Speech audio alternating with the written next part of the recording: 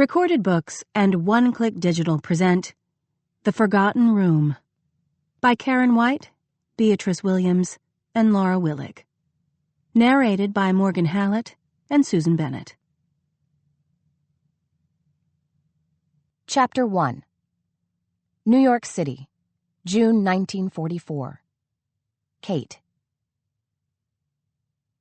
The patter of rain against the blacked-out stained-glass dome above where I sat numbed me like a hypnotist's gold watch.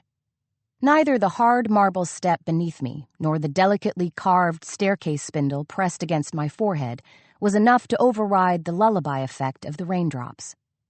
I tried to focus on the ornate staircase of the old mansion, to study the fine architectural details of the structure that even the conversion into a hospital couldn't mask. I recalled the walks I took as a child down 69th Street with my mother, walks that weren't convenient to our neighborhood, but instead appeared to be a destination rather than a happenstance. We'd cross the road and pause, looking up at the 7-story stone mansion, the elongated windows staring blankly out at us, seemingly as curious as I was about why we were there. My mother had once told me that she'd lived there briefly when the building had been a boarding house for respectable women. But she'd never mentioned why she felt compelled to return to the spot across the street again and again, until her death 3 years before. It had seemed almost serendipitous when I had accepted the position at Stornoway Hospital following medical school, almost as if my mother had planned it all along. My gaze settled on the far wall, on a bas-relief depicting a recurring motif of St. George slaying the dragon, which I'd noticed throughout the building since I'd begun working at the hospital nearly a year before. My eyelids fluttered closed for a moment, watching the scene against the dark backdrop of my lids, imagining I could see the saint and the dragon stepping from the wall and writhing on the tiled floor in their perpetual battle. I forced my eyes open, if only to assure myself that the stone adversaries were still stationary. Holding on to the banister, I pulled myself to stand. I was so very, very tired. It was my second double shift in a row, and I doubted it would be my last. The city's hospitals were being flooded with the arrival of wounded soldiers from the recent invasion of the French coast. With our ranks already spread thin by doctors enlisting and heading overseas, those remaining were working hours rarely seen past medical school. The blare of an approaching siren helped me to stand up straighter, to compose myself before any of the nurses could find me in such mental disarray. As the only female doctor on staff, it was hard enough maintaining the persona of a woman with no feelings or personal needs in front of the male doctors. It was nearly impossible in front of the nurses. If they'd asked me why I'd become a doctor, I would have told them. But they didn't ask. They seemed to be of like minds when it came to me. I was a doctor because I thought I was too good to be a nurse. There were a few who were deferential to my status of doctor regardless of my gender. But the rest were too traditional, having worked hard to come up the ranks in nursing, to consider me to be any more than an upstart. I almost laughed at the thought, recalling all the bedpans I'd changed and sutures I'd sewn due to the abysmal shortage of healthcare workers. But the laugh died in my throat when I realized the siren was getting louder, as if it was headed in my direction. I inwardly cursed the blackout curtains and painted windows that obscured all views from inside the hospital with the same effectiveness as blacking out the city's skyline from potential attackers. Fully awake now, I ran down the spiral staircase, past elegant rooms retrofitted into surgical theaters, a laboratory, and a convalescence dormitory brimming at full capacity, my white coat flapping against my bare legs. It had been years since I'd had a good pair of nylons, but I'd seen too much of war to mourn their absence. I was the first one to reach the foyer, grabbing a flashlight on the hall table and flipping it on. The inner doors to the vestibule were temporarily affixed to the wall, requiring only a swift pull on the outer doors to access the outside. A strong gust of rain knocked into me, effectively soaking me and plastering my coat and dress to my body. I ran down the slippery stone steps toward the ambulance as it pulled to the curb, its headlights with the tops half-painted black, its flashing lights extinguished. The driver, a large man with sad eyes peering out from beneath the brim of his dripping hat, stepped out of the ambulance. "Wait," I said, blocking his path, having to shout to be heard over the din of the rain as it hammered the ambulance and streets. "We have no more room. We even have patients on cots in the dining room. We are beyond capacity." "Just following orders, ma'am. We got an officer here right off the boat who's in pretty bad shape. They told me to bring him here." "But—" The man walked past me as if I were a small, yipping dog, just as Dr. Howard Greeley walked calmly down the stairs with an umbrella and approached the back of the ambulance. His bug eyes raked over me, taking in my sodden appearance and clothes, which had melded to my body. He didn't offer shelter under his umbrella. With a quick shake of disapproval, he turned to the driver. "What do we have here?" "Officer, sir. He's in bad shape." "We'll find room for him." Dr. Greeley sent me a withering look. Both men continued to ignore me as the ambulance doors were thrown open by an orderly, allowing us to peer inside to where a form lay huddled beneath a blanket. Despite the June heat, the body twitched as if seized by chills. As the orderlies began to prepare the patient, Dr. Greeley was handed a folder that I assumed was the patient's medical records. No longer willing to be a bystander, I grabbed the folder, then moved to stand under the doctor's umbrella. Ignoring his scowl, I said, "Good idea. You hold the umbrella while I look at this." Trying not to drip onto the pages, I skimmed the notes inside, paraphrasing for Dr. Greeley. He sustained a bullet wound to his leg at Cherbourg, damage to the bone. Field doctor wanted to amputate, but... My gaze drifted to the top of the page, where the soldier's name was printed. Captain Ravenel talked them out of it. They debrided the wound and applied a topical sulfanilamide, but lack of time prohibited delaying primary closure. I felt my lips tighten over my teeth, understanding now how the wound had become infected. The apparent effectiveness of the sulfanilamide led them to the conclusion that he was well enough to be stitched up and put on a ship home, seeing as how his leg, assuming it recovers, won't be much use to an infantryman. I held the flashlight higher as I scanned down to the last paragraph, written in another hand and presumably by the ship's surgeon. A piece of bone fragment or another foreign body must still be lodged in the leg, causing the infection. But because of a scarcity of penicillin on the ship, the captain said he'd wait for surgery until he got stateside. I closed the folder. Fool, I thought, but with a tinge of admiration. "You're a real hero, Captain Ravenel," I said softly. The orderlies began removing the stretcher from the ambulance, eliciting a groan from its inhabitant. The exposed part of the blanket quickly darkened to a muddy brown from the rain, and rather than wrest the umbrella from Dr. Greeley, I thrust the folder and flashlight at him before shedding my white coat, determined to shield the soldier from any further harm. As the orderlies carried the stretcher up the steps toward the door, I did my best to block the patient from the teeming rain, succeeding only marginally due to the saturated nature of my coat. I couldn't see his face, but I leaned down to where it would be positioned on the stretcher and spoke to him. "Captain Ravenel, I am Dr. Kate Schuyler, and you're at Stornoway Hospital in New York City. We are going to take very good care of you." It was my standard refrain to each and every patient who came through the elegant brass and wrought iron doors. But for some reason, it seemed this soldier needed to hear those words more than most. 2 nurses held the doors as the orderlies brought in the stretcher, then looked at Dr. Greeley for instructions. "Take him to Surgical Theater 1. It's the only remaining bed we have. We'll need to examine him first, of course, but my bet is we're going to have to take off his leg." "No." We looked at each other in surprise, wondering where the seemingly disembodied voice had come from. "No," the voice came again. Yet this time it was accompanied by a firm grip on my wrist, the fingers strong and warm.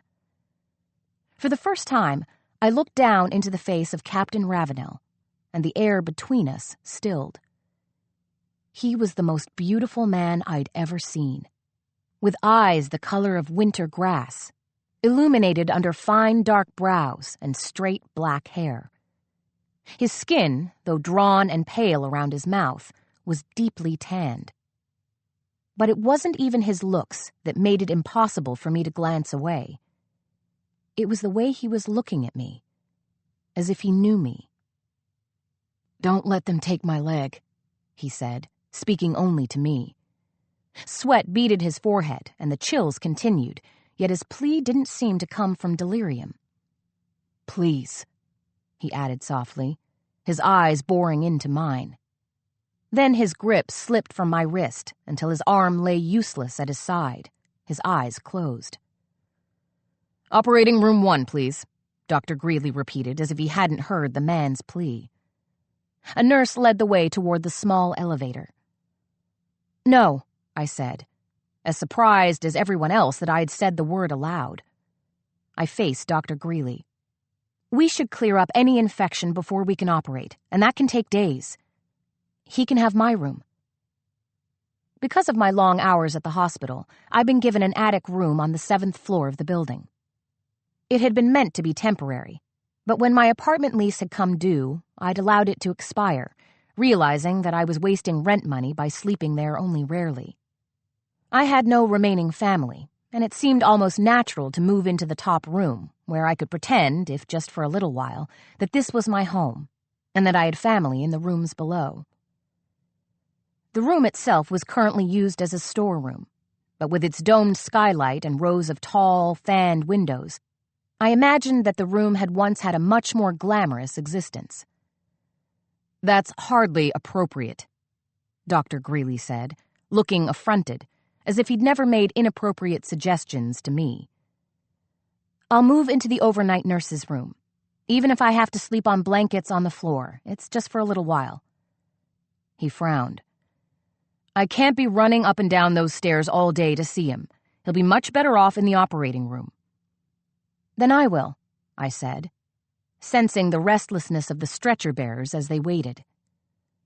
I wasn't sure why I was fighting so hard for this man I didn't even know, but I remembered his eyes and the feel of his fingers on my bare skin, remembered the way he seemed to recognize me. "After we examine him and begin treatment, we will set him up in my room and I will be responsible for his care. And if I cannot clear up the infection and his leg needs to be amputated, then you will have my full support." Slightly mollified and delighted to have the opportunity to watch me fail, Dr. Greeley gave a curt nod. "Fine. Let's take him to the operating room and examine him. And if all looks well, we'll move him to the top of the building. Just know that he is your full responsibility along with all of your other duties. It would be a shame if his condition worsened because you are not up to the task." "I won't shirk my duties," I said, wondering at my vehemence. I looked down at the officer again, surprised to find his eyes open. But they were glazed, and even though he was looking at me, I wasn't sure he was seeing me. "Victorine," he said softly, before his eyelids slowly fluttered closed. I watched as the stretcher disappeared into the elevator, feeling suddenly bereft.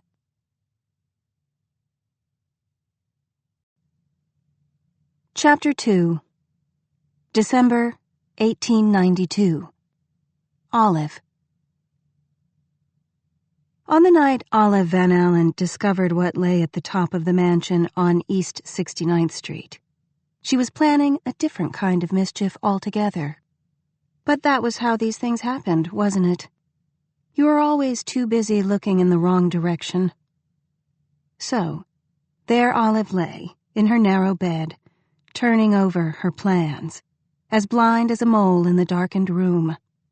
If she felt any foreboding at all, it was focused on the housekeeper, who was making her usual final inspection down the corridor, petticoats rustling starchily against her rumored legs, knuckles rapping against the doors, each crisp "Good night, Mona," and "Good night, Ellen," followed by the automatic "Good night, Mrs. Keene." before she locked the vestibule behind her. The lock, Olive had been told, was for her own protection. Mrs. Keene came from England. Apparently it was a prestigious thing in these circles to have an English housekeeper, and she had explained, in her voice like the cracking of eggs, that the girls were not being locked in. Goodness, no, but rather the outside world, and particularly its base male appetites, locked out. Olive, as she went about her daily business, encountering males in every corner, had wondered where these base appetites were hidden, and why their owners could not be expected to control them without the support of a stout Yale deadbolt lock. Apparently these were nocturnal appetites, as well as base, but she hadn't dared to ask Mrs. Keene outright. "Don't be cheeky," Mrs. Keene would say. Cheekiness being classified among the most subversive and therefore the most dangerous crimes among a domestic staff run along strict English lines. Mrs. Keene would then crinkle her brow in suspicion and take perhaps a closer look at Olive's well-tended face and soft hands, her careful voice and quick eyes, and that was the last thing Olive needed.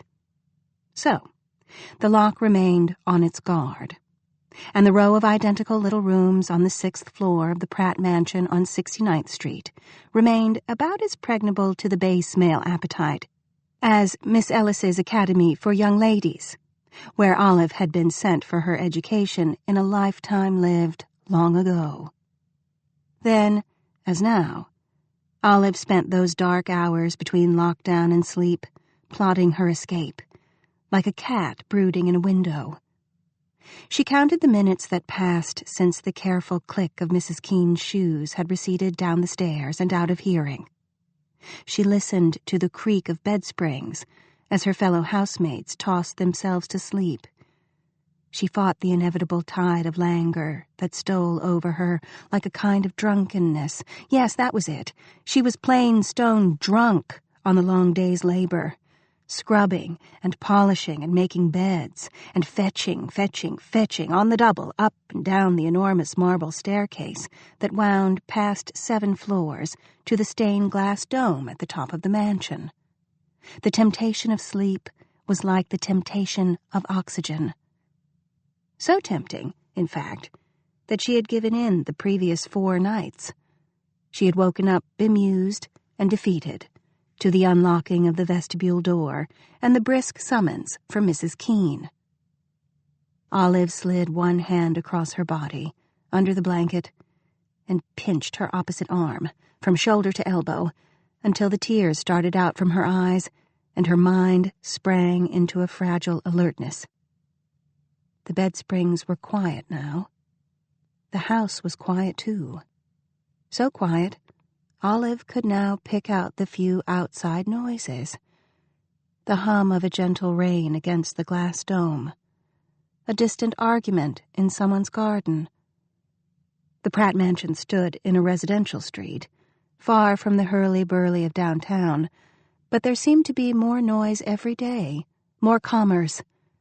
And if Olive lay absolutely still, she could feel the creep of the metropolis reaching the Pratt doorstep, reaching rapaciously all the way to the tip of Manhattan Island and beyond. New York was a boom town. New York was where everybody lived or wanted to live, and its lust for fashionable new buildings, unlike the base male appetites, couldn't be contained by any old lock on a vestibule door. Already more superb houses were rising around the Pratt Mansion, which itself was only a year old, and which stood on land that had formed part of James Lennox's farm only a decade or so before that. Poor Mr. Lennox. Even before he sold his land in building lots, it had appeared on maps with the proposed grid of streets overlaid eagerly on its hilly fields, a foregone conclusion, the ambitious blueprint for a Manhattan paved over in orderly rectangles of houses and shops. It was a good time to be a builder in Manhattan. It was a good time to be an architect. Or so Olive's father had believed. in that lifetime ago. A year ago. Many minutes had now passed since the last bed spring had squeaked, since the last pipe had trickled and groaned. The floorboards were still too new to creak. Olive pinched herself again, waited another 5 minutes, and rose so carefully from her bed that she didn't disturb a single coil. Her flannel dressing gown lay over the wooden chair. She slid her feet into her slippers and eased the robe over her shoulders and arms. Mrs. Keene was right. The Pratt family housemaids weren't locked in. Olive's own father had, toward the dusty end of construction, insisted that the newly hung vestibule door should operate a deadbolt from the inside, because, my God, think of the plight of the poor housemaids if, heaven forbid, a fire should tear through the house in the middle of the night.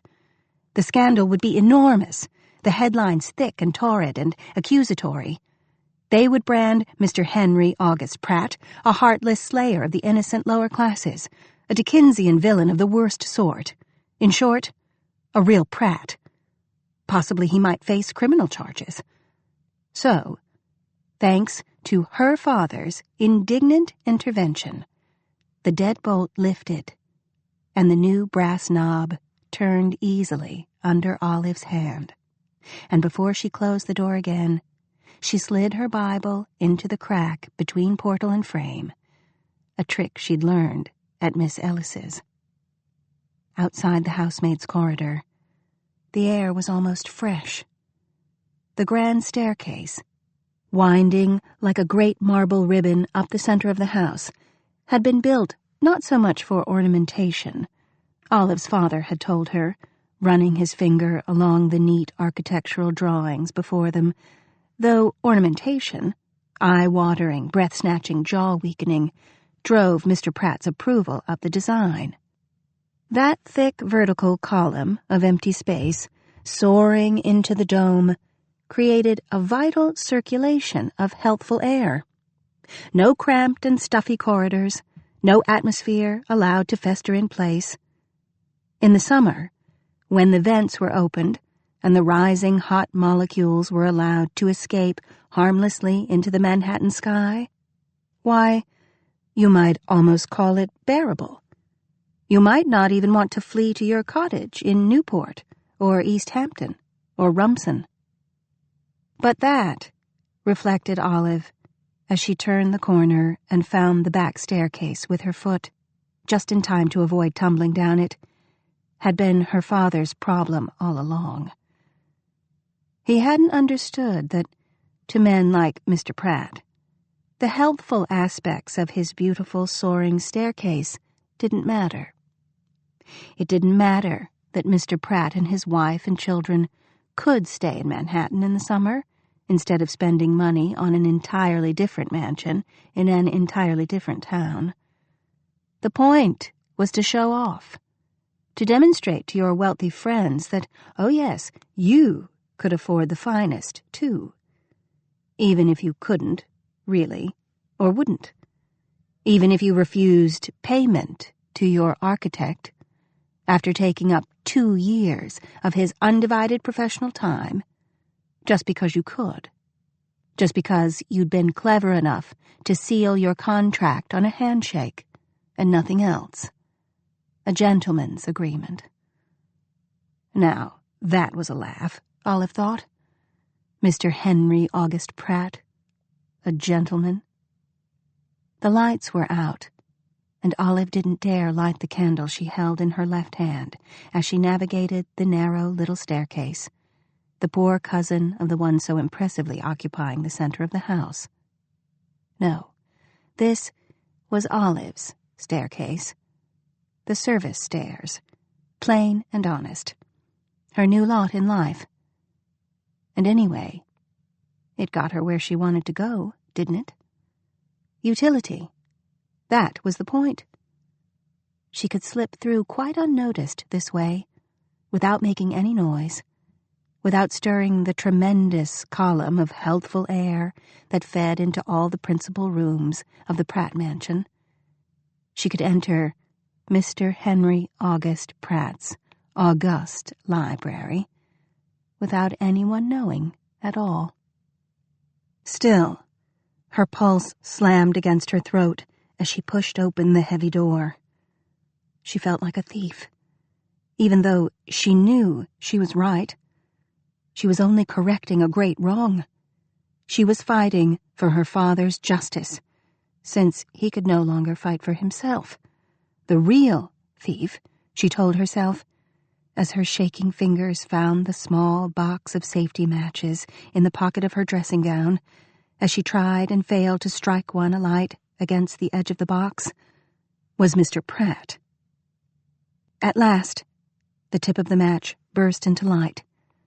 The crisp sound of the flare, the acrid saltpeter scent, struck Olive's senses so forcibly that she nearly gasped, certain that everyone in the house would hear and smell them too. Her blood felt like ice as it pumped along the arteries of her body, down her limbs, up to her head, making her dizzy. My God, she was actually here. Actually standing here in Mr. Pratt's library, 5 feet away from his massive desk, holding a guilty candle in the middle of the night. She had better get to it, hadn't she? But where did one begin to find written evidence of a professional relationship that had never been properly formalized? "Just send me the bill," Mr. Pratt had said indulgently, and her father had sent the bill, and it hadn't been paid. Had Mr. Pratt saved that bill? And if he had, was it proof enough that her father had been cheated of his rightful fees? That Mr. Pratt had, by cheating her father, effectively destroyed his career? Because who would employ an architect who gave such unsatisfactory service that his client wouldn't pay the bill? And who would employ an architect who dared to make any trouble about those unpaid bills? That Mr. Pratt had, by destroying his career, effectively destroyed his life.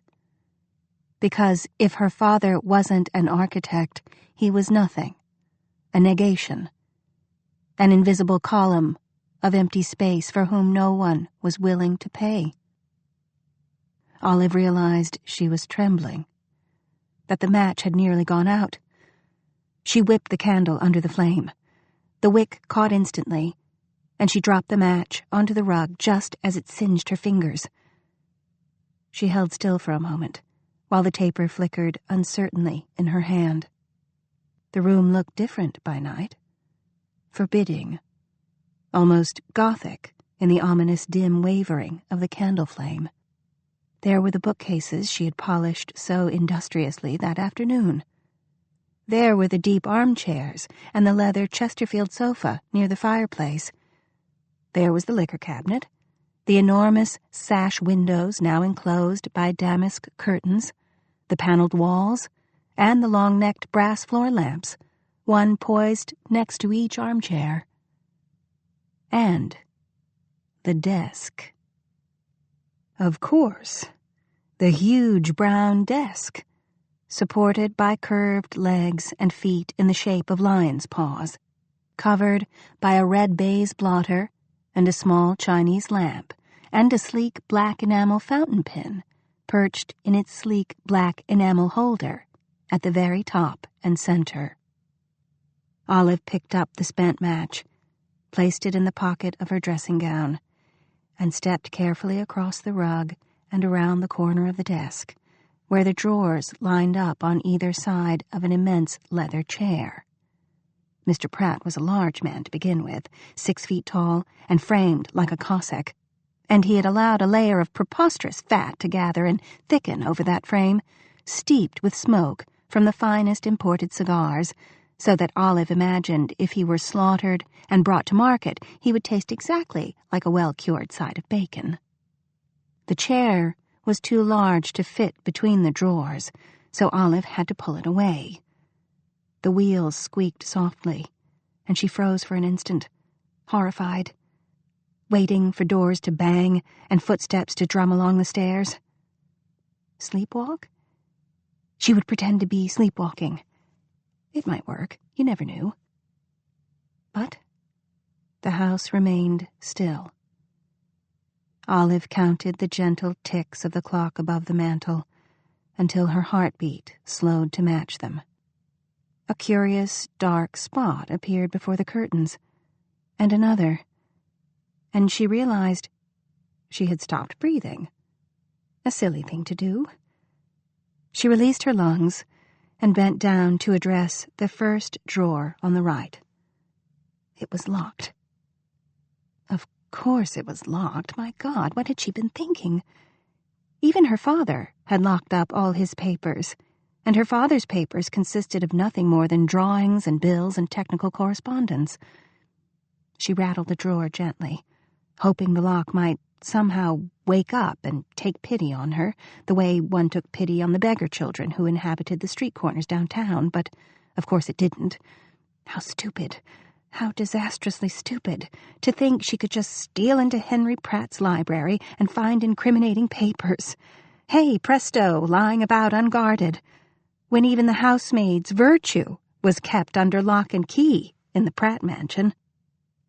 Still, she went on staring at the desk drawer, unable to accept her defeat. Just to give up and go back to her bed after all that effort? To admit that perhaps the entire project was beyond her?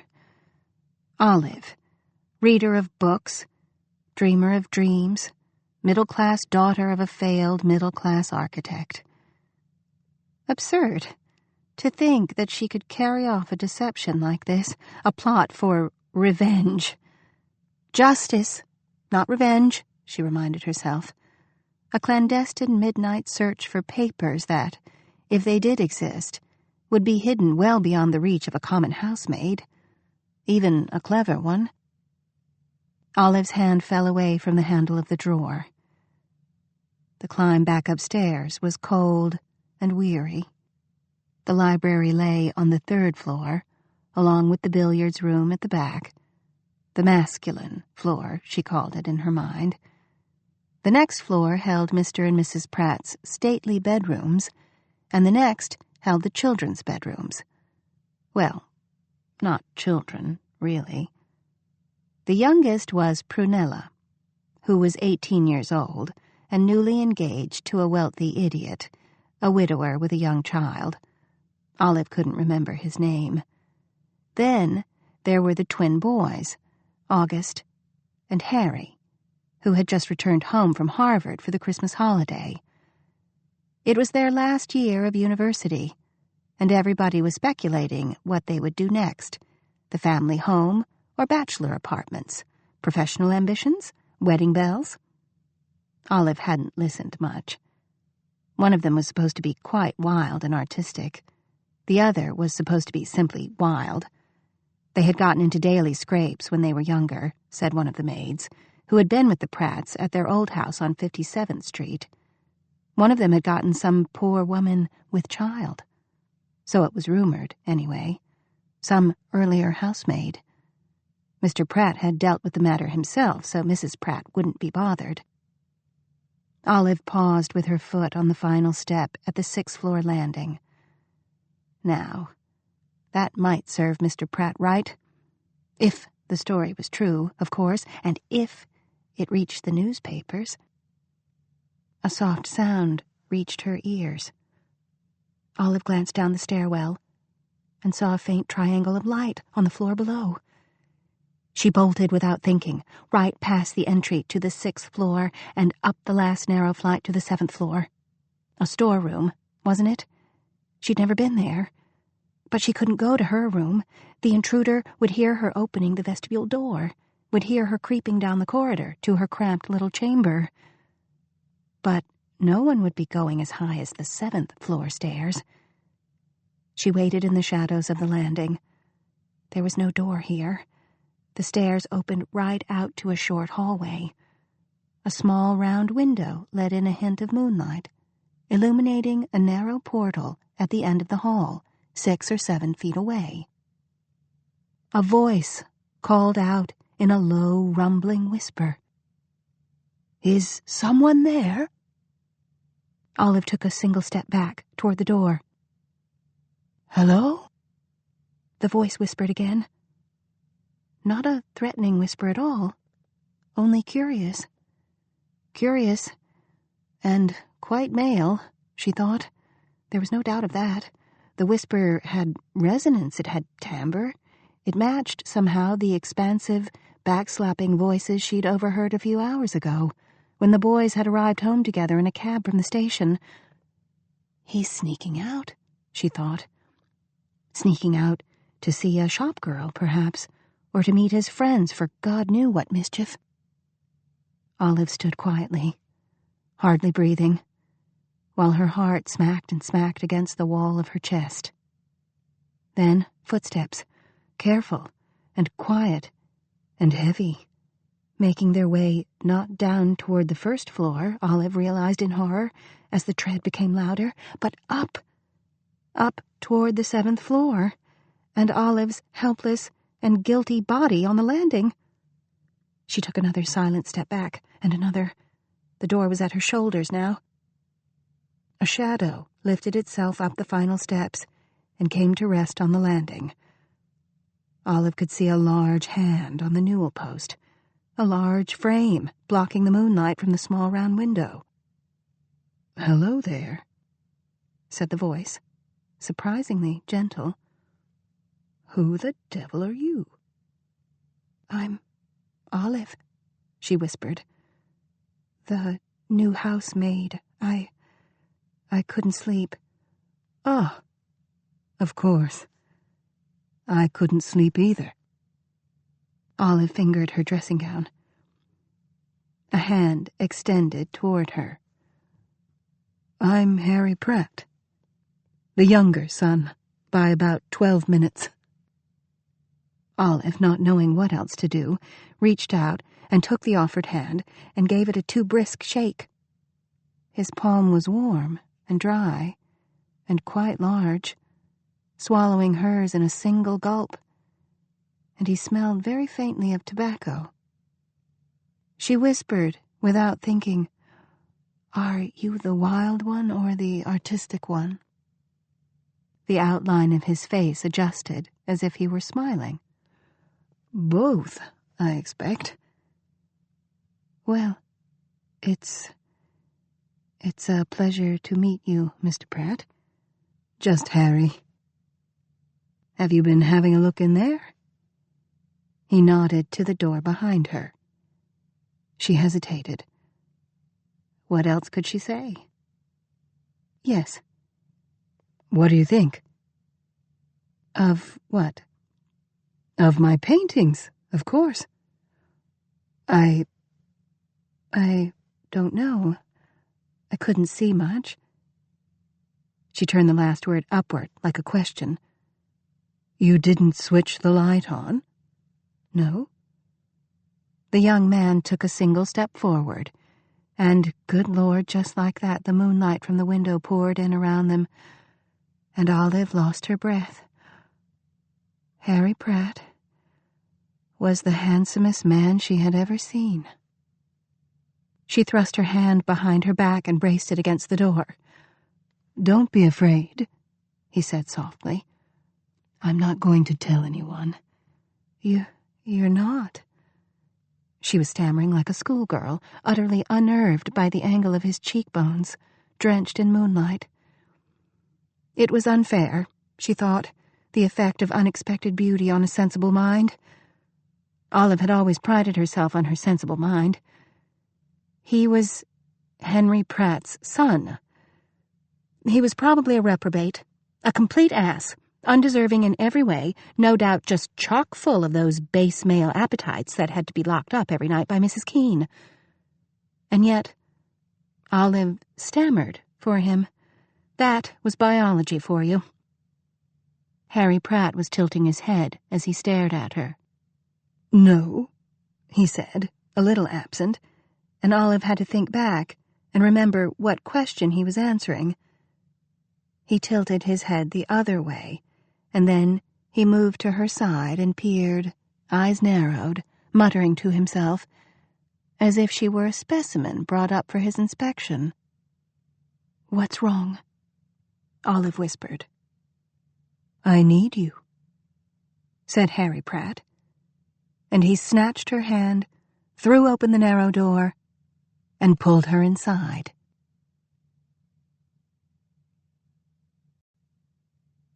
Chapter 3. July 1920. Lucy. "There'll be no gentlemen callers in the rooms." Matron looked at Lucy sternly over the rims of her spectacles that appeared to be there for no purpose other than overlooking potentially problematic young female persons. "A gentleman in one of the rooms is a cause for immediate expulsion." Did they throw the errant sinner on the street with all her goods and chattels? Not that it mattered. Lucy wasn't in Manhattan for romantic entanglements. "That won't be a problem," said Lucy coolly, wishing she had spectacles of her own. It was difficult, at 26, to look suitably forbidding, especially when one had been blessed, or cursed, with long, curling lashes that gave a false promise of pleasures to come. "I don't expect to have any gentlemen callers." "I wouldn't be quite so sure about that, my dear." Matron's eyes, an unexpected cornflower blue, crinkled slightly at the corners. Before Lucy could relax, Matron asked, with a studied casualness that fooled neither of them, "What brings you to the city?" "I have a job at Cromwell, Polk & Moore," said Lucy quickly. Surely Matron couldn't find fault with that. It even had the benefit of being true. "The law offices?" "Yes, I have heard of them." Lucy did her best not to squirm beneath Matron's level gaze. "But wouldn't you be served better by lodgings farther downtown? There's the Townsend or the Gladstone. It would be so tedious to live too near where you work, don't you think?" said Lucy glibly. "And besides, it's not really so far. It's just a quick ride on the 3rd Avenue L, and the air is fresher up here near the park." Lucy sniffed enthusiastically, getting a nose full of cleaning fluid and someone's stockings left out to dry. Matron looked long at Lucy, but what she saw there must have convinced her because she said, in her brisk way, "You will find all the rules posted in the lobby. Gentlemen guests are welcome in the back parlor on the 3rd floor between the hours of 4 and 6 Wednesday through Saturday. The front door is locked at midnight and will remain locked until 6 the following morning. Baths are taken by rotate." The list went on in Matron's calm voice. "Hot baths allotted at the rate of 1 every other day, no more than 10 minutes apiece, towels and sheets to be laundered on alternate Mondays." Was breathing rationed, too? No more than 10 exhalations per tenant per minute, except on Easter Sunday and Christmas when they might have extra for a treat? Lucy began to wonder just what she was letting herself in for. In the July sunshine, the attic room was stifling. She could feel the sweat trickling beneath the collar of her suit jacket. Her blouse clung damply to her back. The only window was high and small, nailed shut. Through a film of decades of coal smoke, the sunshine swam dimly, painting the walls of the room with dingy shadows. She found herself seized with a longing for her room in Brooklyn, with the bookcases her father had built for her with his own hands, and the mural on the wall that her mother had painted when she was quite small, a mural of spreading trees and wandering lanes, of castle towers peeping just over the horizon, and, in the middle of it all, a knight on a rearing horse, raising his sword high above his head, a dragon cringing at his feet. Right now, Lucy rather knew how that dragon felt. Cornered, frantic. "Well?" said Matron. And Lucy fought the urge to tell her thank you very much, but this wasn't what she wanted at all, and flee down the back stairs, her smart heels click-clacking on the worn treads. But this was what she wanted, she reminded herself, through a haze of heat and confusion. When she had heard that the old Pratt mansion had been turned into a women's boarding house with rooms to let, It seemed nothing short of heaven sent. Even if the temperature in the room was more reminiscent of the other place. That was, after all, where her German grandmother believed she was headed. Lipstick! Poff! Just one little slip, no corset, skirts up past the ankles, and that typing course. What did she need with more school? The bakery had been good enough for her father. It should have been good enough for Lucy, too. It was that mother of hers, putting ideas in her head, making her think she was more than she was. Mother. Lucy felt an ache in her chest, beneath the place where her corset wasn't. They hadn't been particularly close, but her mother's death the previous summer had left her reeling, for more reasons than one. Lucy gathered herself together, drawing herself up to her full height. "It's exactly what I wanted," she lied. "How much is it?" "It's $8 a week," said Matron, and Lucy had to pinch herself to hide her surprise. $8 for a cubby in the attic? She had known prices were higher in Manhattan than Brooklyn, but she'd had no idea how much. "Will that be acceptable, Miss Young?" said Lucy, briskly. It was Jungmann, really. But a German name was hardly an asset, not now, with so many still mourning their dead. She wasn't lying. She was merely anglicizing. Lucy had left her German name behind in Brooklyn, with her grandmother's disapproval, with sauerkraut and sausages and the squish of dough between her fingers. An entire life gone with a twist of the tongue. But what of it? If her grandmother was to be believed, she had no more right to Jungmann than to Young. Lucy raised her head high. "It's Young. Lucy Young. And yes, it is acceptable." "In that case, Miss Young," Matron held out a hand. "Welcome to Stornoway House." Stornoway House? Lucy couldn't quite hide her quick look of surprise. "I thought this house belonged to the Pratt family."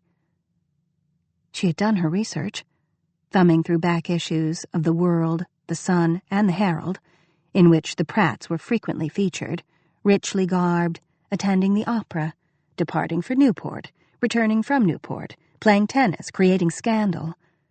Even the house itself had been notorious, a nasty squabble between Mr. Pratt and his architect that dragged through the papers and led, it seemed, to the suicide of the architect.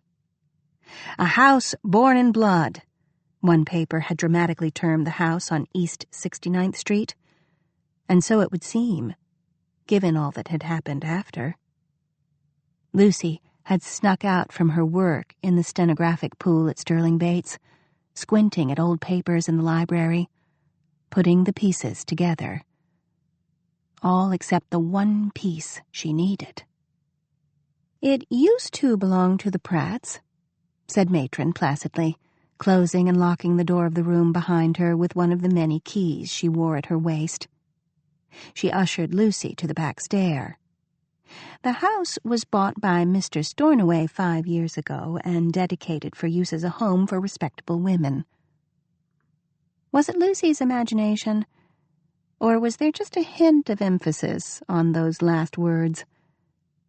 Lucy held carefully to the banister as she picked her way down the steep, narrow stairs. Aside from the matter of her birth, she was as respectable as they came. She had no beau. The boys back home found her too hoity-toity. If by hoity-toity they meant that she wanted something other than to bear their children, to live from payday to payday, to pretend she didn't smell the beer on their breath or know what went on in the pool hall down the street, well then, yes, she was hoity-toity, and she wasn't ashamed to admit it. "Fortunately for me," she said. "When may I move in?" "The room is available for immediate occupancy." Matron led Lucy out of the servants' stair on the 5th floor, to the grand circular stair that spiraled through the main floors. Lucy could feel her lungs expanding here, in the quiet of marble and polish, with the sun casting multicolored flecks of light through the stained-glass dome high above. Off the staircase hall, heavy oaken doors led to grand bedrooms with high ceilings and long, sashed windows. Nothing like the little cubby upstairs for which she was to have the privilege of handing over more than half her weekly pay packet. But it was done. She was in. Where she slept was immaterial. What mattered was that she was here. A little voice in the back of her head whispered that this was folly, that there was nothing she could hope to learn here. But Lucy silenced it.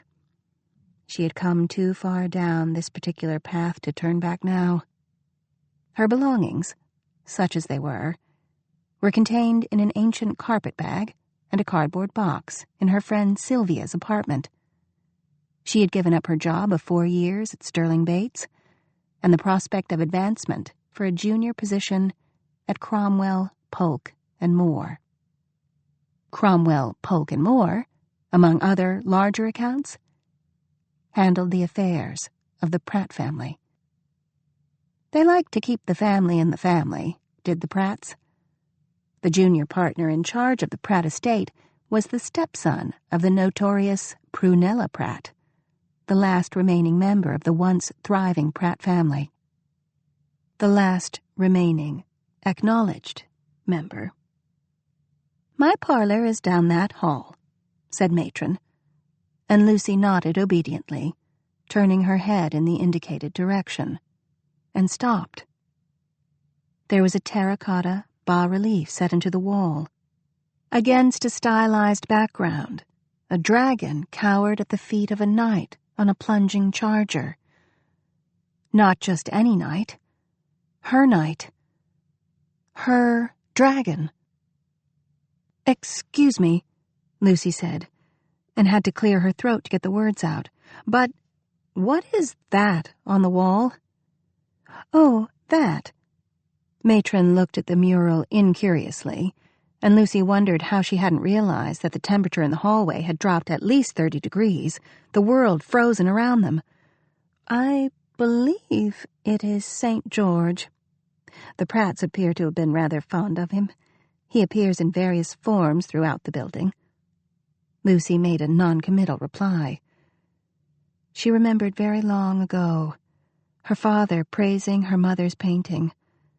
Her father had always praised her mother, her elegance, her grace, her cleverness, perpetually in awe that she had chosen him, married him. To say that her mother had tolerated his praise was too harsh, too unkind.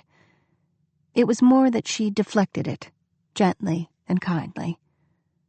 It was the day her mother had finished the mural in Lucy's room. Lucy's father had been loud in his admiration, but Lucy's mother had only shaken her head, raising her hands as if to ward off further plaudits. "I'm no artist," she had said ruefully. "I can only copy. Mine is a very second-hand sort of talent, not like—" She had stopped abruptly, like a clock with a broken spring. Lucy's father had swung Lucy up in his arms and swept her away to make bun men from bits of dough, and the conversation had been forgotten. Until now. "Miss Young." Matron was regarding her with concern. "I can bring my things tonight," Lucy said brusquely. "I get off work at 5, although sometimes they need me later. Will that be acceptable?" "Just let me get you your key," said Matron, and Lucy followed her down the winding marble stairs, past a long drawing room with an elaborate gilded ceiling and dark paneled walls that seemed cool even in the heat of the summer day. In the middle of the day, all the tenants were at work. The stairwell was still and quiet. The woodwork smelled of beeswax and lemon oil. If Lucy closed her eyes, She could imagine that the house was as it had been 28 years ago, when her mother had been here. "I will need a deposit," said Matron matter-of-factly, and Lucy dug quickly in her purse. "How much?"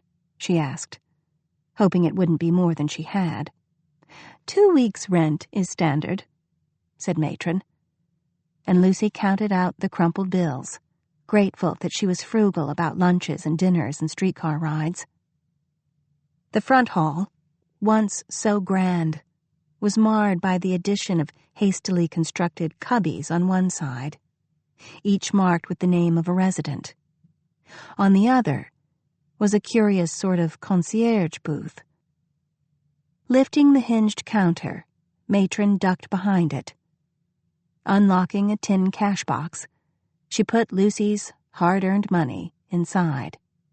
"Room 603, said Matron, and made a note on a piece of paper. "Miss Lucy Young."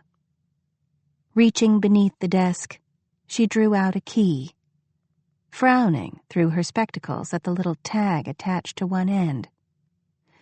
"Your key, Miss Young?"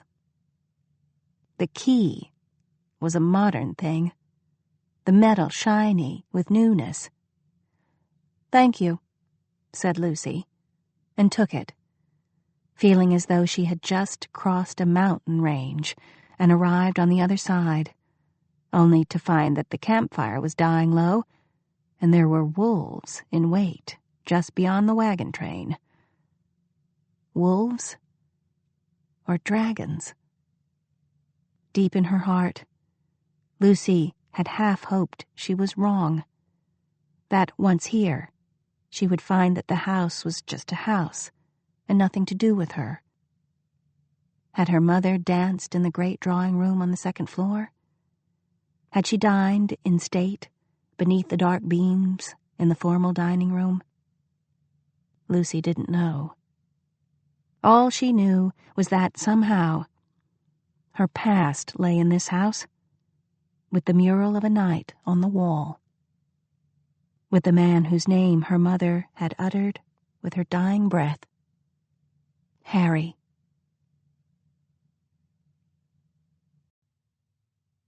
Chapter 4. June, 1944. Kate. A golden thread of sunlight wound its way through the side of the blackout shade, cutting a line of light across the attic room and into my eyes. It must have been what had awakened me, or perhaps it was the knowledge that I wasn't alone. I uncurled myself from the threadbare chaise longue and its faded chintz pattern. It had probably once been a very fine chair, much used and loved, but now it was worn past its usefulness. A spring had found its way through the bottom cushion, and one of the arms hung on by mere threads. I was careful not to put undue stress or cause myself bodily injury as I eased myself from where I'd spent most of the previous night. Captain Ravenel had slept deeply, mostly due to the morphine I'd administered. The previous night I'd had to reopen his wound to clean it thoroughly, and thought the bliss of unconsciousness would be a relief to us both. The leg was badly damaged. The wound worse for having been sutured before all the bone and bullet fragments could be removed. The infection worse because of the delayed use of penicillin. I had doubts I could save the leg, but I kept them to myself. I continued to see his eyes as he begged me to save his leg, and I couldn't allow myself to think of failure. I looked at my watch pinned to my blouse, realizing it was time for another dose of morphine. Nurse Hathaway, a girl just past 20 who was too young to have formed any traditional opinions about the way things should be and didn't seem to mind taking orders from a female doctor, had brought several syrettes of the pain medication the previous evening, sparing me yet another dash up and down the stairs. When I stopped by the side of Captain Ravenel's bed and checked his chart, I realized that the nurse had been in while I'd been sleeping, had already administered the medication, and had placed a tray filled with a stack of gauze, cotton balls, and disinfectant on the bedside table. I grinned to myself, too thankful to try to figure out her motive. The patient remained asleep as I slid down his bedclothes to expose his wounded leg so I could examine it, allowing a view of his body, barely covered by a hospital gown. I'd seen up close nearly naked young men thousands of times since I'd arrived at Stornoway Hospital, but this was the first time I'd felt a tinge of self-consciousness. He moaned something unintelligible, and I paused, studying his features. He was almost too beautiful to be a man, but the broad shoulders and heavily muscled arms and torso assured me that he was definitely male. My mind had always been focused on my goal of becoming a doctor, and I'd never allowed myself to be perceived as one of those silly girls swooning over a fine male form like my best friend Margie Beckwith had done since we were 12, and probably would continue to do until she finally found a husband. Her task had been made all the more difficult by war and the exodus of most of the eligible young men from the city, not to mention her job as a librarian at the New York Public Library, which kept her surrounded by old records and other females in the same predicament. I stared at his face, at the beautiful straight nose and olive skin, at his strong chin and dark brows, and wished he'd open his eyes so I could see them again. I quickly looked away, ashamed at how my purpose had been taken captive by the sight of an attractive male.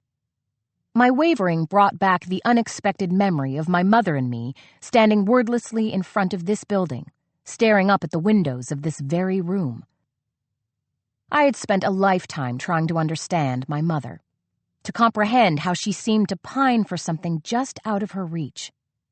I knew she loved my father and me, yet there had always been a barrier between us, a wall that sealed off half of her heart from us, as if she were holding it in reserve. I knew from an early age that I never wanted to be that way. And when I decided I wanted to be a doctor, I threw my entire heart into it. The difference between my mother and me, I'd decided, was that I didn't believe in half measures. I studied again the beautiful man in front of me, reminding myself of all that I'd accomplished and sacrificed, and all that I could still do as a female doctor, and a familiar calm settled on me. I would do my job, and do it well, and work even harder not to derail my focus. I took his vitals, and being satisfied with the results, I picked up his chart again from the table at the foot of his bed to make notations. Despite my frantic and constant reading of the chart during the night in an attempt to guide his treatment, I hadn't noticed his full name or where he was from. My eyes drifted to the top of the form, where I'd read earlier that he was a captain and that his last name was Ravenel, a name that sounded oddly familiar. My gaze slid to the space on the form for a first name, Cooper, and he was from Charleston, South Carolina. He hadn't said enough the previous night for me to determine whether he had a Southern accent, but in my newly awakened imagination, I thought that he would, and that his dropped consonants and slurred vowels would sound wonderful emerging from those lips.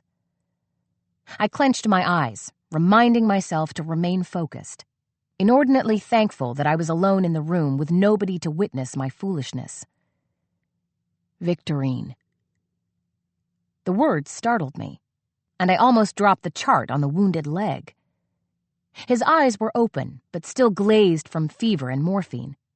And although I knew he was oblivious to his surroundings, the way he was looking at me made me feel again as if he knew me. I placed the chart back on the table and moved closer to him. Captain Ravenel? Can you hear me?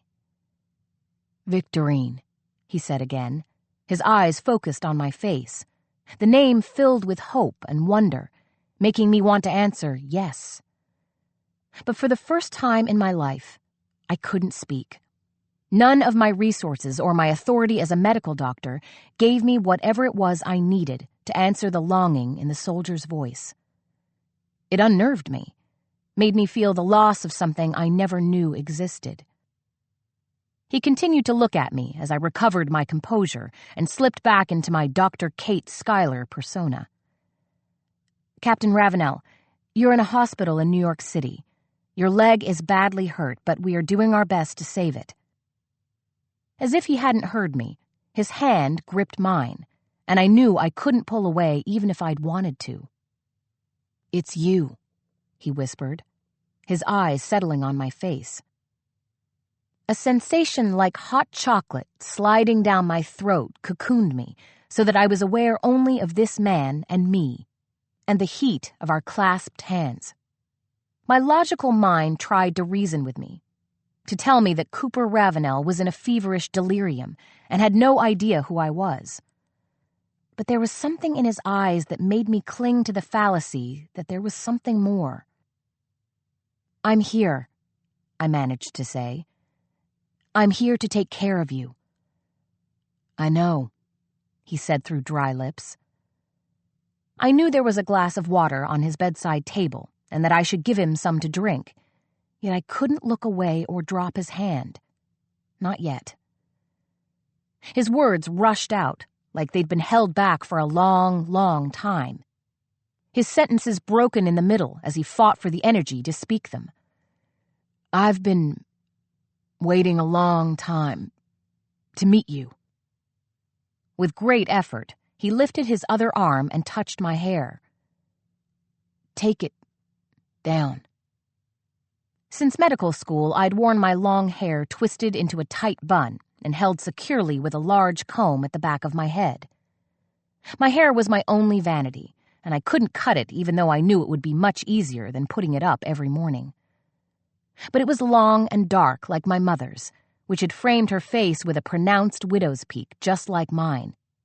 And I remembered how, as a little girl, she'd allowed me to brush it before bedtime, giving it 100 strokes until it crackled. Nobody at the hospital had ever seen it down. To allow them to do so would have seemed like a nod to my femininity, an admission of weakness. I clung to that thought, the word "no" hanging on my lips as he reached for me. "Take it down," he said again. Before I could pull away, he reached up with his free hand and dislodged the large comb. I reached up with my hand to keep it in place, but I was too slow. It fell below my shoulders, almost to my waist, long enough for him to grab and pull a handful toward his face and breathe in deeply, keeping me pinned to his side. "It's how I always thought it would be," he said, and I heard the soft cadences of his words, his accent touching briefly on each syllable, just as I'd imagined. As if unaware that he was hurt and lying in a hospital bed, he moved to sit up, grimacing as the pain coursed through him. His words startled me, making me forget where I was, who I was. "How do you know me?"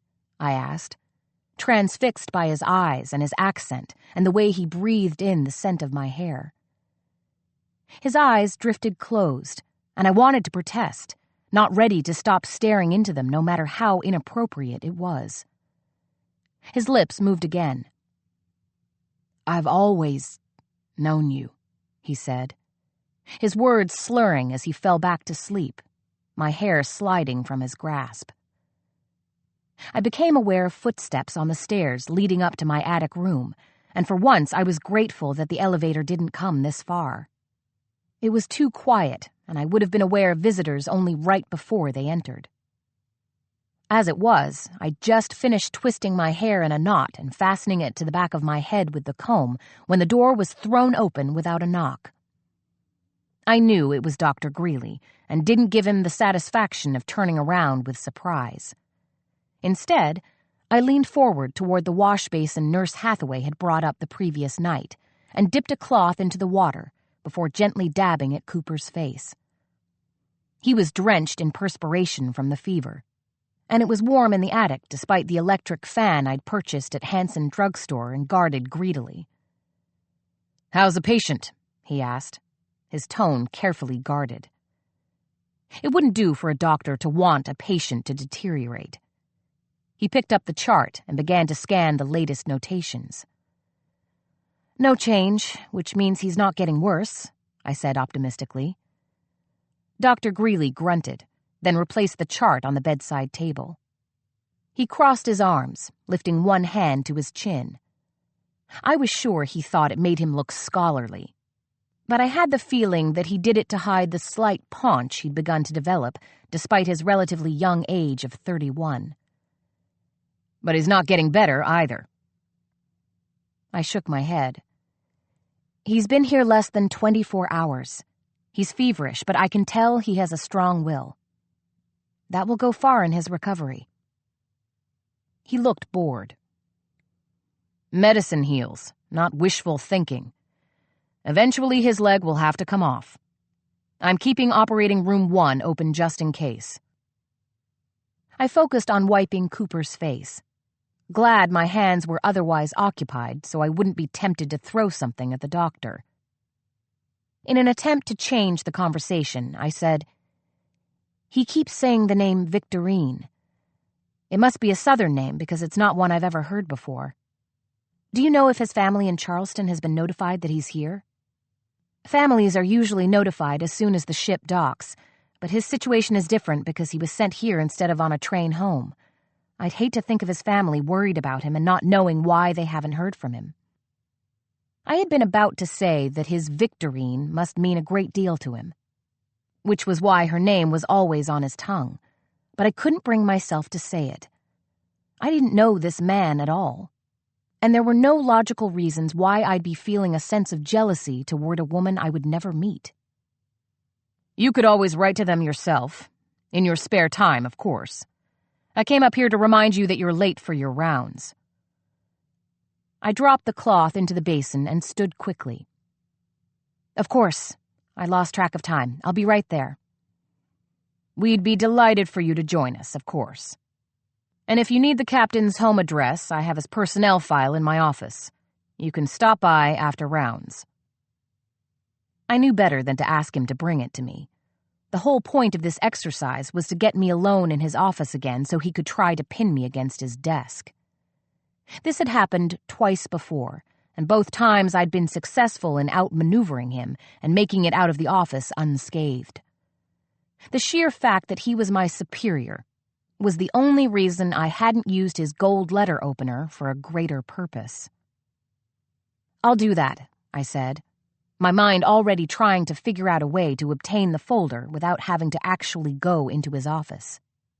My problem was solved when I passed Nurse Hathaway on the stairwell leading toward the mansion's ballroom on the 2nd floor, which was now used as a patient ward. I disliked taking advantage of her willingness to help, but I knew I didn't have the energy needed to fend off the doctor's advances. Nurse Hathaway, may I ask a favor? Yes, doctor. She gave me a helpful smile, so different from what I'd grown used to from most of the staff at Stornoway. Captain Ravenel's personnel file is in Dr. Greeley's office. When you have a moment, would you be so kind as to get it for me? I have rounds now, and so does Dr. Greeley. I added this last part so she'd know he'd also be out of his office and she would be safe entering. I wasn't under any illusion that his attentions were directed only toward me.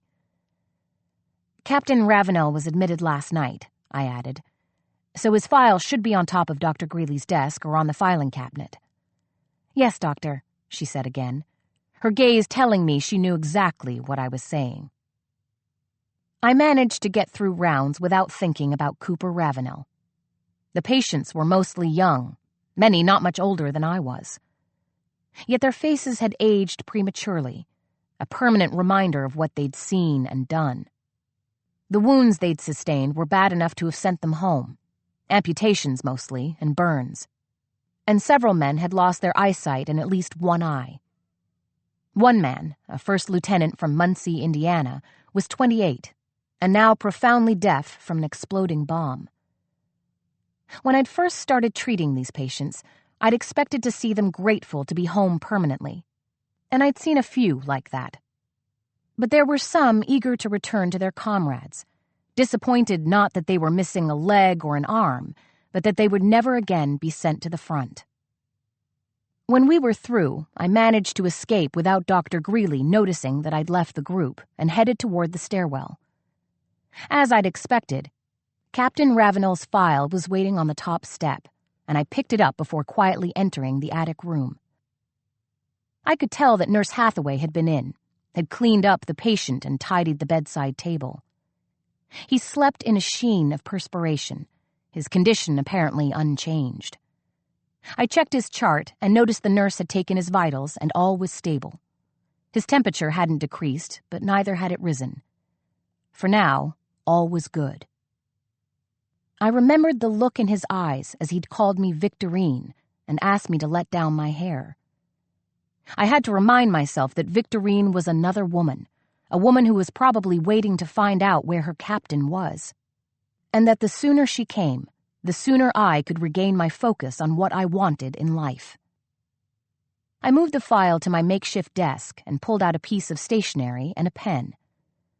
With a deep breath, and taking time with my unruly penmanship, I began to write, hoping my letter would reach Charleston as quickly as possible, while a small part of me wished that it wouldn't. Chapter 5 December 1892. Olive.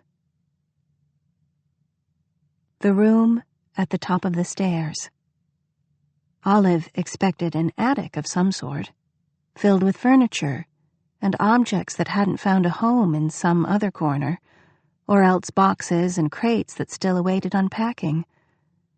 She'd never seen the 7th floor blueprints. Why bother? Architects saved their best work for the principal floors, the floors that counted. They didn't waste magic where no one would admire it. So, when she stepped through the doorway, she lost her breath. "You don't mind, do you?" said Harry, brushing past her to busy himself at the other end of the room. Olive turned in a circle, coated in moonlight from the long Palladian windows. The brick walls, they were like a secret garden. She gazed upward at a beautiful dome, a smaller version of the one at the top of the staircase, except this one was paned in clear glass, suspending her in the center of a velvet, star-flecked Manhattan night. A beautiful and unexpected gift.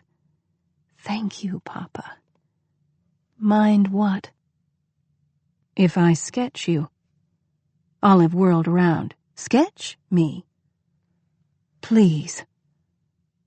He stood near the wall, dangling a white rectangle from one hand and a short, dark pencil from the other. His hair spilled onto his forehead, and his eyes were winsome. She took in his white shirt, which was unbuttoned to a point just below the hollow of his throat, and his loose pajama trousers, and she thought, "Good God, I shouldn't be here. This is quite wrong." She swallowed. "Of course not. This is quite wrong. I should return to bed immediately." She began to turn away, and as quick as a June bug, Harry darted around her and stood akimbo before the door. "I said please." "I don't know what sort of girl you think I am, Mr. Pratt. The very best sort. I promise I won't touch you. It's just your face. You look exactly like the woman I've been wanting to imagine, and I couldn't quite see you until now, and if I lose you at this moment, the moment of invention—" His voice trailed away, and his expression was so contrite and beseeching. She wavered, just an inch or two, physically wavered there in the moonlight. "Please," he said again, more softly. "How long will it take? Mrs. Keene might come back upstairs to check on us." "No, she won't. She never does, trust me. I've spent enough nights up here, and in the attic I used in the old house." He held up the sketchbook. "I just need to make a study of you, and then I can paint you in from the sketch." "Paint me in what?" His eyebrows lifted, indicating the rest of the room. And Olive, who had been so transfixed by the architecture, the multitude of windows, the glass dome, the bricks, the beautiful tin ceiling, saw for the first time that the walls were stacked with canvases. "Oh," she said, a little faintly, and she turned in another circle, aiming her gaze lower. She couldn't see the details, not in this pale wash of moonlight, but she saw the images. Men on horseback, intricate landscapes, strange creatures. Behind her, Harry busied himself. She heard the crisp strike of a match, the sudden yellow glow of a lamp, and the color jumped away from the paintings, blues and reds and greens, like a handful of jewels. She gasped, "They're beautiful." "They're junk, mostly. Practice. I'm working on something, this idea of an idea, and I can't seem to get it right. I can't hold it in my head long enough, but I know it's there, waiting for me to find it. Like you. Like me. Your face, I mean." He laughed. "I don't know you, of course, but your face is just how I imagined it, even if I couldn't quite see it until now. Does that make any sense?" Of course she turned back to him then. He stood there holding the kerosene lamp, smiling from the corner of his mouth, almost apologetic, and the light turned his hair into gold. The smile smoothed slowly away. "My God," he whispered. "Please. Just 30 minutes, I swear it." Olive touched her face. Her ordinary face. Except that it wasn't ordinary anymore, was it? It was now apparently extraordinary.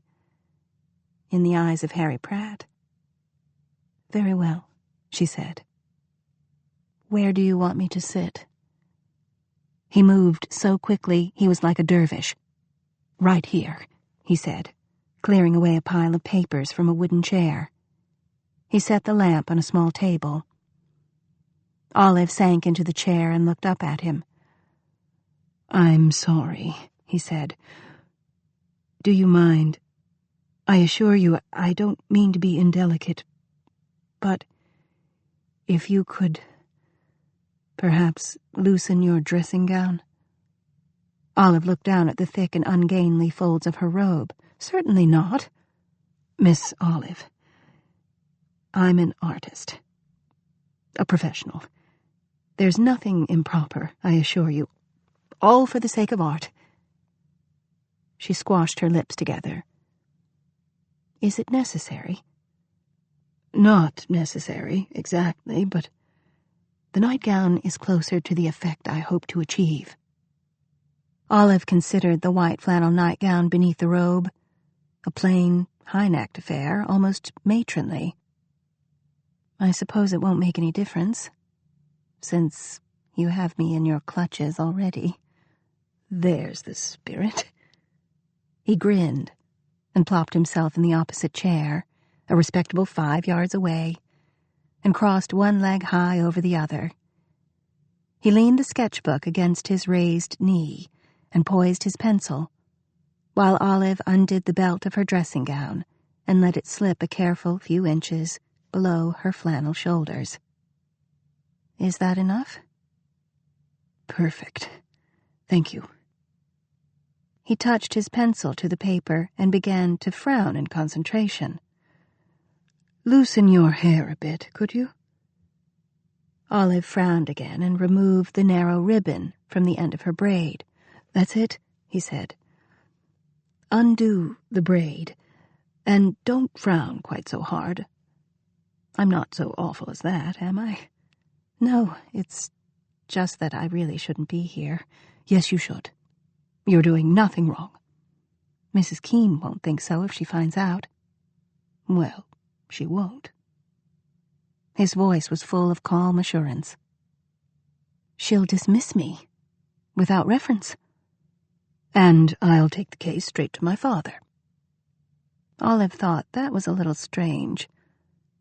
Wouldn't this be Mrs. Pratt's task, to sort out trouble in the domestic staff? But Maybe things were different that way among the upper classes.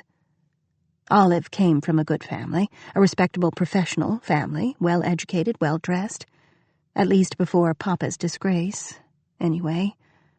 But they weren't anything like the Pratts. On the other hand, hadn't Mr. Pratt sorted out that little rumored difficulty with another housemaid? Which brother was that, anyway? Olive wondered, and she shifted her bottom uncomfortably against the chair, suddenly conscious of the thin barrier of flannel between her collarbone and the rapacious male gaze of Harry Pratt. I shouldn't be here, she thought again. Harry went on sketching, looking even more beautiful with his brow creased like that, his sleeves rolled up to expose a few inches of each forearm, his capable long legs crossed to support the sketchpad. Saint de la vie de bohème, Olive thought, and she smiled. That's better, said Harry. What's better? Your smile. It transforms you. I may have lost my breath a bit just now. That little curl was back at the corner of his own mouth, and combined with the studious crease in his brow, the disorder of his hair, it took a little of Olive's breath, too.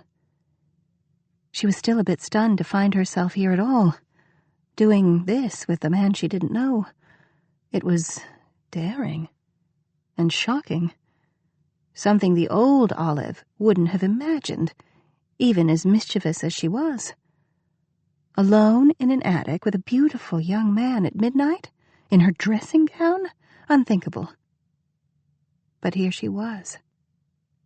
Still, I'm afraid it's not quite what I need at the moment, Harry said. What isn't? Your smile. Olive realized she was still smiling, that a silly wide grin hung from her mouth like a clown's mask. I'm sorry, she said, stiffening her back. Don't be. How long have you been with us, Miss Olive? Only a few weeks. Ah, that explains it. I would surely have noticed you if you were around this summer.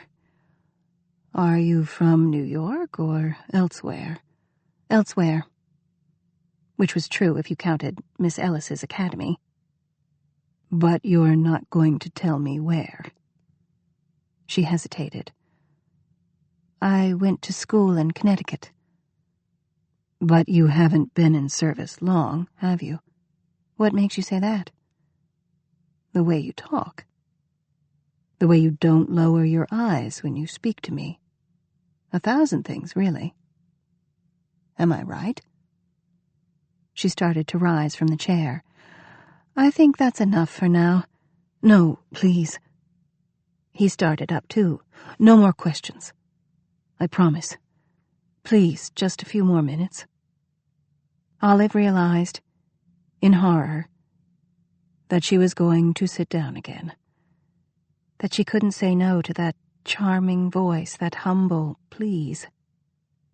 His voice dropped, shedding the charm, turning earnest. Miss Olive, I assure you I'm not like my brother. You have nothing to fear. Your brother. I'm sure you've heard the rumors.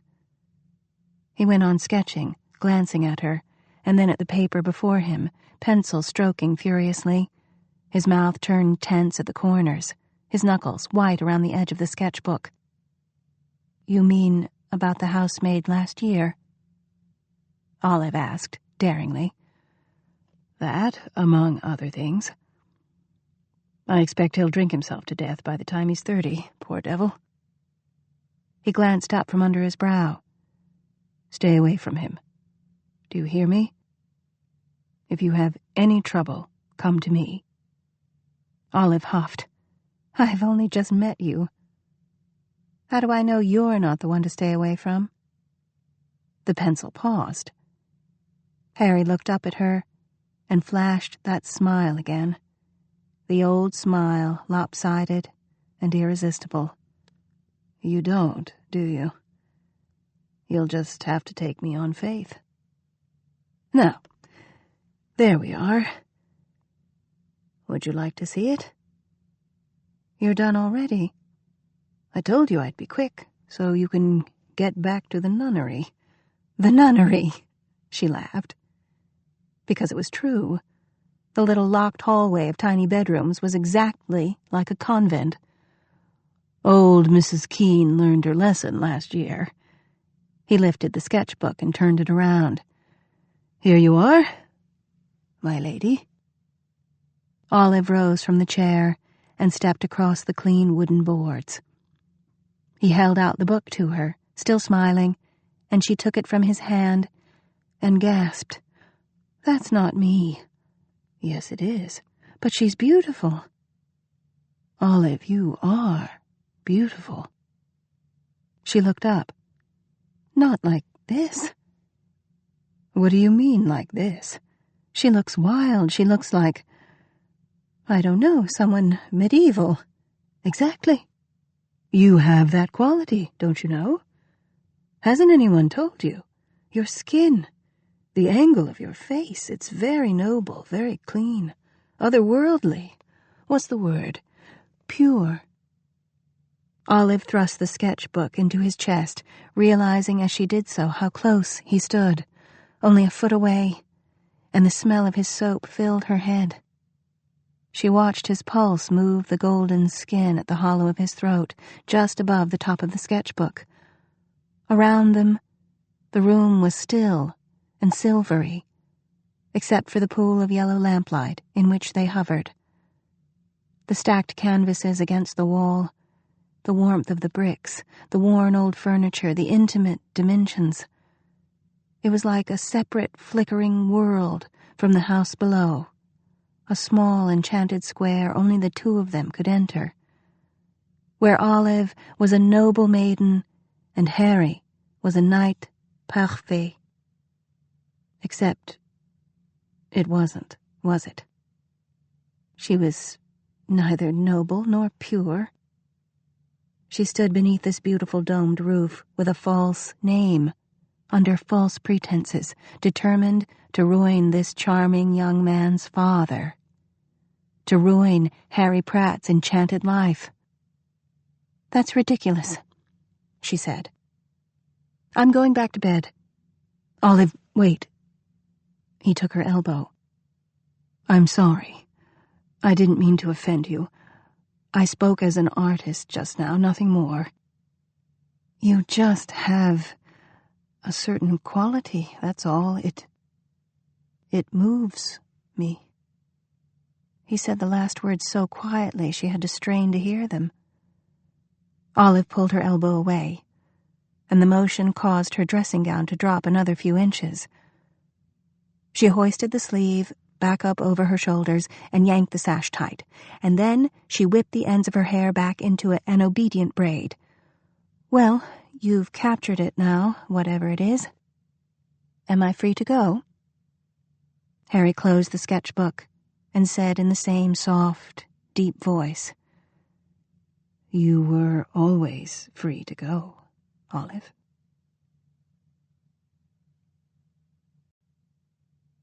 Chapter 6. July 1920. Lucy. Where have you been? The senior partner's secretary pounced on Lucy as Lucy slipped through the door of the office. Miss Meacham's usually tidy hair had escaped in gray wisps from the knot at the back of her neck. Her crisp collar was wilted. She looked, in fact, thoroughly frazzled. I'm very sorry, Miss Meacham. Lucy hastily set her bag on the floor by her chair, tugging at the fingers of her cotton gloves. She felt flushed and disheveled from the run from the L, made worse by the summer heat. But the room was hers. She had her entree into the Pratt house. If it's the memo for Mr. Cochrane... Miss Meacham shook her head, her glasses slipping down to the tip of her nose. Never mind about Mr. Cochrane. It's Mr. Schuyler. Electricity prickled down Lucy's spine. Or perhaps it was just the damp cotton of her blouse. Mr. Schuyler? After 3 weeks at Cromwell, Polk, and Moore, Lucy could still count her interactions with Mr. Schuyler on the fingers of one hand. He was out a great deal, meeting with clients, Miss Meacham said piously, although Fran whispered, "Golf," between her fingers. Once, he had breezed past Lucy into the office, handsome in evening wear, to pick up a box of chocolates and a black leather box that his secretary had purchased at his request, passing so close by Lucy's desk in the secretarial pool that she could smell the sandalwood of his cologne. Another time, he had stood next to her at the elevator, pausing only to smile down at her and say, "You're the new girl, aren't you?" before tipping his hat to her and standing back for her to precede him, as though she had been a debutante rather than a secretary. His eyes were a very deep blue in his tanned face. Not, thought Lucy sternly, that she had any designs on Mr. Philip Schuyler's person. Everyone knew he was engaged to a Philadelphia debutante whose photos appeared regularly in the papers. Lucy had seen those pictures. Dee Dee Shippen was always impeccably turned out, whether in tennis whites or an evening frock, her perfectly waved hair framing a face whose symmetry was spoiled only by a certain hint of a pout about the lips. All the gossip columnists agreed. A Shippen was a fitting match for a Schuyler. Not Lucy Young, who had grown up above a bakery in Brooklyn, who had spent her first few years fist-deep in bread dough. She might as well sigh for the moon as for a Schuyler. Besides, it wasn't Mr. Schuyler she was interested in. It was his files. Specifically, the files pertaining to the Pratt estate. So far, however, there had been little opportunity. When Lucy had offered casually to bring Mr. Schuyler's coffee, she had been subjected to a freezing stare from his secretary, Meg, who had informed Lucy that she was quite capable, thank you very much, and hadn't Lucy any documents to type? Meg, however, was nowhere in evidence. Her desk chair was empty, the cover over her typewriter. Miss Meacham wrung her hands. The worst possible timing. The Marola deal closes on Tuesday. They want several changes to the contract. "Meg is in the hospital," chimed in Fran from the next desk. "The hospital?" Lucy echoed, looking from one to the other. "A taxi swerved and smash. There she was, just white as a sheet and all crumpled on the ground," jumped in Fran. "Right outside." Miss Meacham glared at Fran. "Frances is, unfortunately, correct." "Oh, goodness," said Lucy helplessly. "I hope she's all right." "If one can call a fractured leg and broken wrist all right," said Miss Meacham tartly. "I suppose it might have been worse, and for that one must be grateful, but—" "They say she won't be back to work for months," contributed Fran. "And she might have a limp." "The limp," said Miss Meacham, "is the least of our worries." She thrust an armload of files at Lucy. "Mr. Schuyler needed these 15 minutes ago." Lucy ignored the implied reproach. Breathlessly, she said, "But what about Mr. Cochran and Mr. Vaughn?" "I've assigned Frances to Mr. Cochran and Eleanor to Mr. Vaughn," said Miss Meacham briskly. She gathered herself together, sounding a bit more like her old self. Looking over her spectacles, warningly, she said, "This is a position of trust. Treat it accordingly." Lucy clasped the files to her damp chest. "Yes, Miss Meacham." Her heart was pounding beneath her blouse. The room at the Pratt house, and now Mr. Schuyler, as though it were meant. "Sometime today, Lucy," warned Miss Meacham. Lucy shook herself out of her reverie. "Yes, Miss Meacham. Of course, Miss Meacham. Right away, Miss Meacham." From far away, she could hear Fran giggle. Lucy ignored it. There was no such thing as fate. One made one's own luck, and she was going to make hers. For now, that meant making sure Mr. Schuyler got the Marola contracts. Lucy suppressed the wish that she had had time to go to the washroom, refresh her lipstick, brush her hair. That didn't matter. She wasn't here to vamp Mr. Schuyler. In fact, she was fairly sure that was part of the reason she had been chosen as Meg's replacement, even though Franny and Eleanor were both more senior. But all of Eleanor's meager mental powers were devoted toward her own upcoming nuptials. Everyone in the office had already heard of the great bridesmaid dress debacle. And as for Franny, well, Franny was on the hunt for a husband. Miss Meacham was very protective of her employers. Tentatively, Lucy knocked on Mr. Schuyler's door. The brass plate read, Philip C.J. Schuyler, Esquire. She wondered what the C and the J were for. Charles James? Cornelius Justinius? There was no answer from within. Lucy heard the scrape of a chair being pushed back, then the sound of Mr. Schuyler's voice, distinctly irritated.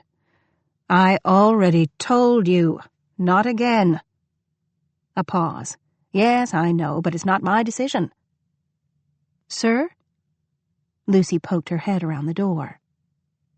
The wide mahogany desk in front of Philip Schuyler was littered with documents. Mr. Schuyler himself was kicked back in his chair, the telephone receiver in one hand, a grimace on his handsome face. Come in, he said, and then back into the phone. No, Prunella. Prunella? Lucy's ears pricked up. It wasn't precisely a common name. Prunella Pratt was the sole living scion of the once illustrious Pratt family, and Philip Schuyler's stepmother. She had been a debutante in the 1890s, still living in the family home. If Lucy's mother had lived in that house, had stayed there, Prunella would know. And she might, Lucy clung to the frail hope, just might be the most likely person to know what had become of Harry Pratt. Yes, and Lucy could just see herself taking the receiver from her startled employer and saying, Pardon me, Mrs. Schuyler, you don't know me from Adam, but do you think I might be the illegitimate child of your brother? And, by the way, do you happen to know if your brother is still alive? And if so, where he might be? That would certainly go over well. As in being handed a pink slip and booted out into the street well. Holding up the files, Lucy mimed, moving back toward the door. I can come back, she mouthed. Mr. Schuyler shook his head, gesturing her forward as he spoke into the phone. Look, I'm sorry the people at Cartier's are giving you nasty looks, but there are 3 other trustees. Mangled by the receiver, the sounds coming through sounded like the chickens Lucy's grandmother had once kept in a coop behind the bakery. Philip Schuyler held the phone away from his ear, grimacing expressively at Lucy. Lucy kept her face deliberately impassive, her spine very straight. Miss Meacham didn't approve of secretarial staff fraternizing with their employers. As the squawking died down, Mr. Schuyler put the receiver back to his ear. Look, we'll discuss this tomorrow, all right? I've a client waiting for me. He winked at Lucy. Yes, right now. A very important client. No, it can't wait. Yes, I know it's terrible to have to work for a living. His smile invited Lucy to share the joke. Yes, yes. I'll see you at Tosca. No, darling, I won't forget. Ta-ta to you, too. Dropping the receiver into the cradle, Philip Schuyler let out an exaggerated breath. Hello, hello. It's Linda, isn't it? Lucy. Lucy Young. Lucy took a half-step back. If you're busy, I can come back.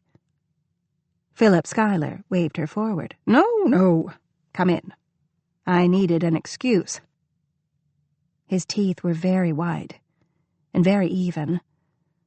Almost as white and as even as those of Dee Dee Shippen, who smiled out from a silver frame on the corner of his desk. Those have the unfortunate look of work about them. Charm. That was the word for it. Philip Schuyler had an easy charm that was nearly impossible to resist. But Lucy was very good at resisting. Stepping briskly forward, she dealt out the files like a hand of cards, laying them out on the cluttered surface of his desk. The Marola draft contract, Mr. Sampson's letter of intent, and Mr. Cochrane's memo. Mr. Schuyler turned the files over in his hands. Read it, rubbish. Looking conspiratorially at Lucy, he said, Cochrane means well, but what he doesn't know about lease law would fill, well, something extremely large. Don't tell him I said that. Lucy clasped her hands behind her back. Of course not, sir. Is there anything else I can do for you? Other than smother my stepmother? Mr. Schuyler kicked back in his chair, looking Lucy up and down from her sensible pumps to the hair she had knotted up at the base of her neck. She was uncomfortably aware of the curls escaping in damp wisps from her usually neat coiffure. So, you're to be Meg's replacement, then? The way his voice dropped made it sound strangely intimate. Yes, sir. Lucy kept her eyes focused on the studio portrait of Dee Dee Shippen. I am available to assist you in any way that Meg did.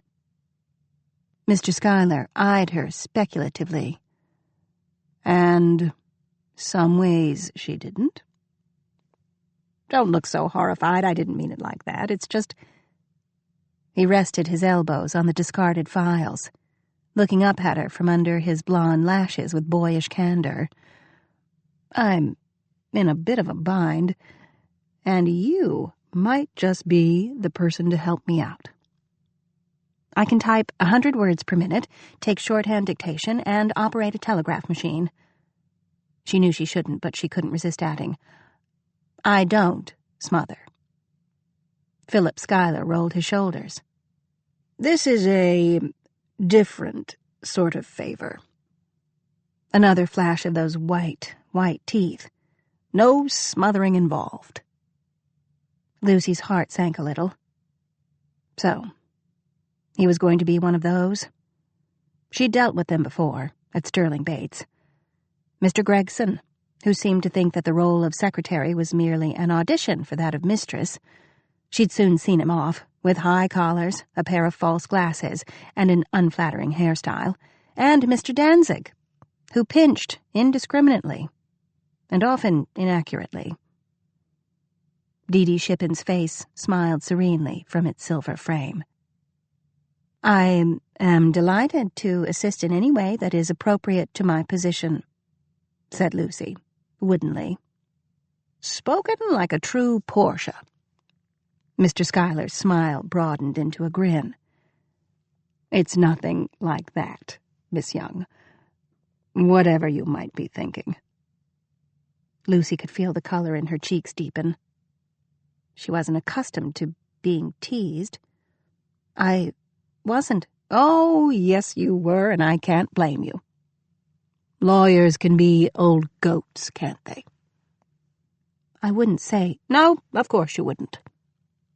Fran had said Mr. Schuyler could charm the bees off the trees. At the time, Lucy had thought scornfully that it was more that anything in pants could charm the blouse off Fran. But she was beginning to understand just what the other woman meant. It was very hard to maintain the suitable air of professional detachment when Mr. Schuyler was looking at one with that mixture of boyish earnestness and mischief. I wouldn't ask you to do anything I wouldn't myself. It's just a bit of client development. Client development, Lucy echoed. Yes. Mr. Schuyler steepled his fingers in front of him. You know how busy we've all been with Marola. Not too busy to squire Prunella Pratt to Tosca, thought Lucy, but didn't say it. Well, there's this Mr. Ravenel from Charleston. He has an art gallery down there, and he's thinking of expanding his operations to New York. Mr. Cromwell is particularly concerned that he should be extended every courtesy. Now," Mr. Schuyler heaved a long-suffering sigh, "Ravenel just wired to let us know that he arrives in town on Friday." Lucy tilted her head, indicating she was listening. Mr. Schuyler fiddled with his silver pen.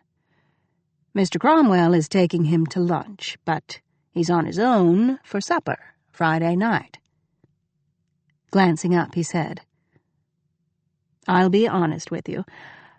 I was meant to take him out, but my stepmother's making a nuisance of herself, and when she makes a nuisance of herself... Well, are you sure you don't want to reconsider your professional stance on smothering?" Lucy wasn't quite sure she liked where this was going. Quickly she said, "Perhaps Mr. Ravenel might enjoy the opera?" Mr. Schuyler pulled a comical face. "From what I've heard of the man, I doubt it. I've spoken to him on the phone. He sounds a bit like Huck Finn. Mark Twain," he added. "I've read it." She didn't want to get off on the wrong foot with Mr. Schuyler on the first day, but I seem to remember something about whitewashing fences.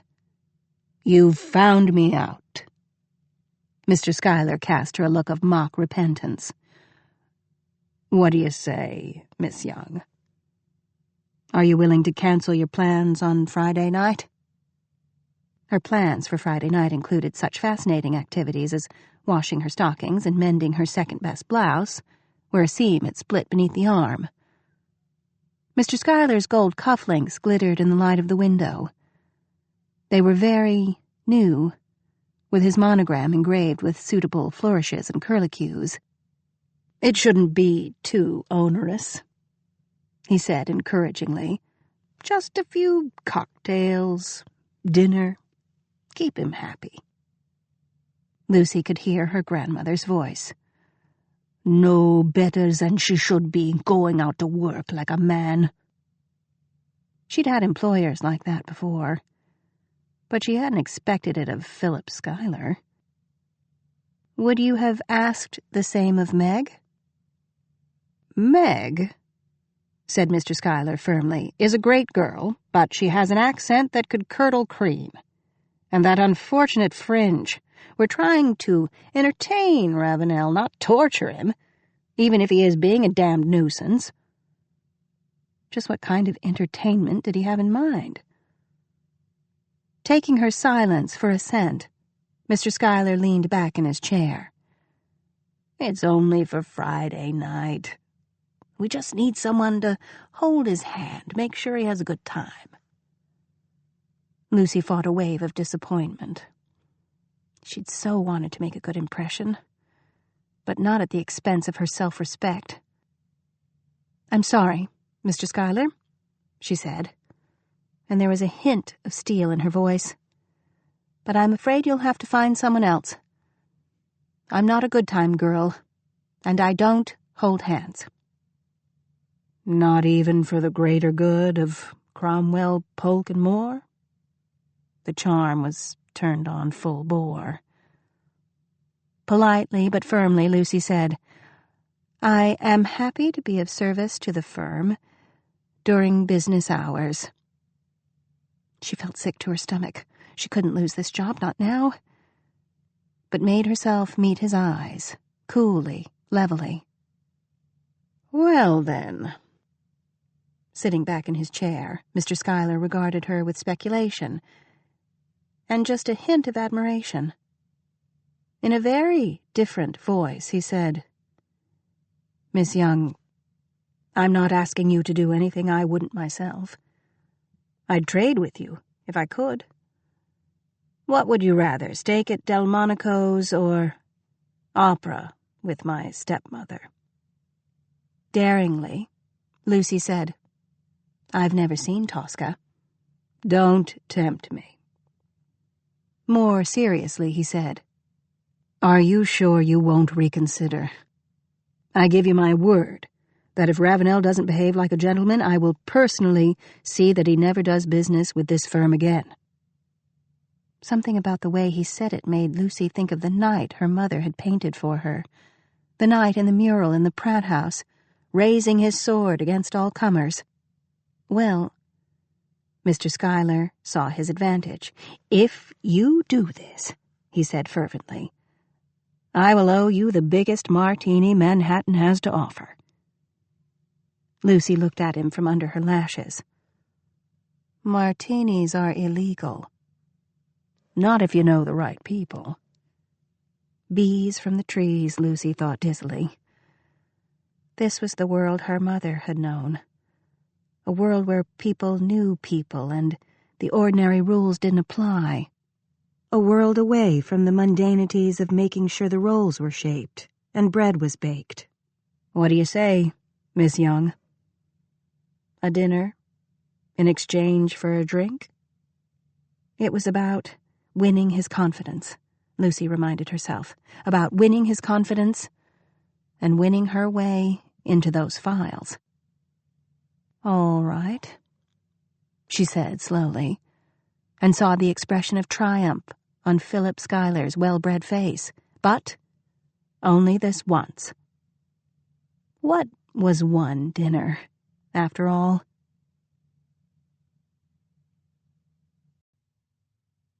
Chapter 7.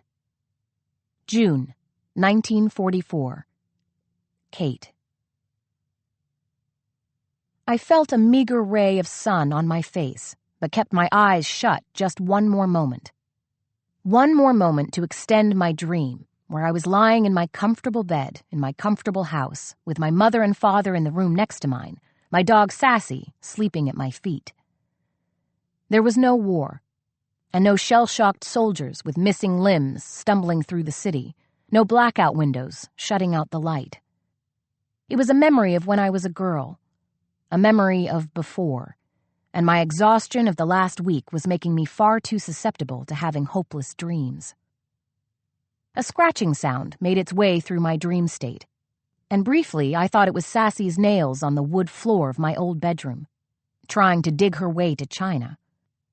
It was a habit Sassy had had since she'd been a puppy, and one my mother would scold her for, usually followed by a threat that she would put Sassy out on the street. But we both knew that Sassy was beloved by both of us, and spoiled rotten to boot. And the worst that would happen would be Sassy getting another soup bone to gnaw on in the kitchen. But Sassy was long gone, a victim of a mule pulling a milk wagon that had been spooked by the honking of a car horn. I opened my eyes, staring at the faded chintz of the chaise longue that had been my bed for the last 4 nights, sure now that the scratching wasn't in my head, but most likely in the walls. Rats. I catapulted out of the chaise, catching the hem of my lab coat on the unruly spring, and miraculously landed on the floor with both feet. With one giant leap, I reached behind my desk for the cast-iron skillet that I'd found in the corner of the attic room. Because of its heft and telltale dings on the back of it, I assumed it had probably been used as an effective weapon against all intruders, not just the furry 4-legged variety. I paused, listening for the scratching again, trying to find which wall it was coming from, and hoping the rat wasn't too big. Not that I was afraid of something like a rat, just that the large ones made such a mess and took time to clean up. Slowly, I turned toward the sound and found Captain Ravenel in bed, sitting up against plumped pillows, an empty breakfast tray on the table next to him. He was holding his chart, the attached pen poised above it. "I hope you have more modern medicine than that to knock me out with," he said with a soft drawl. I heard scratching. I stopped, suddenly realizing that he wasn't delirious with fever, and was sitting up in bed and speaking. "How—" "Nurse Hathaway came in about an hour ago and pronounced my fever broken. I was also starving, so she brought me breakfast. No grits, but I managed to eat it all anyway.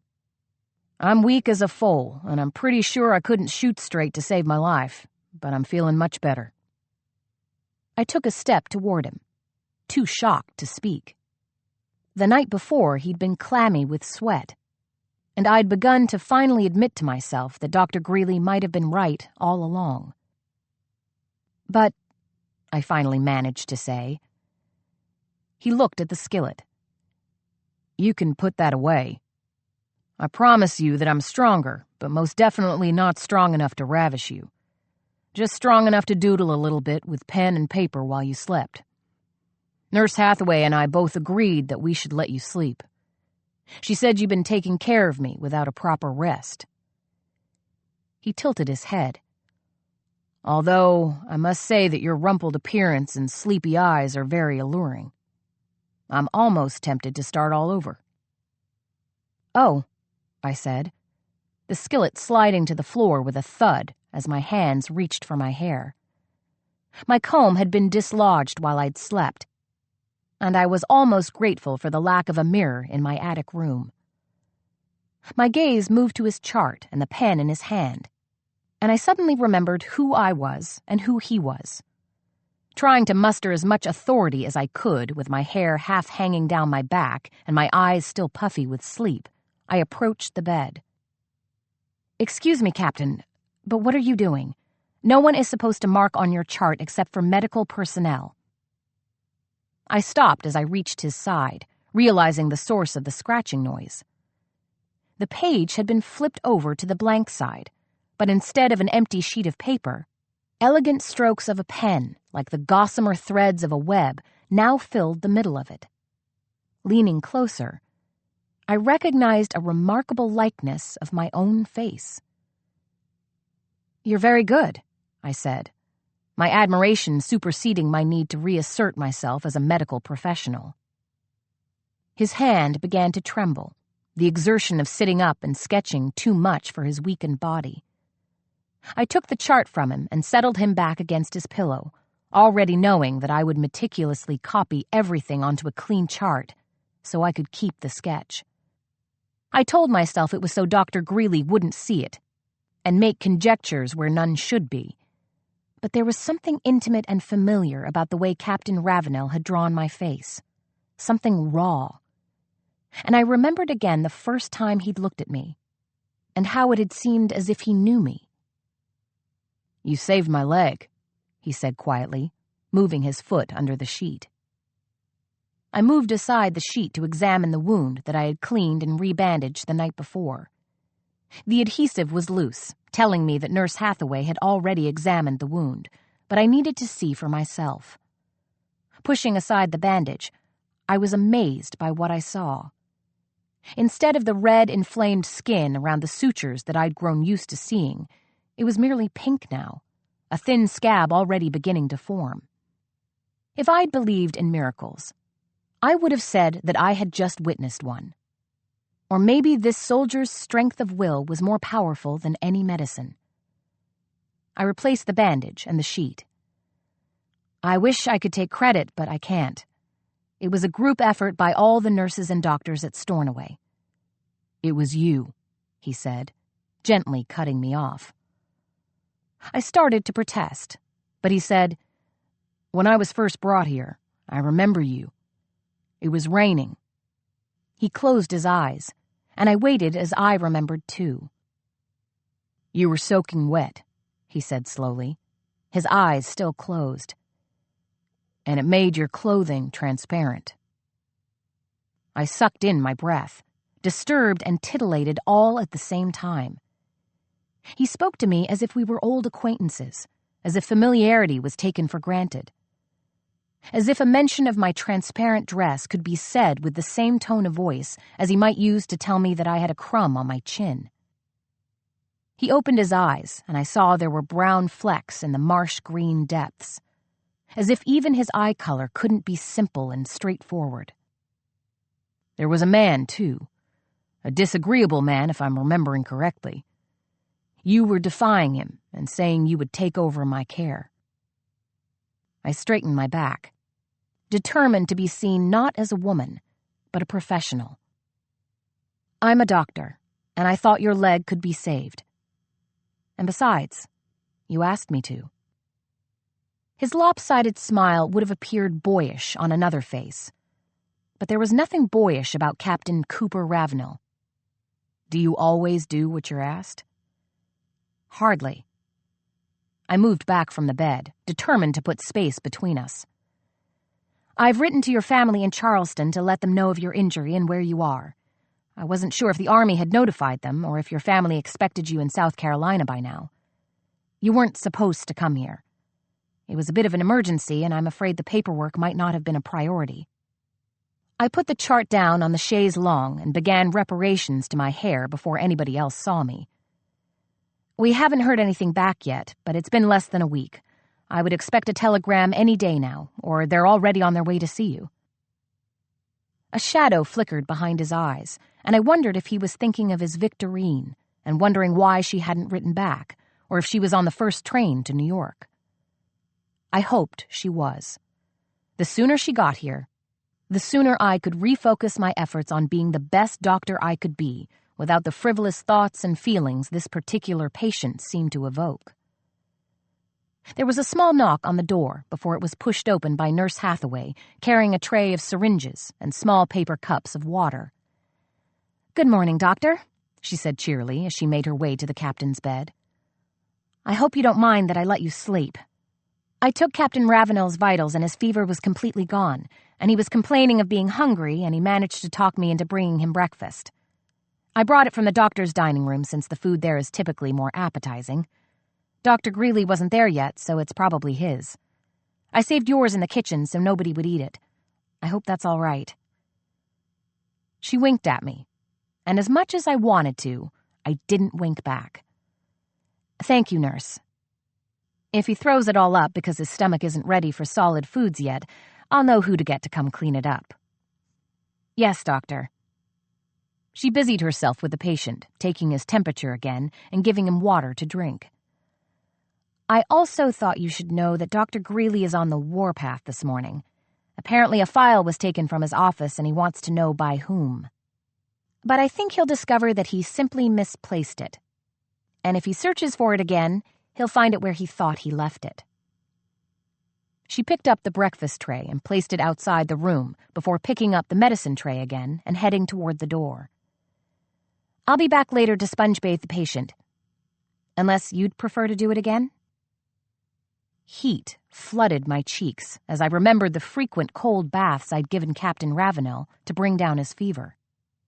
I hadn't even paid attention to his muscled torso or long, lean legs, at least not in a non-medical way.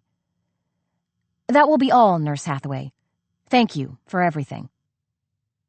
I moved to the windows to push aside the blackout curtains, hoping my complexion would return to normal by the time I was done. The city sprang to life beneath the window 7 stories above the street. Since nearly the beginning of the war, New York at night became a tomb of dark-clad people moving silently throughout the dimly lit city, headlights of cars half covered with black paint. But in the daylight, people became like hibernating animals after a long winter, emerging from their caves into the sunshine. I wondered how much longer the war could last. With news of German defeats and the success of the Allied invasion of France, I felt sure it would be over soon. But we'd all been saying that for more than a year. When I turned around again, my gaze fell on the sketch. I picked it up, unable to resist, and studied it as my mother had once taught me to study artwork. The skill of the artist can be determined from the lightness of his paint strokes and the delicate lines of his sketchwork. "Are you a professional artist, Captain Ravenel?" "You really are very good." He shook his head, his face marred with something I could only think of as regret. "No, I just dabble in pen and ink sketches. Before Uncle Sam asked me to visit Europe and shoot Germans, I was an art dealer with a gallery in Charleston. My grandfather, however, was a well-known painter. You may have even heard of him. Augustus Ravenel." I stared at him for a long moment, wondering if I'd heard correctly. I remembered how his last name had seemed familiar to me, and now I knew why. "Augustus Ravenel was your grandfather?" I sat down in the chaise, mindful of the errant spring. "My mother loved his work. Whenever one of his paintings appeared in a gallery here in New York, she would take me so I could study it. I always wondered why we didn't own any of his work." My father was a lawyer, and I know we could have afforded a small painting at least. But my mother wouldn't even consider it. I dare say it would be an odd coincidence if I owned a piece of your grandfather's artwork now, and here you are, my patient. He smiled, his odd eyes watching me closely.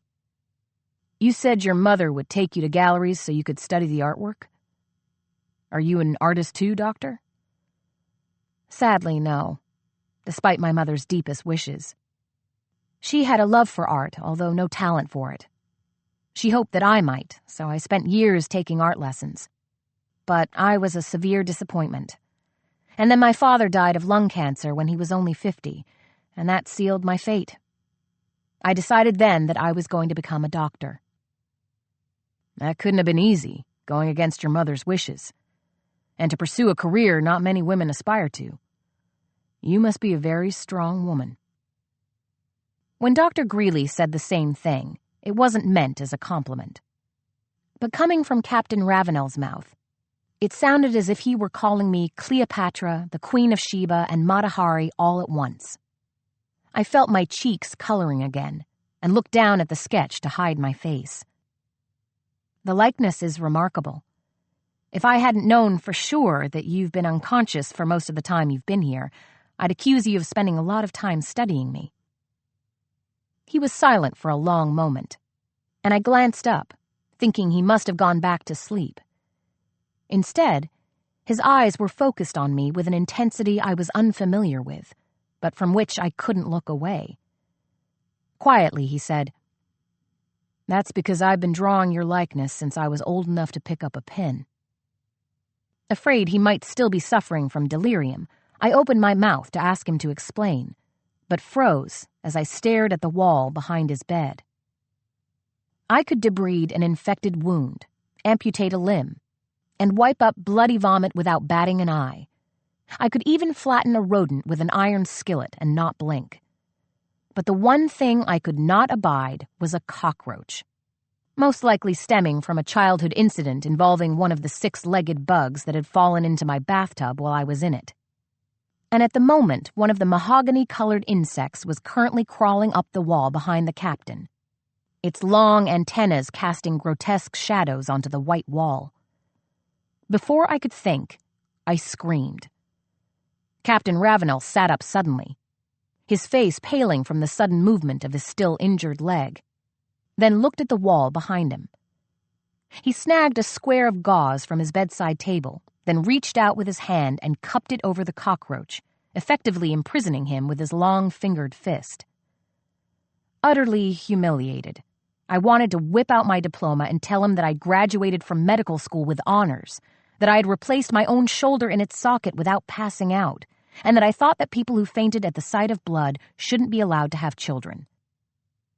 His voice belied the smile behind his words. "Don't worry, Doctor. The only reason why I didn't scream is because I'm used to them in Charleston. Except there, they're so big you could saddle them. And they fly." Completely annoyed now with him and myself, I yanked up the wastebasket and brought it to him, hoping the bug was at least dead before he discarded it. He kept his hand by his side, so that I had to lean over to give him a better aim. "Closer," he said, his voice weak. I turned my head to see him better. "Are you all right?" I asked with concern. Our noses were almost touching. "I am now," he said, lifting his head slightly, then touched his lips to mine. I told myself later that it was the surprise of it, the shock of his lips against mine, that created a warm light exploding behind my eyes. Or more likely, it was from the anger I remembered to feel a split second afterward when I realized what was happening. The door flew open, and Dr. Greeley stood in the threshold, his balding forehead glistening with sweat, his cold eyes quickly assessing the scenario in front of him. "Dr. Schuyler," he said, his voice full of pompous righteousness. "I'll see you in my office." Waves of anger and humiliation wafted through me, most of it directed at myself. All of those years of focus and determination possibly erased in one moment of stupid recklessness. I didn't try to defend myself or explain anything, knowing it wouldn't make any difference. "Dr. Schuyler is entirely innocent, I assure you," Captain Ravenel said, his soft consonants deceptively sweet. "I'm afraid in my delirium I must have mistaken her for someone else." Without saying anything or looking at either one of them, I carefully put down the chart on the bedside table, hoping Nurse Hathaway would take the sketch before anybody else could see it, then replace the wastebasket before leaving the room. Slowly, I walked down the steps, ignoring the elevator so I could delay the inevitable as long as I could. My shoes tapped quietly on the marble circular staircase as I slowly descended to the 5th floor, pausing briefly to view the bas-relief of St. George slaying the dragon. I stared at the frozen pair, wishing for the first time since my father died that I had a knight who would slay my dragons for me. But I'd given up those childish fantasies the day we buried him, along with hairbows and pinafores. I turned on my heel and headed toward Dr. Greeley's office, Captain Ravenel's words still echoing in my head. "I've been drawing your likeness since I was old enough to pick up a pen." I paused outside the office door, then took a deep breath before going inside, wondering if my mother had been right, and that I should have become an artist after all. Chapter 8. December 1892. Olive. The greengrocer's name was Mr. Jungmann, and his face always brightened when Olive walked into his shop on Lexington Avenue and 64th Street to place the order for the next day's vegetables. She liked that. How nice it was to escape from the house of disapproval. Frowning housekeepers, frowning cooks, frowning Prunella, and her frowning mother, and have someone's face actually brighten when you entered a room. Ironic, wasn't it? All of New York society longed to be invited inside the Pratt Mansion, and Olive wanted only to escape from it. And her own father had built the place. Didn't it belong to her just a little bit? Not in a material way, but in the way a house always belonged to all those who had lived and loved and suffered in it, as if it had kept behind a small part of your soul. "Miss Jones, I was beginning to lose the hope of you." Olive realized she had already entered the shop and was staring at a pyramid of apples. She looked up and tried to return Mr. Jungmann's wide smile, but failed by at least half an inch. "Good morning, Mr. Jungmann. I had a late start today, I'm afraid. I have cook's list right here." She pulled the paper from her coat pocket and held it out in her mittened hand. "Ah, there we are." He was so hearty and jovial.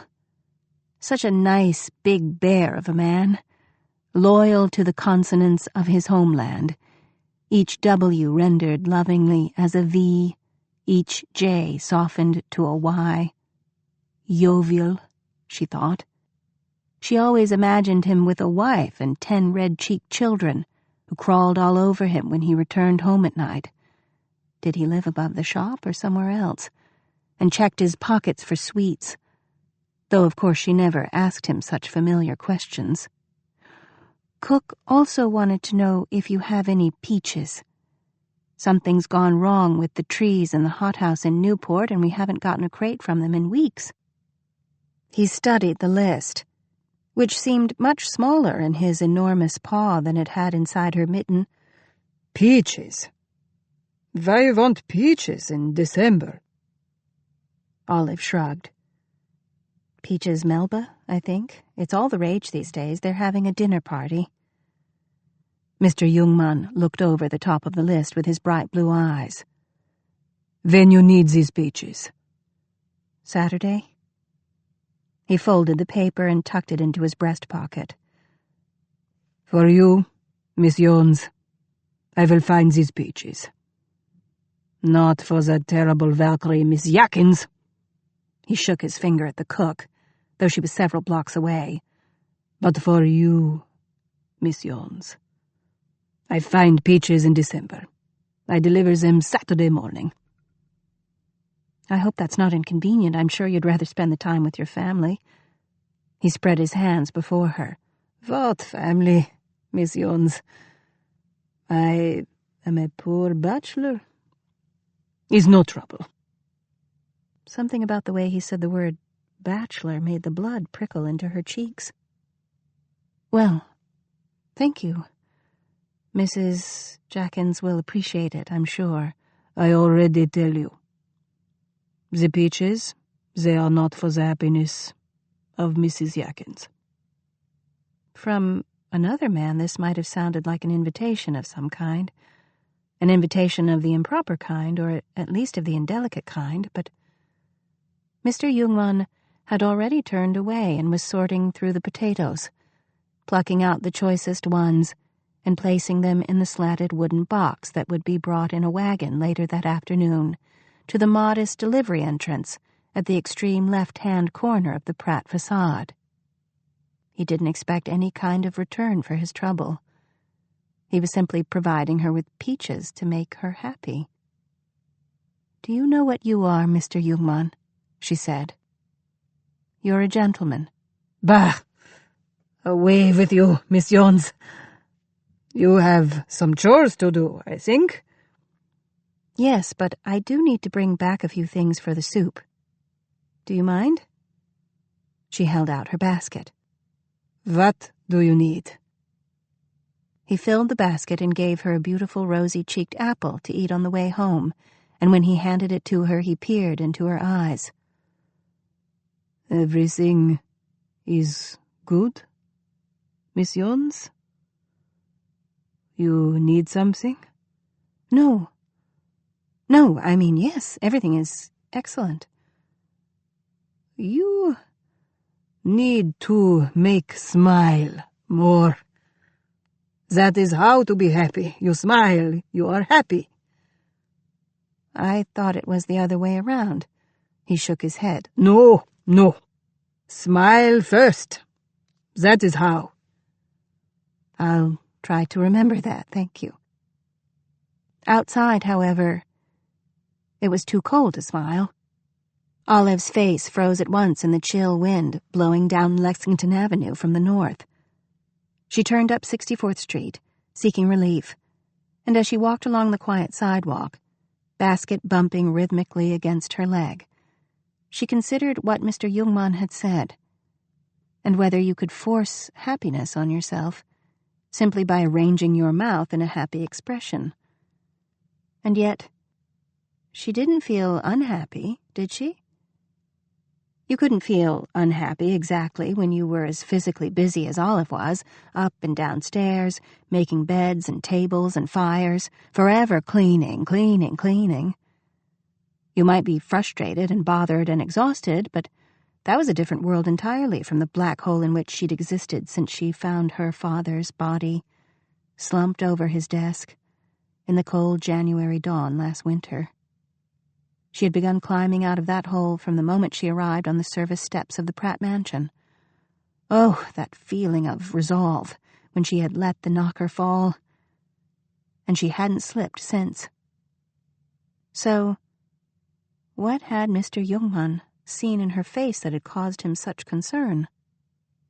The air was crisp and cold, smelling of smoke. Manhattan always smelled of smoke, even up here, away from the offices and factories, and especially near 4th Avenue, where the railway cut through, chugging toward New Haven and Boston and points north, filling the air with dirty steam. In the country, the air would smell like snow, white and sharp. She crossed 4th Avenue, no trains passing, thank goodness, and continued up the street. The houses began to enlarge as she left the noisome tracks behind. Trees began to sprout up from the neat new pavement. At Madison Avenue, she should have turned right, but instead, she continued toward 5th Avenue and the bare vegetation of Central Park. Harry. The name slipped free from deep in her mind, where she tried to keep it locked. It was the trees, wasn't it? The beckoning fingers of the park, where you might almost forget you were a New York housemaid who had no business receiving notes under her door from a scion of one of the city's most prominent families. Still less, keeping the latest note, which had appeared just that morning, tucked in the pocket of her skirt so it could brush unseen against her leg. The opposite leg from the vegetable basket, one leg naughty and the other leg dutiful, as she went about the business of her day. You seem to think I am some kind of satyr. I assure you I am not. I have no designs on you, only an admiration that borders on veneration. Can you please have a little pity for me? At least return my glance when we pass in the hallway so I know I still exist for you.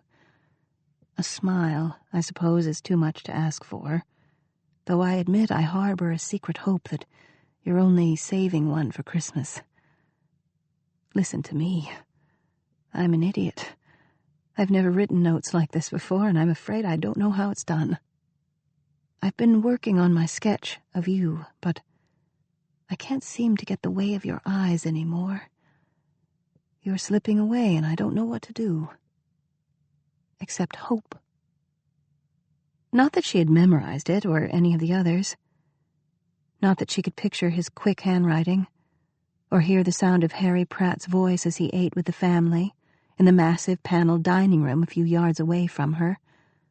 A world away from her. Not that she remembered each time they had passed in the hallway. The flash of the electric light on his wheat-colored hair, the brightening of his face. Like Mr. Jungmann, only lit by 1,000 more watts, and the glimpse of his smile before she looked down at the rug and hurried on and on and on, usually forgetting where she was going. Hoping he would touch her arm and stop her, praying to God that he would not. He never did, and sometimes she wondered if she had imagined the whole thing. The quiet, star-filled night in the room at the top of the stairs, the pencil that moved in eager little jerks, the expression on Harry's face, the things he had said, the way he had looked at her as if she were a goddess instead of a housemaid, an angel instead of a bitter young woman contemplating a sordid revenge on the family under whose roof she lived. But it was better this way, wasn't it? Better that she pretended it hadn't happened. Better that the door to the room upstairs remained shut, because what beckoned beyond it. She had a vague impression of colors and vibrancy and imagination and laughter, something extraordinary and never-ending. Was nothing more than a fairy tale. Medieval allegory. That was what Harry called it. But what was medieval allegory except a fairy tale? The kind of fairy tale her father used to read to her at night before he died. Olive crossed Fifth Avenue, dodging a pair of clattering half-empty omnibuses, and turned to walk northward with the park at her side. The basket was heavy now, but she didn't care. She gazed over the wall and across the brown thicket of winter trees, the distant towers of Belvedere Castle. Above them, the sky was gray, contemplating snow.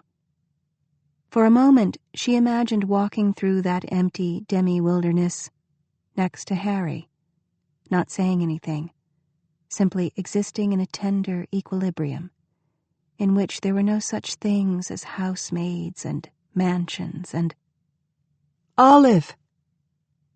A figure rose from the bench ahead, and Olive had just enough time to gasp before Harry Pratt appeared before her under a peaked wool cap, smiling and woeful at once, his jaw square against the folds of his India cashmere scarf, looking so much like he had in her imagination that she hovered for an instant in a kind of delicious netherworld of hope.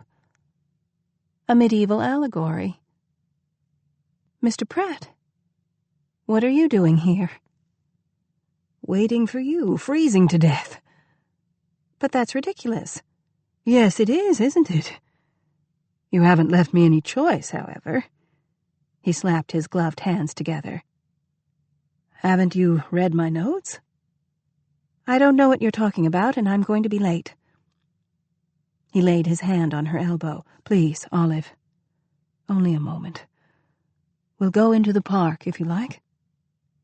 She glanced at the world to her left, and back at Harry's pleading face. Say yes, he whispered, lifting the basket from the crook of her elbow. She heard herself break in two. Just for a minute. What a smile he gave her. What a reward for giving in. He held her basket with one hand and took her arm with the other, and they slipped through the gap in the wall and into the artificial urban forest, all by themselves. And Olive thought, this is so foolish. What am I doing? Harry said, You're going to model for me again. What? You must. I can't sleep. I've never had so many ideas, never been so ready to work. Do you know what that's like? As if my fingers and my brain are going to burst. Every time I see you, it all spreads in front of me with so much clarity, this perfect vision of what I have to paint, what I was meant to paint, what I was put on this earth to create. And then you disappear, and it's gone. No, worse, it's there like a dream when you've just woken up and you can't quite touch it. He stopped to catch his breath, as if he'd been keeping the words at bay for too long, and they had come out of him too quickly. His arm was snug around her elbow. He smelled a little bit like the house itself, of wood and smoke, but also soap, that same intimate scent that had drawn her in a week ago. She turned her face away, but it was too late. Her ribs hurt. Of all the stupid things, to be in love with the smell of soap. This is the most ridiculous thing I've ever heard. Go ahead and pretend you don't feel it. I don't feel anything at all except a big heap of admiration for your technique. Tell me, how many housemaids have you lured in this way? He stopped in the path and set down the basket and turned toward her. His white breath curled around hers, and his cheekbones were stained the most edible shade of apple pink. None. Well, you sound like an expert. Harry was frowning down at her, in such a way that even the most cynical and sensible girl in the world would want to smooth away the furrow in his brow, to push back the lock of hair on his forehead and tuck it under his cap, to let him do whatever he wanted to her. Until the next girl turned up. All right, he said. Fair enough. I know I sound like an idiot. I'll take you back to the house, and we can pretend we've never met before. If that's what makes you feel better, Olive. If that's what will make you happy. I guess if we do, I'm only back where I was a week ago, all restless and frustrated, wanting to just get drunk and forget about everything. Thinking there was no point in anything, that I was all by myself in the middle of a wilderness. But just tell me one thing, Olive. Give me one little word. What word is that? Just that you felt it too, even if it was only an instant. Tell me I wasn't alone up there, Olive. God knows I'm sick to death of being alone in a crowded room. She picked up her basket and turned away, back up the path toward the gap in the wall on Fifth Avenue. I can't. Why not? She started walking. Because you won't leave it at that, will you? You'll want me to come up and pose for you again, and you won't stop until I do, and it will ruin me. He tried to take the basket back, but she wouldn't let him, and they walked in silence out of the park and up Fifth Avenue. When they reached 69th Street, she said, You'll have to go on without me. We can't be seen together. But you'll come upstairs tonight. You must. She didn't reply. I won't touch you, I swear. I won't say a single word until you see the finished painting, and you can see for yourself what I mean. You'll see that you can believe in me. She turned and stood on the corner, waiting for a delivery wagon to pass by. The horse's hooves thudded in the road, the wheels creaked. A gust of wind caught the edge of her hat, swirling with the first snowflakes of winter, and as she grabbed the crown with her hand and started across Fifth Avenue, she heard Harry's voice floating behind her. "Excellent! I'll see you tonight."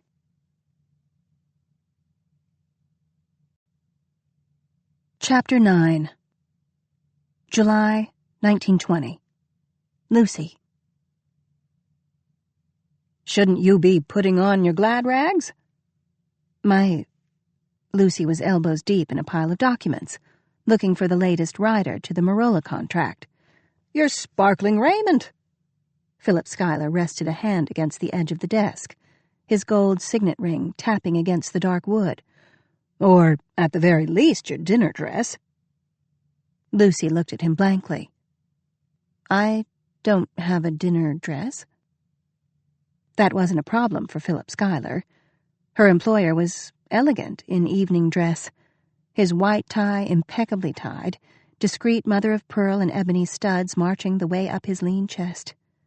The stark black and white set off his light tan, his blonde good looks. "Then you'd best find one, hadn't you?" he said. And, for a mad moment, Lucy's mouth went dry, and the color rushed to her cheeks as bedtime upon bedtime of fairy tales came flooding back to her. But it was only in fairy tales that Cinderella was invited to the ball. Mr. Schuyler said jovially, "Have you forgotten? You're wining and dining that art dealer fellow, Ravenel. Or dining, at least." He pulled a long face. "I regret to report that Delmonico's sold off their wine cellar last year thanks to those Philistines in Congress." Delmonico's? Ravenel. Lucy drew in a deep breath, thankful for the pile of documents that ostensibly demanded her attention, thankful for the heat of the day that explained away the flush in her cheeks. Thank goodness Mr. Schuyler had no inkling of what she had been thinking. What a fool she would look, daydreaming of being plucked from her papers by the prince like Cinderella from the ashes. Lucy concentrated on shuffling the documents on the desk into a neat pile, but surely, with everything that needs to be done. "Marola can wait a day." Mr. Schuyler plucked the pile out of her hands and held the papers just out of her reach. "You did forget, didn't you? Don't try to lie to me. Your cheeks tell all." Lucy made a grab for the papers, but he dropped them onto the blotter with a decisive thunk. "We've had so much to do." And it was true. They'd both been working every hour God gave them, at the office before Miss Meacham, there long after the janitor made the rounds of the hall, his mop bumping gently against the woodwork. Mr. Schuyler might play at being a dilettante, but when the situation demanded, and it had demanded, he had buckled down with the sort of fierce concentration that Lucy had once imagined that he would accord only a tennis match or an act at the opera. And it was the opera tonight, wasn't it? In the scrum of work, of papers to be typed and retyped, every clause a crisis, every comma crucial. Lucy had forgotten about Mr. Schuyler's engagement to see Tosca with his stepmother. And her own with Mr. John Ravenel, the art dealer from South Carolina. Or was it North Carolina? Lucy couldn't remember. She'd never been as far south as Jersey. Mr. Schuyler grinned at her. With mock seriousness, he said, "Don't deny me my moment of triumph." His eyes meeting hers, he added softly, "It's a relief to know that you aren't entirely perfect." "Far from it," said Lucy, repressively, putting the lid on the treacherous flutters his words made her feel. Mr. Schuyler flirted as easily as he breathed. It was a habit with him, and she'd be a fool to assume otherwise. "I'm just as fallible as anyone else." The secretary didn't fall for her employer. Her engaged employer, Lucy reminded herself. Mr. Schuyler didn't seem to notice anything out of the ordinary. "The reservation is for 8. which means you have plenty of time to don your gay apparel. Reaching into one of the desk drawers, he dropped a pile of bills on the desk. That should cover your cab fare. Bad enough that she was going out to dinner alone with a strange man, but the pile of bills on the table? They made her feel cheap. Lucy's shoulders stiffened beneath the boxy fabric of her suit. I couldn't possibly. Mr. Schuyler chucked her under the chin. You're doing this for the firm, remember? It's a business expense, a legitimate business expense, he added, his lips quirking. Despite herself, Lucy couldn't quite help smiling back. She'd had some queries about his expense reports when they'd started working together last week. You mean like your greens fees? Just like my greens fees, said Mr. Schuyler solemnly. He pushed the bills toward Lucy. Don't make me slip it into your purse. This money, Lucy was quite sure, wasn't coming out of the firm coffers. This was direct from Mr. Schuyler. She knew what her grandmother would say about that, but all right, said Lucy, and belatedly, thank you. Averting her eyes, she scooped up the pile of singles. During the day, working together, Mr. Schuyler's tie askew, his hair rumpled, a mess of papers between them. It was easy to forget the difference in their stations. But not now, with the detritus of his largesse on the desk between them. Right-ho, then. I'm off. He whistled an unfamiliar tune as he rooted through his pockets. Here. Lucy scooped up his opera glasses from the desk and handed them to him.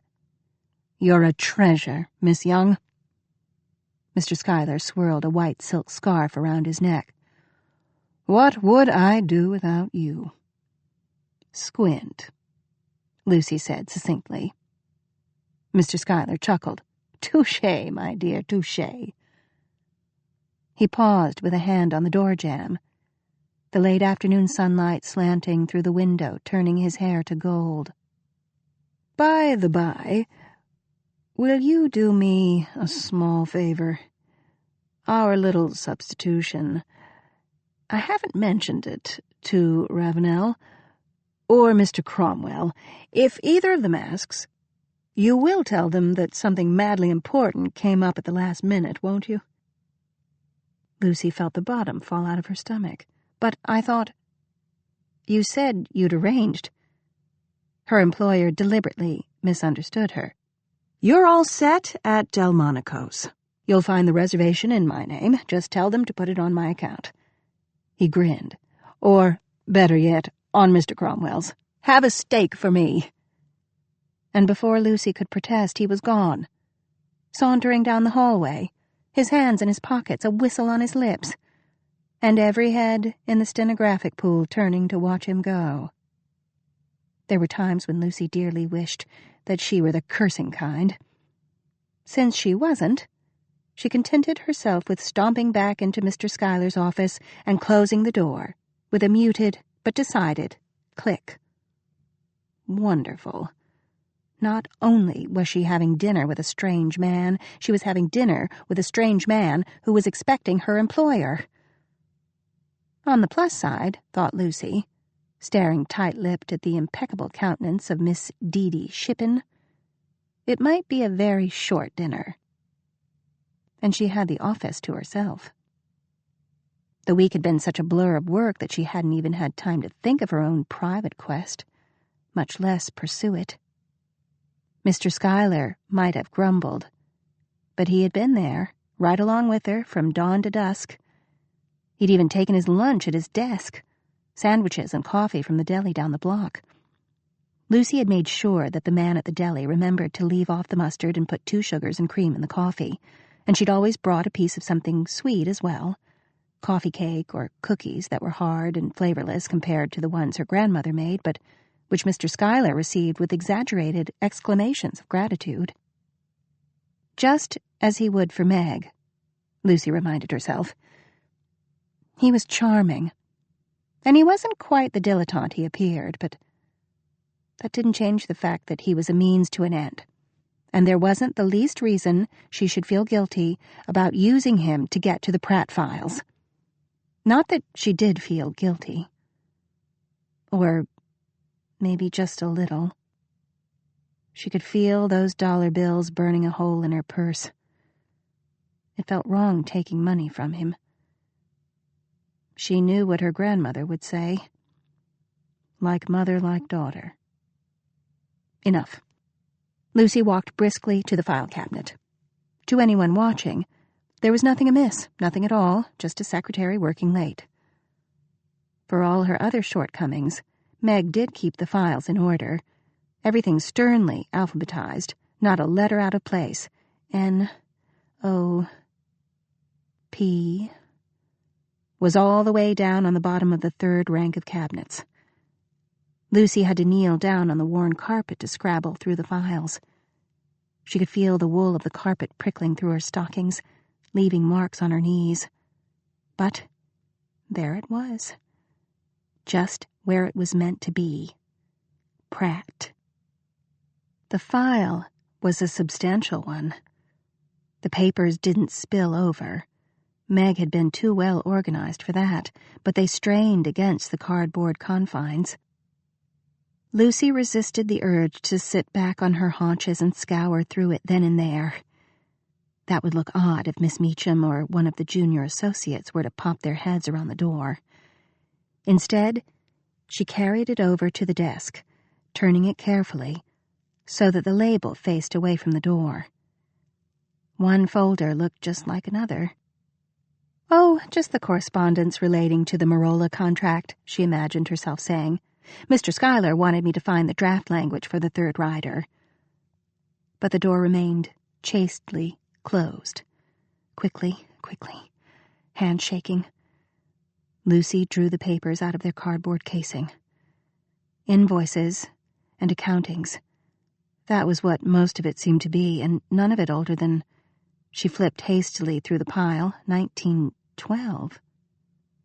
The Pratt Trust paid out monies quarterly to Prunella Schuyler, née Pratt.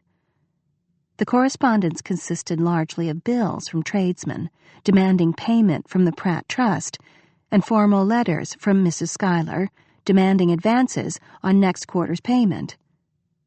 Mrs. Schuyler, it seemed, lived considerably outside her income. It was an income that would have kept Lucy in stockings and car fare for a very long time, but, judging from the documentation, Mrs. Schuyler hadn't the least problem blazing through an entire quarter's allowance in one visit to Cartier. Fascinating, in its way, but none of her affair. Tearing herself away from descriptions of diamond clips and sapphire and emerald brooches, Lucy set the pile relating to the Pratt Trust aside, which didn't leave terribly much. There were papers concerning the sale of the house, all of the proceeds from which had gone into the Pratt Trust.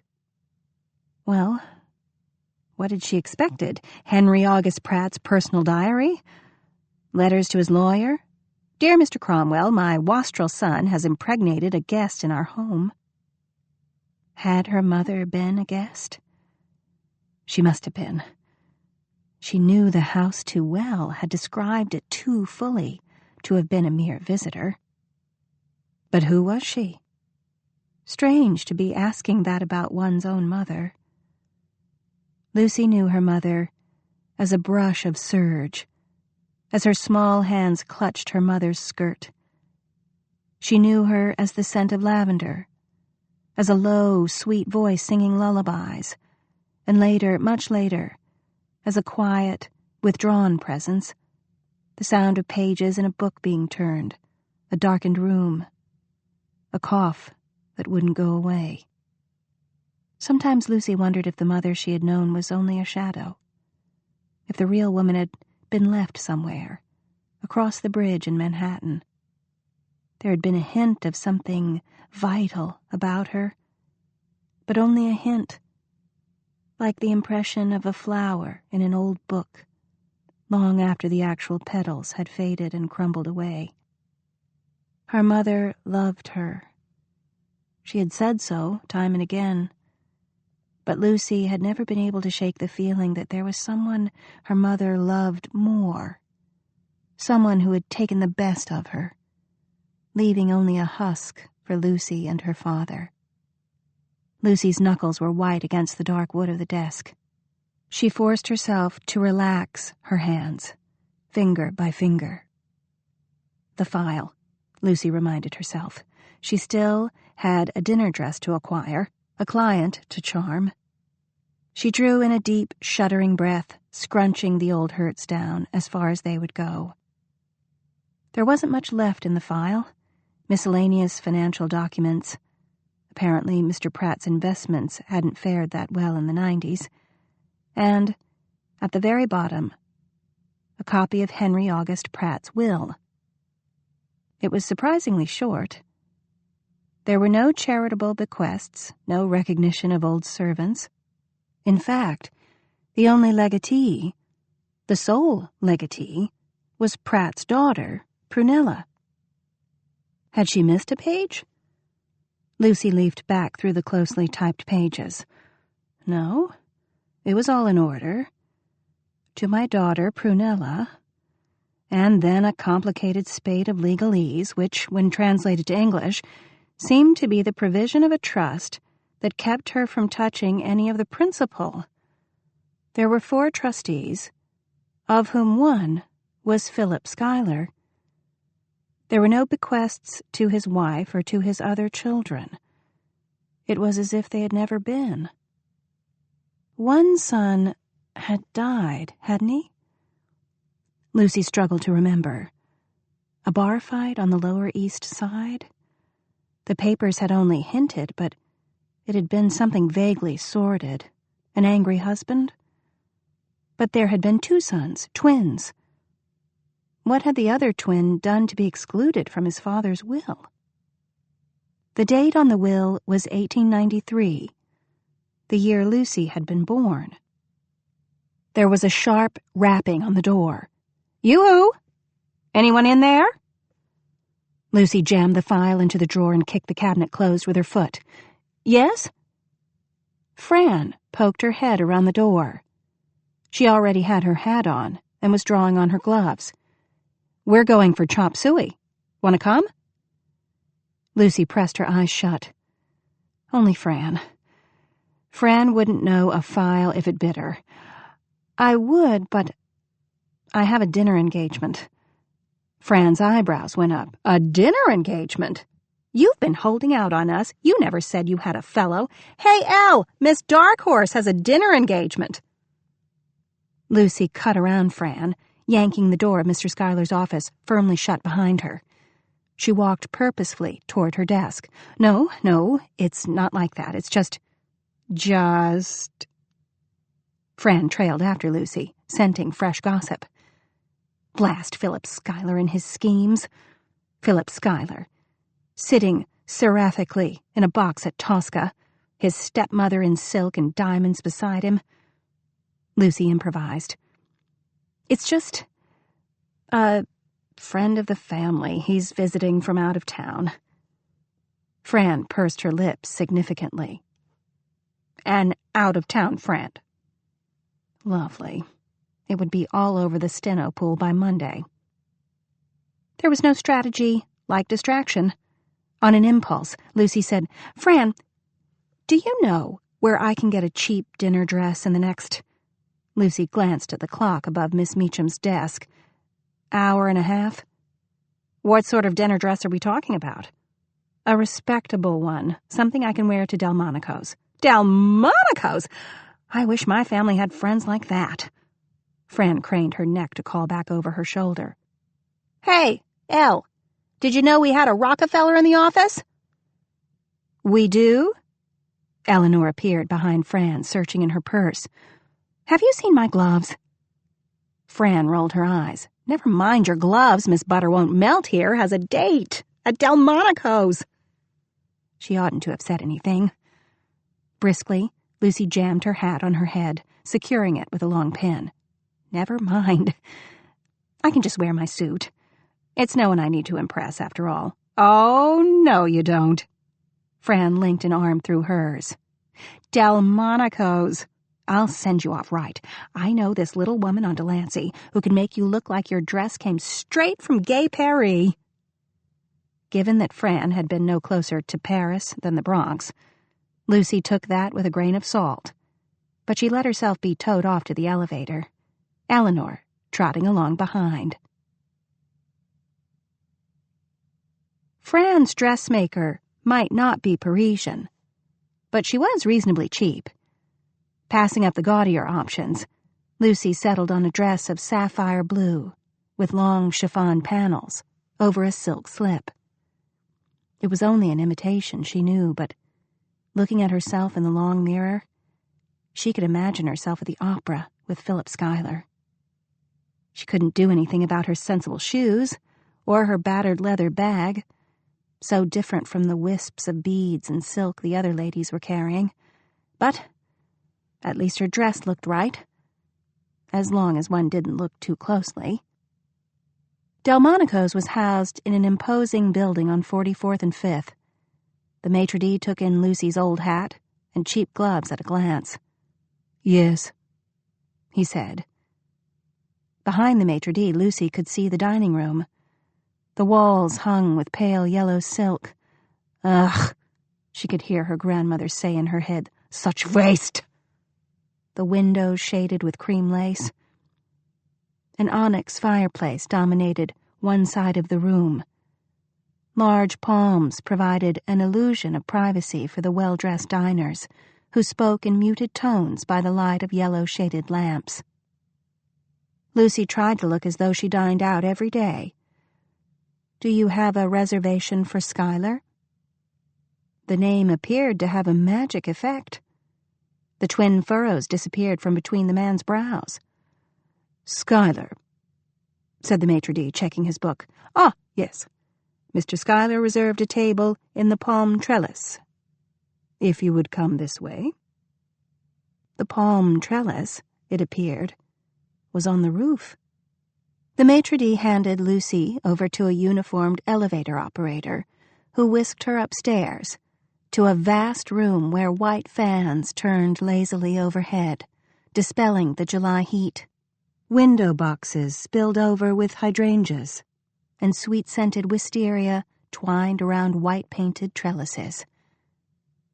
Back at Stornoway House, her attic room would be hot and close. The shared kitchen would be even hotter, with the depressing smell of day-old boiled cabbage that seemed to have sunk into the very walls. On an impulse, Lucy tugged her mother's ruby pendant from its hiding place. It was heavy and old-fashioned, but the ruby was real. It made her feel, a little bit, as though she belonged here. Through the long windows, the sky was shading gently toward dusk. The breeze from the fan ruffled the long chiffon panels of Lucy's dress as she followed yet another attendant through the long room to a choice table at the back, framed in an arch of wisteria, shaded by two tall palms. As they approached, a man unfolded himself from his seat at the table. The light was against her. Lucy could make out only a dark suit, dark hair, a broad set of shoulders. What would Dee Dee Shippen do? Penning on a stiff social smile, and trying not to trip on the hem of her gown, Lucy held out a hand. Mr. Ravenel?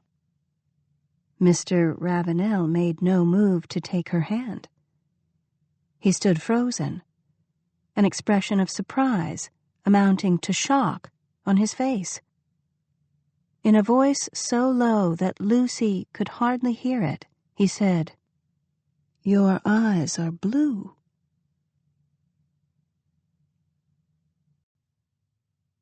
Chapter 10. June 1944. Kate. Well, he is a doctor. I stood in the middle of the tiny single room of a 3-floor walk-up in a dubious East Side neighborhood south of Park and stared into the pretty freckled face of my best friend, Margie Beckwith, her eyes wide with possibilities. "So am I," I reminded her. "But I'd rather kiss a cockroach." She shuddered with an empathy that only sisters or best friends who'd known each other since they were in diapers could have. Our mothers had met on a bench in Central Park when we were babies, our prams parked next to each other by happenstance. And then by design, as the women discovered they had much in common. Or, more specifically, that they both had the same delusions of grandeur. Whereas my father had been a lawyer with a respectable pedigree, most of our family money had been lost in the crash of '29, and while we weren't penniless, we had most definitely become middle class. It had always been apparent to me that while both of my parents had minded our social demotion, my mother had been much less forgiving of our circumstances. She'd been a loving wife and mother, but I'd never been able to completely shake the feeling that she always believed that there had been another life, a bigger, brighter life, waiting for her somewhere around the corner. Mr. Beckwith sold men's suits at Bergdorf's, while Mrs. Beckwith taught piano to the privileged, and mostly tone-deaf according to her, children of those who'd managed to hold on to their money or the newly rich. The latter she considered beneath her and were tolerated only because they paid well. Although neither the Schuylers nor the Beckwiths lived anywhere near 5th Avenue and 69th Street, their bench in the park was somehow fitting. Margie turned toward her closet. "I don't know why you're asking to borrow clothes from me. We're nowhere near the same size, and I certainly don't have anything appropriate for dinner at 21. "Exactly," I said, eyeing her curvy figure, which had gone out of style during the Victorian age. "I'm not trying to look attractive." She pulled out a dark gray skirt and examined it before putting it back with a dismissive shake of her head. "That's not something you say to a friend from whom you're borrowing clothes, you know." "I'm sorry, Margie. I didn't mean it that way. It's just that Dr. Greeley makes me so angry. He's practically blackmailing me to go out with him. Otherwise, he's going to do his best to ruin my career." "Well, maybe you shouldn't be kissing Patience." She sounded a bit peeved as she roughly slid hangers over the rod in her closet.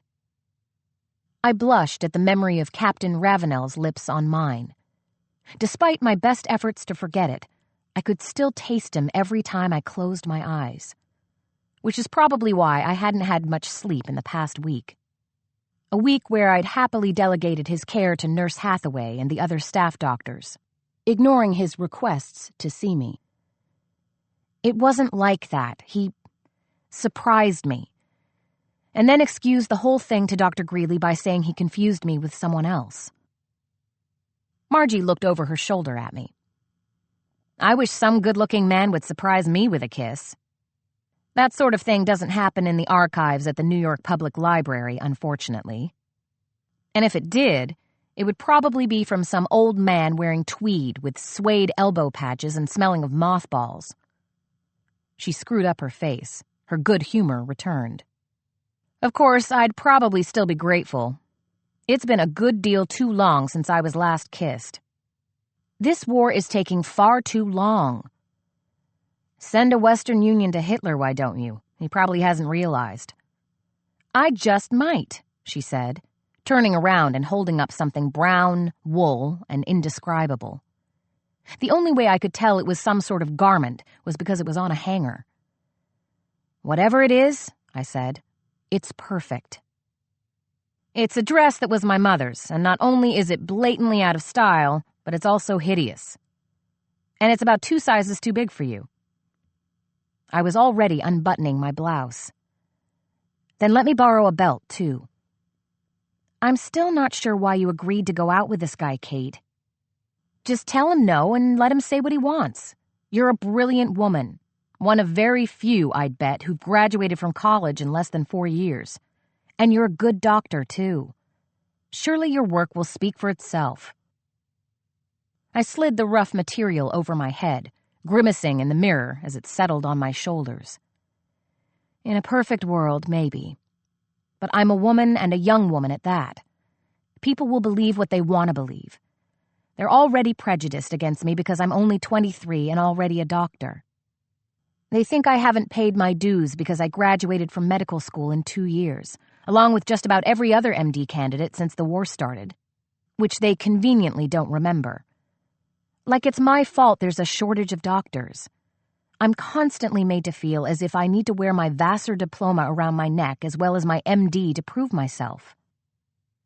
I turned to the side and back, making sure the heavy material hid all of my curves. So no, my work doesn't count. Only the word of my male colleagues.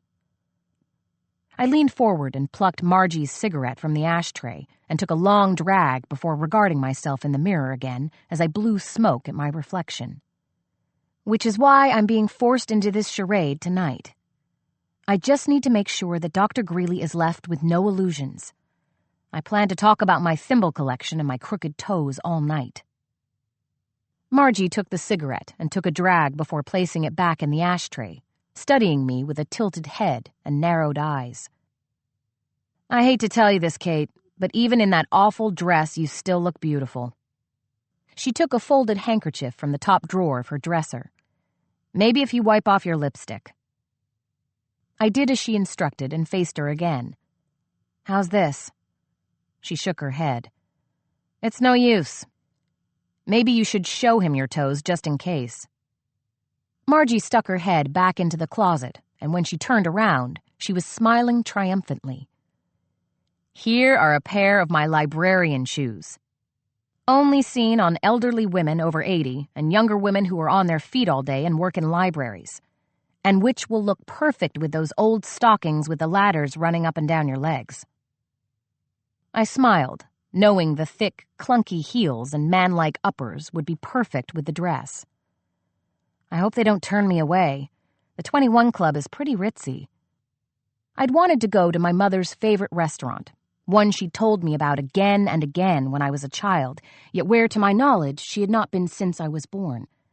But I'd sadly discovered that Delmonico's had closed in 1923.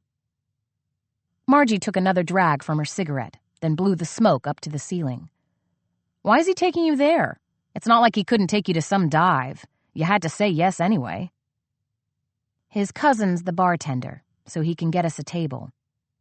Dr. Greeley is trying to show me how important and well-connected he is, I suppose, even though we'll probably be put in some corner by the kitchen. I slid on the shoes and sighed. I can't believe I went to med school for this. Sure. You could be living the glamorous life of a librarian like me instead. What I wouldn't give, she added under her breath. As I folded up my skirt and blouse to tuck into my pocketbook, she said, Maybe I should stop by the hospital and meet your Captain Ravenel, since you're not interested. He's taken, I said a little too quickly. We hadn't heard back from any member of his family, or any Victorine. I decided that if something hadn't arrived by today, I would send another letter to let them know he was on the road to a full recovery, and that arrangements could be made to bring him home by the end of the month if his recuperation continued on the same path. According to Nurse Hathaway, he'd not requested a pen and paper to write a letter himself, and I tried not to read anything into it. I had no interest in the captain except as his doctor. I've been drawing your likeness since I was old enough to pick up a pen. I gritted my teeth, wishing I could stop hearing his words. But they haunted me, a ghost that accompanied me during my rounds and at night in my dreams when I was finally able to fall asleep. Margie stood back from me, eyeing me critically as I pinned my hat to my hair and pulled on a pair of kid gloves that had once belonged to my mother. They had once been expensive, purchased years ago by my father and given as a Christmas gift. They were worn now in the fingertips, and I'd re-sewn the seams along each finger several times, but I couldn't bear to part with them. There was precious little of my mother's I still had, and when I wore the gloves it was like having her hand in mine, guiding me like she had when I was a child. Margie shook her head. You look positively awful, but still better than most women. Are you sure you don't want to spend the night here?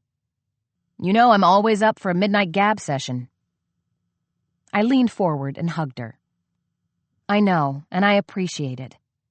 But I have early rounds in the morning, so it's better that I sleep at the hospital. We'll have lunch next week, and I'll let you know all about it, down to the last gory detail. All right, but if you change your mind, just ring the bell. I'm a light sleeper.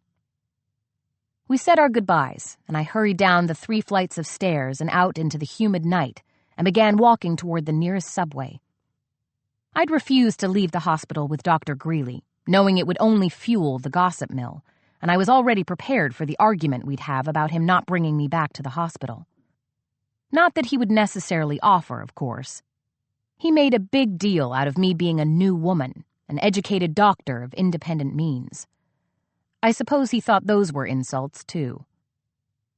I walked in the early evening drizzle, futilely trying to avoid the drips from shop awnings as I passed beneath them, then quickly ducked into the station. I bought chewing gum from the vending machine on the subway platform, so I'd stop gritting my teeth, hoping Dr. Greeley wouldn't think I'd freshened my breath for him. After a short wait, I boarded my train and sat down. I've been drawing your likeness since I was old enough to pick up a pen. What had he meant? I shook my head to mentally erase the words and attempted to focus on the evening ahead, where I would at least be getting a free meal. Instead, all I could see were eyes the color of winter grass, and hear the words spoken with a soft, southern drawl.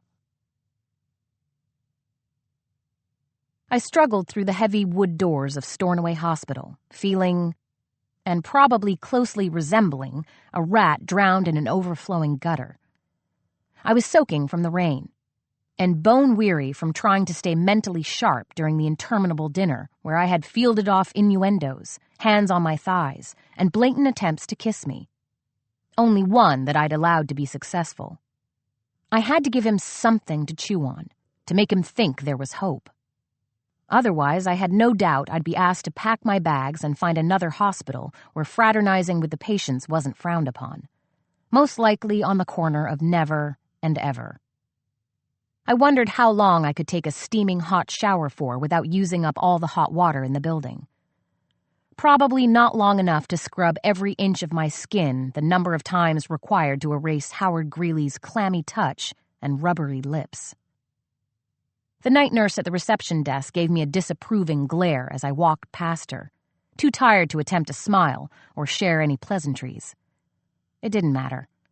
News of my appearance so late in the evening would be spread among the nurses and staff by morning rounds. Hitler had nothing on the nurses at Stornoway. Perhaps he should consider using them for his propaganda machine. In my exhaustion-induced delirium, the thought made me giggle, and I was awarded with an outright scowl and then a loud shh, complete with a fat index finger pressed to the nurse's lips. Ignoring her, I used the central marble steps to climb to the nurses' quarters on the 6th floor. The small space was filled with 6 metal beds, 3 of them occupied, including the one I'd been using and under whose pillow I had just that morning tucked my pajamas. The bucket I used for my toiletries was nowhere to be found. I peeled off my gloves and stuck them into my pockets, then slid out of my dripping dress and slip, letting them fall to the ground because there was nowhere to hang them. I was still wet, and I smelled like a damp sheep. My gaze fell upon a bathrobe at the foot of what had been my bed. Without remorse, I grabbed it and wrapped it around my body, feeling mildly mollified. I thought longingly of my peaceful attic room filled with light and the lost treasures of the people who'd once lived in the building. But it certainly wouldn't do if I spent the night up there now. Not since Captain Ravenel had awakened and begun his long road to recovery. With a heavy sigh, I crawled under the covers of one of the unoccupied beds and closed my eyes. I should have been able to fall asleep immediately. The week had been long, my workload heavy, and tonight's battles simply exhausting. But my thoughts kept drifting up toward the attic and to the solitary figure in the metal-framed bed. I kept picturing him as I'd last seen him, propped against the pillows, his face very close to mine. I remembered the sketch he'd drawn of me, and I wondered what had become of it. I was fairly sure it hadn't fallen into Dr. Greeley's hands, or I would have certainly heard about it by now. I needed to remember to ask Nurse Hathaway if she had it. I wanted to keep the sketch. Not as a memento, I told myself, but as a reminder of something I might want to remember later in life. A reminder of the time a kiss had made light and color explode inside of me. A brief second when I'd questioned my chosen path in life. I threw back the covers, knowing sleep would continue to evade me the longer I sought it. So as not to wake my sleeping companions, I stepped out into the deserted hallway and stood, listening to the nighttime pulse of the building, the soft hum like the memory of voices trapped inside its old walls. I crept out toward the elegant marble stairway, looking upward toward the glass skylight, and imagined I could hear the sounds of one of the grand parties that must have once been held in the mansion. I closed my eyes, just for a moment, and imagined I could see the handsome men in their tuxes and the beautiful women in their elegant clothes and jewels, smiling and dancing. I opened my eyes, feeling dizzy. My imagination had seemed too real, as if I'd been remembering an event from my own past. I itched for a cigarette, to give my hands something to do more than from any real craving. But the night nurse would serve my head on a platter if I were discovered. I had almost decided to call Margie, when I remembered the promise I'd made to myself earlier, about how I'd write to his family again if I hadn't heard back by today. I'd already begun stealthily walking down the stairs, listening for the night staff, and was almost at Dr. Greeley's office door before I realized what I was doing. All correspondence was usually placed on his desk until he found the time to open it at his convenience. I happened to know that he was most likely already asleep in his bachelor's apartment, and that he also routinely didn't lock his office door, not because he was forgetful, but because he assumed his exalted position meant nobody would dare enter his office without his permission. I turned the doorknob and opened the door. After making sure nobody was watching, I flipped on the light and locked the door behind me. I quickly went through the stack of mail on his desk, but there wasn't anything from South Carolina, Charleston, or elsewhere.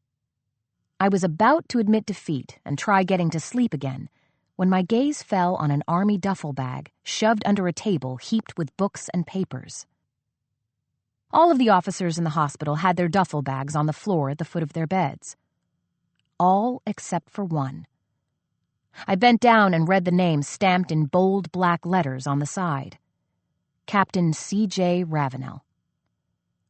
I sat back on my haunches, trying to justify what I was about to do. Maybe I didn't have the correct address and my letter hadn't reached his family, and there might be something inside with another address.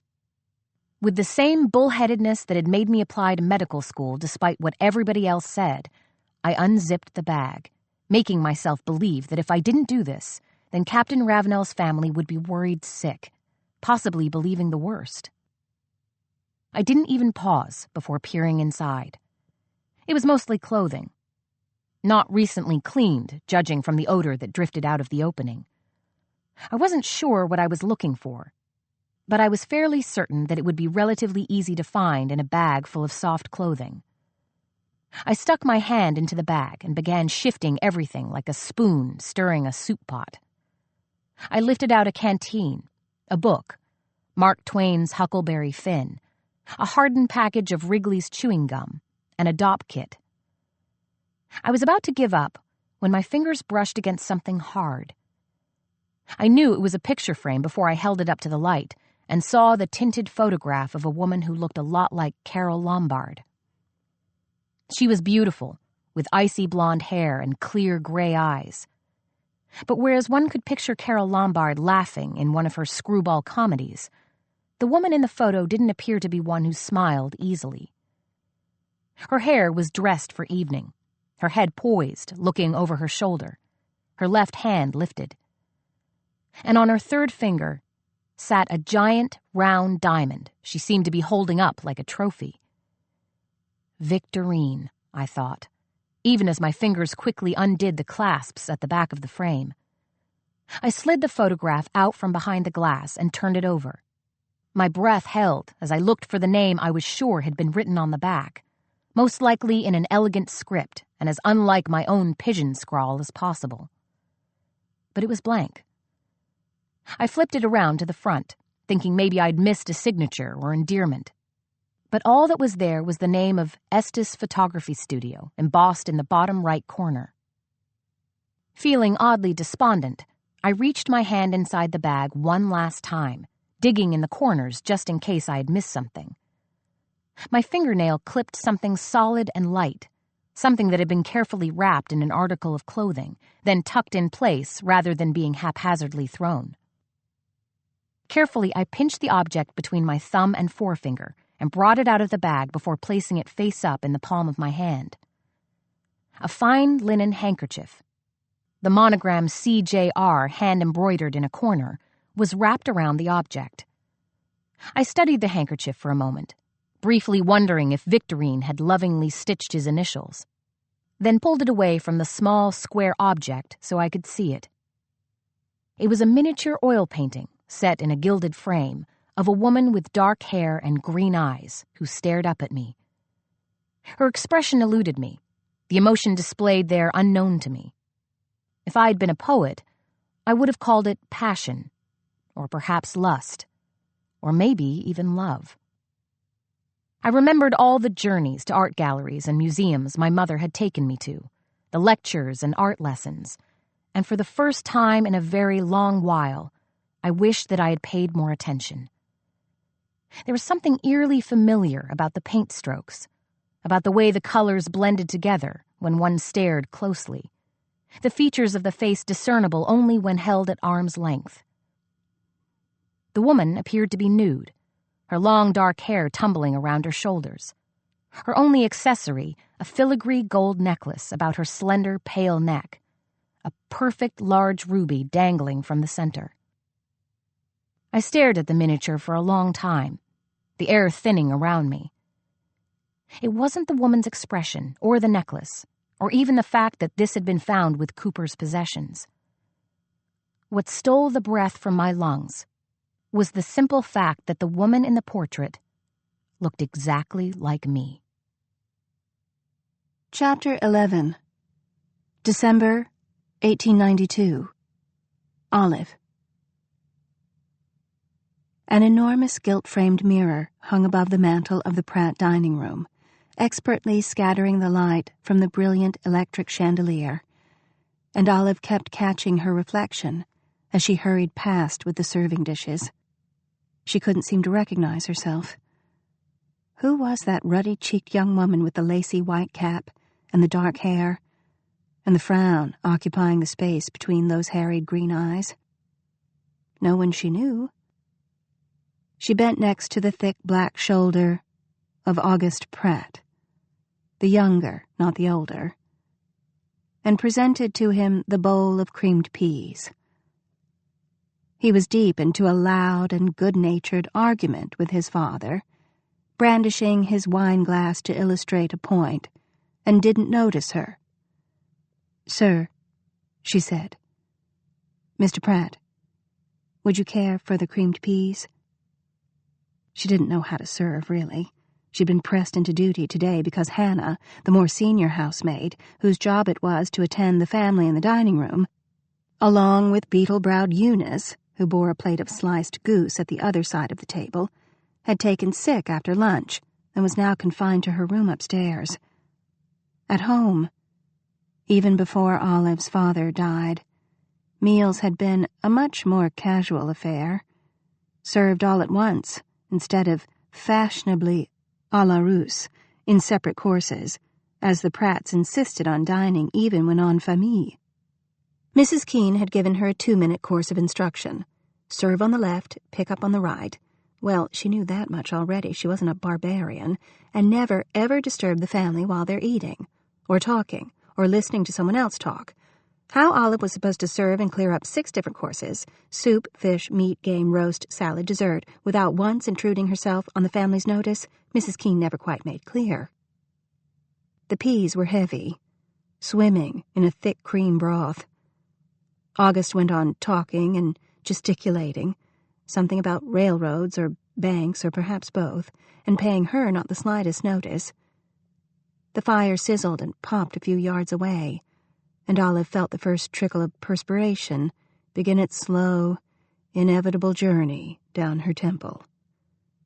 In another moment, it would either roll underneath her jaw or drop from the edge of her chin, possibly into the peas themselves. "Gus, you big lummox, the peas are to your left," said Harry Pratt. Harry. She had done her best to ignore the third man at the table, radiant and laconic in sleek black dinner dress, though his burnished hair kept catching the electric light as if, so it seemed to Olive anyway, to signal her or else to taunt her. Every time she leaned next to his shoulder, offering him the newest dish to arrive steaming in the dumbwaiter, she felt the warmth of his neck on her arm and smelled the curious mixture of pomade and shaving soap that characterized his evenings. Every time she passed around the other side of the table, his face would half turn toward her, catching her gaze in an amused way that communicated the length and breadth of their secret in a single instant. She snapped her eyes away at once, of course, but never soon enough. Harry. "What's that?" said August, wine-glass raised. Harry nodded at Olive. "The peas, idiot!" August jerked to the left, knocking his elbow into the dish. Olive staggered and caught herself, while the creamy pea ocean sloshed dangerously to the edge of its Meissen shore. "Clumsy girl," said Mrs. Pratt. "She wasn't clumsy," said Harry. "Gus was the clumsy ox who knocked into her. Are you all right, Olive?" "Yes, sir." "How on earth do you keep all their names straight?" said Mrs. Pratt. "Especially the new ones." "Not difficult at all when they're pretty as this one," said Mr. Pratt. "Eh, Olive?" Olive's cheeks burned. She righted herself, steadied the sloshing of the bowl, and then hesitated at August's unpredictable elbow, not certain whether he had actually rejected the peas or forgotten she was there. Mrs. Pratt said icily, "Well, as far as I'm concerned, I can't tell them apart. I suppose it's different for you gentlemen." There was a slight ironic weight on the word gentleman.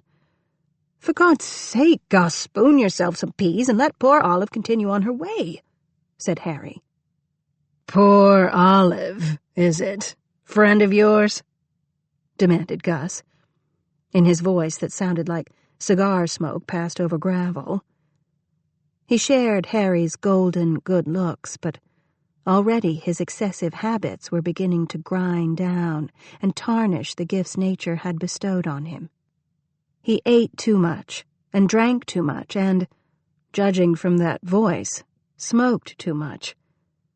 In another hour, he would be off in a cab, visiting a series of establishments and acquaintances that knew him all too well, each one lower and rougher than the last. In another year, his last football season a distant memory, he would start churning all that robust muscle into fat. Meanwhile, August, ignorant of either the corpulent future that awaited him or of Olive's nearby disapproval, plunged the silver serving spoon deep into the creamed peas, carried them perilously to his plate, and went back for another spoonful. "It's not so different, is it?" Mr. Pratt was saying to his wife. "A gentleman notices a pretty woman, and I understand it's much the same for the ladies. Noticing a pretty fellow, don't you think, Mrs. Pratt?" Mrs. Pratt pressed her lips together and stared at her plate. Mr. Pratt smiled and turned to his daughter. "Isn't that so, Prunella? Your fiancé is handsome enough for all he's twice as old as you are." "Yes, Papa," said Miss Pratt. That was all Olive had ever heard her say, "Yes, Papa," and "Yes, Mama," and sometimes the opposite, when the occasion called for respectful negation. If Prunella Pratt had formed any chance opinions of her own in her 18 years on this earth, she kept them to herself. The other housemaids liked to moan about her. She'll catch you out. She likes to stir up trouble. But housemaids were always moaning about something, weren't they? "You see, my dear," Mr. Pratt directed his jowly, bland face back to his wife, "it seems a woman's head can be turned by a handsome face after all. Who'd have thought it?" "Speaking of Prunella's unfortunate victim," Harry said a little quickly, "does he have any idea what's waiting for him at this engagement ball you're planning? I happened to meet him yesterday over at Perry Belmont's place, and he seems to be under the impression that it's just a small family New Year's Eve kind of thing. Bottle of champagne and canapes, and everybody kisses at midnight. Won't he be surprised by those swans? Why, thank you, Olive. I believe I would enjoy a dollop of those delightful peas you're offering." "You should be careful how you speak to me," Olive said, closing the door behind her. Across the room, Harry was busying himself with his chair and easel and a set of charcoals. He was either nonchalant about her arrival, and she almost hadn't done it, almost hadn't come at all, or trying exceptionally hard to seem as if he were. "Careful? How?" Olive leaned back against the door and took in the scene before her, not wanting to miss a single detail in her haste, in her anticipation, which choked up her throat and made her fingertips tingle. "Your family will think there's something between us." Harry straightened and turned toward her, wearing that broad and radiant smile that made her heart freeze in her chest. He had changed into a simple white shirt and brown trousers, terribly bohemian. His sleeves were rolled halfway up his forearms, and his teeth were as white as his shirt. "There is something between us. Don't be a fool. You know what I mean. I'll be dismissed on the spot." She could hardly get the words out, he was so beautiful. Harry put his hands on his hips and tilted his head. His smile dimmed, almost mortal. "Olive," he said slowly, "do you think, for a single moment, that I would let them hurt you in any way?" And that was it. For the past several days, and especially the past few hours, Olive had argued with herself endlessly about Harry Pratt. Whether she was simply blinded by his pretty face and his pretty manners and his flattery and his social position, or whether this attraction she felt for him was genuine. Whether she should visit him again in his studio, or ignore him and continue on her mission to rescue her father's memory and reputation. Whether she was right to be in this room at all. Whether she was being weak or brave. Whether Harry was a good man or simply a good seducer. Whether Harry meant her salvation or her downfall. And now, as he stood there before her in his billowing white shirt, glowing gold from the lamplight, surrounded by canvas and paint and brick walls and old furniture, in that beautiful and intimate room her father had designed at the top of the Pratt mansion, she realized that not only did she no longer care about the answers, she couldn't even remember the questions. She belonged here. That was all. "I don't know," she said. "I don't know much about you at all." "Well, you're going to. You're going to know everything about me. And I hope you'll tell me everything about you. Not that I need to know it, I already know who you are." "What?" "I mean the essence of you. Come here. I've set up a little background for you, a little more comfortable than last week, and I built the fire up so you won't be cold." Olive wanted to ask why she would be cold, since she was wearing her thick flannel nightgown, topped by an even thicker dressing gown. But perhaps she didn't want to know the answer to that either. She walked obediently in the direction of Harry's gesturing hand, where a pile of cushions lay on the floor, flanked by a pair of potted palms. "Of course, they won't be palms in the actual painting," Harry said. "It's just for perspective." "Of course."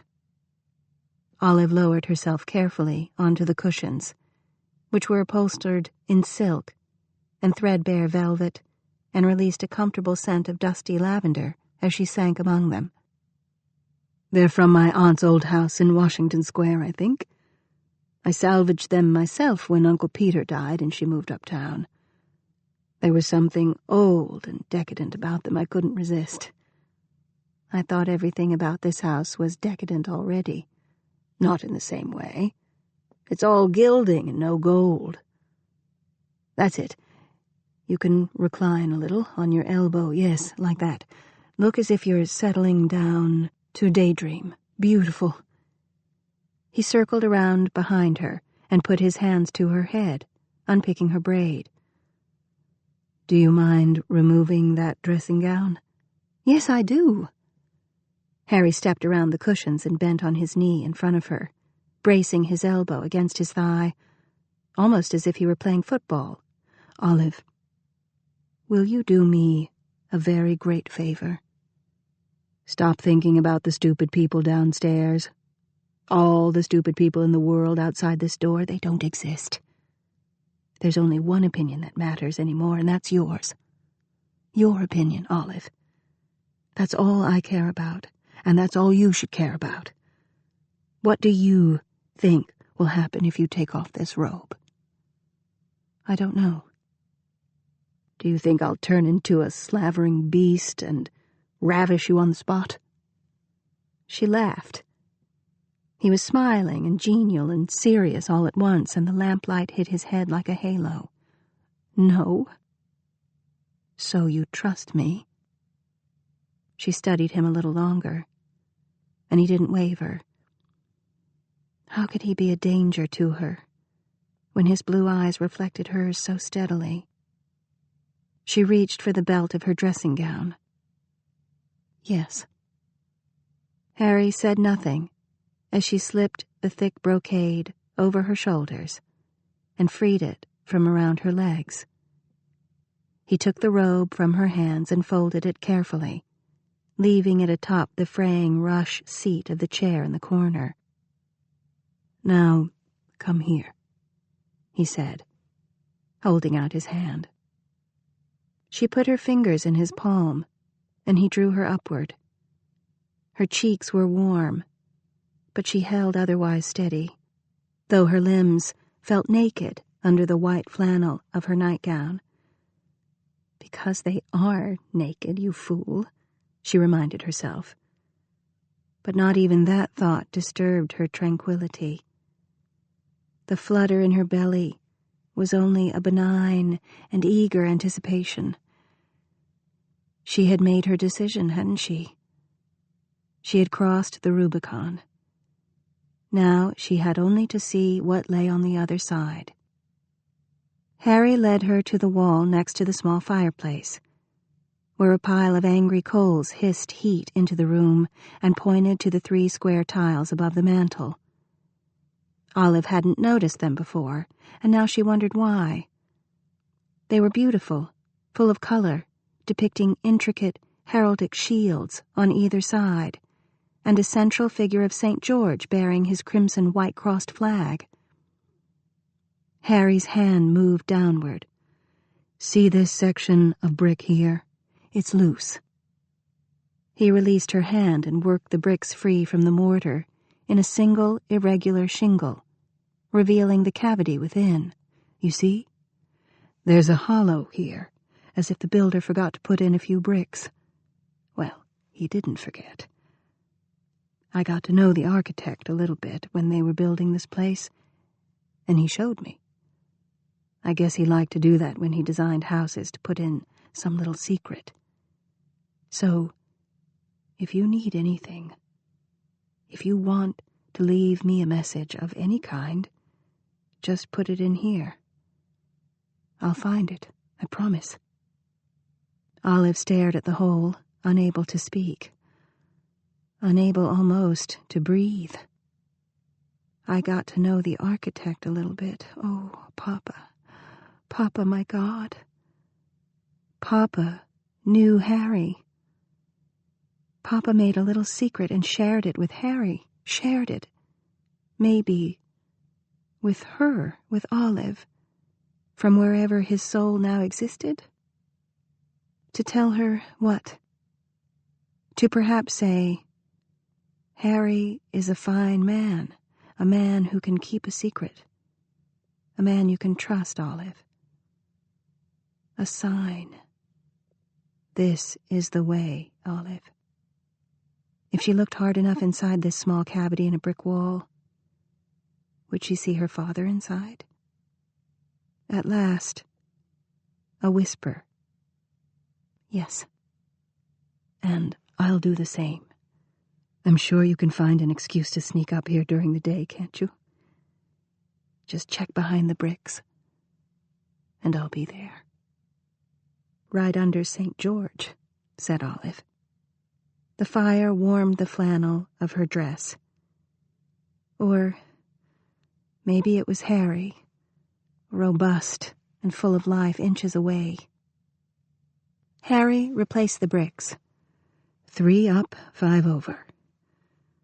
Now, let's get to work, shall we? I don't want to keep you up too late. I know you start work early around here.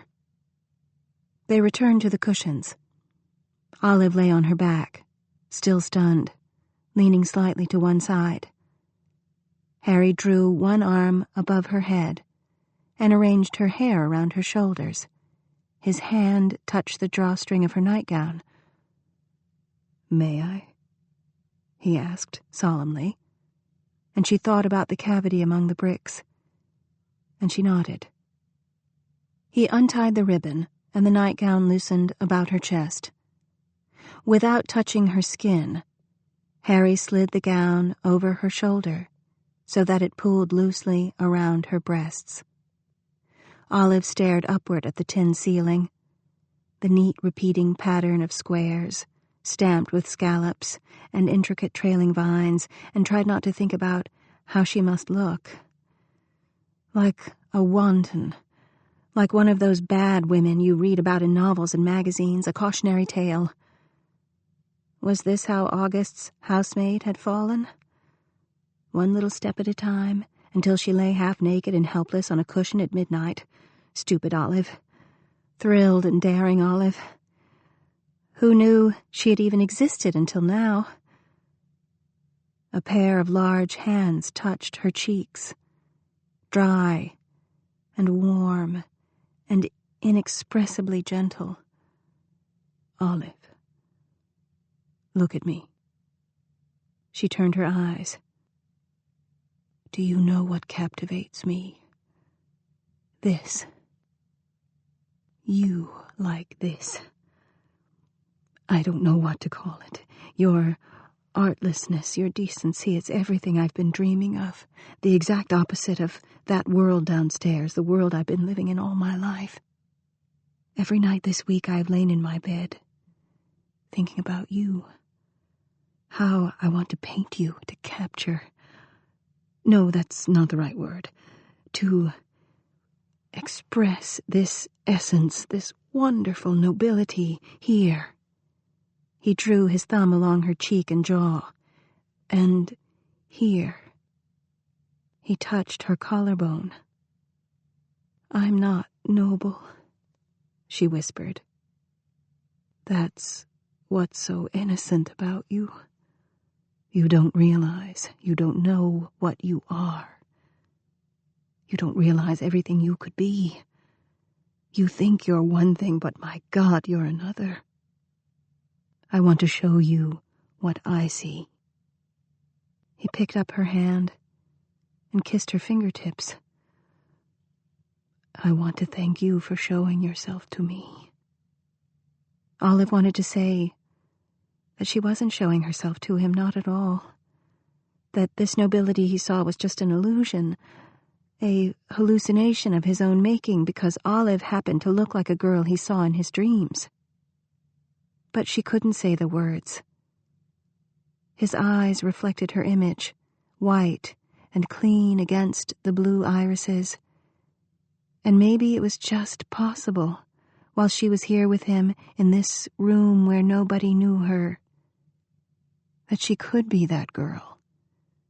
The snowy white girl reflected in Harry Pratt's eyes. The girl, perhaps, her father wanted her to be. "You see," Harry said. He rose to his feet, picked up his charcoal, and began to sketch.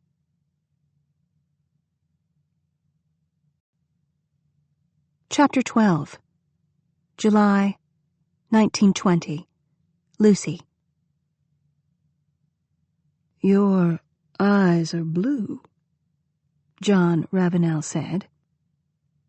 At first, Lucy thought she must have misheard him. Not, "Hello, how are you?" Not, "How do you do?" But, "Your eyes are blue." It sounded almost like an accusation. What color were her eyes meant to be? Of course they were blue. They'd always been blue. And why were they talking about eyes, anyway? "Mr. Ravenel?" Lucy withdrew her hand, assuming her most forbidding expression. "It is Mr. Ravenel, isn't it?" He had to be drunk. There was no other explanation. Drunk or mad. The man in front of Lucy wore a conventional suit, but there was something about him that made her think of bandits and brigands, highwaymen and pirates. It might have been his hair, black and soft, not parted and slicked down as fashion commanded. Or it might have been his skin, browned by the sun to the color of well-crisped toast. His eyes, since they appeared to be commenting upon eyes, were a deep velvety brown. Right now they were staring at her as though she were a ghost instead of a woman in a cheap dinner dress, disheveled from her sprint across town. Mr. Ravenel blinked and said unevenly, "Yes, ma'am. Forgive me, I wasn't expecting." His voice was different from the voices she was accustomed to, deep and slow. He took his time with his words, letting them spin out like syrup from a jug. "Lucy Young," said Lucy briskly, "from Cromwell, Polk and Moore. Mr. Schuyler was unavoidably detained. He sent me in his place." "From Cromwell, Polk and Moore," Mr. Ravenel echoed, as if the words didn't quite make sense. Mr. Ravenel's eyes dropped to the pendant at her neck. A strange expression crossed his face, calculating, wary. "Mr. Schuyler sent you." "He sends his apologies," Lucy lied. And wasn't that just like Philip Schuyler, to wiggle out of the disagreeable tasks and foist them onto someone else? He might have warned her that Mr. Ravenel was what her mother would have charitably termed simple. Her grandmother used rather less charitable terms, in her native German. No wonder Mr. Ravenel needed to be entertained on his visit to New York. Mr. Cromwell was probably afraid he would wander off if left unattended, Lucy thought tartly. The waiter was holding her chair for her, waiting for her to sit. "Have a steak," Philip Schuyler had said. Lucy decided she deserved one. Right on Philip Schuyler's tab. No, not a steak, lobster, and champagne, and all the most expensive things on the menu.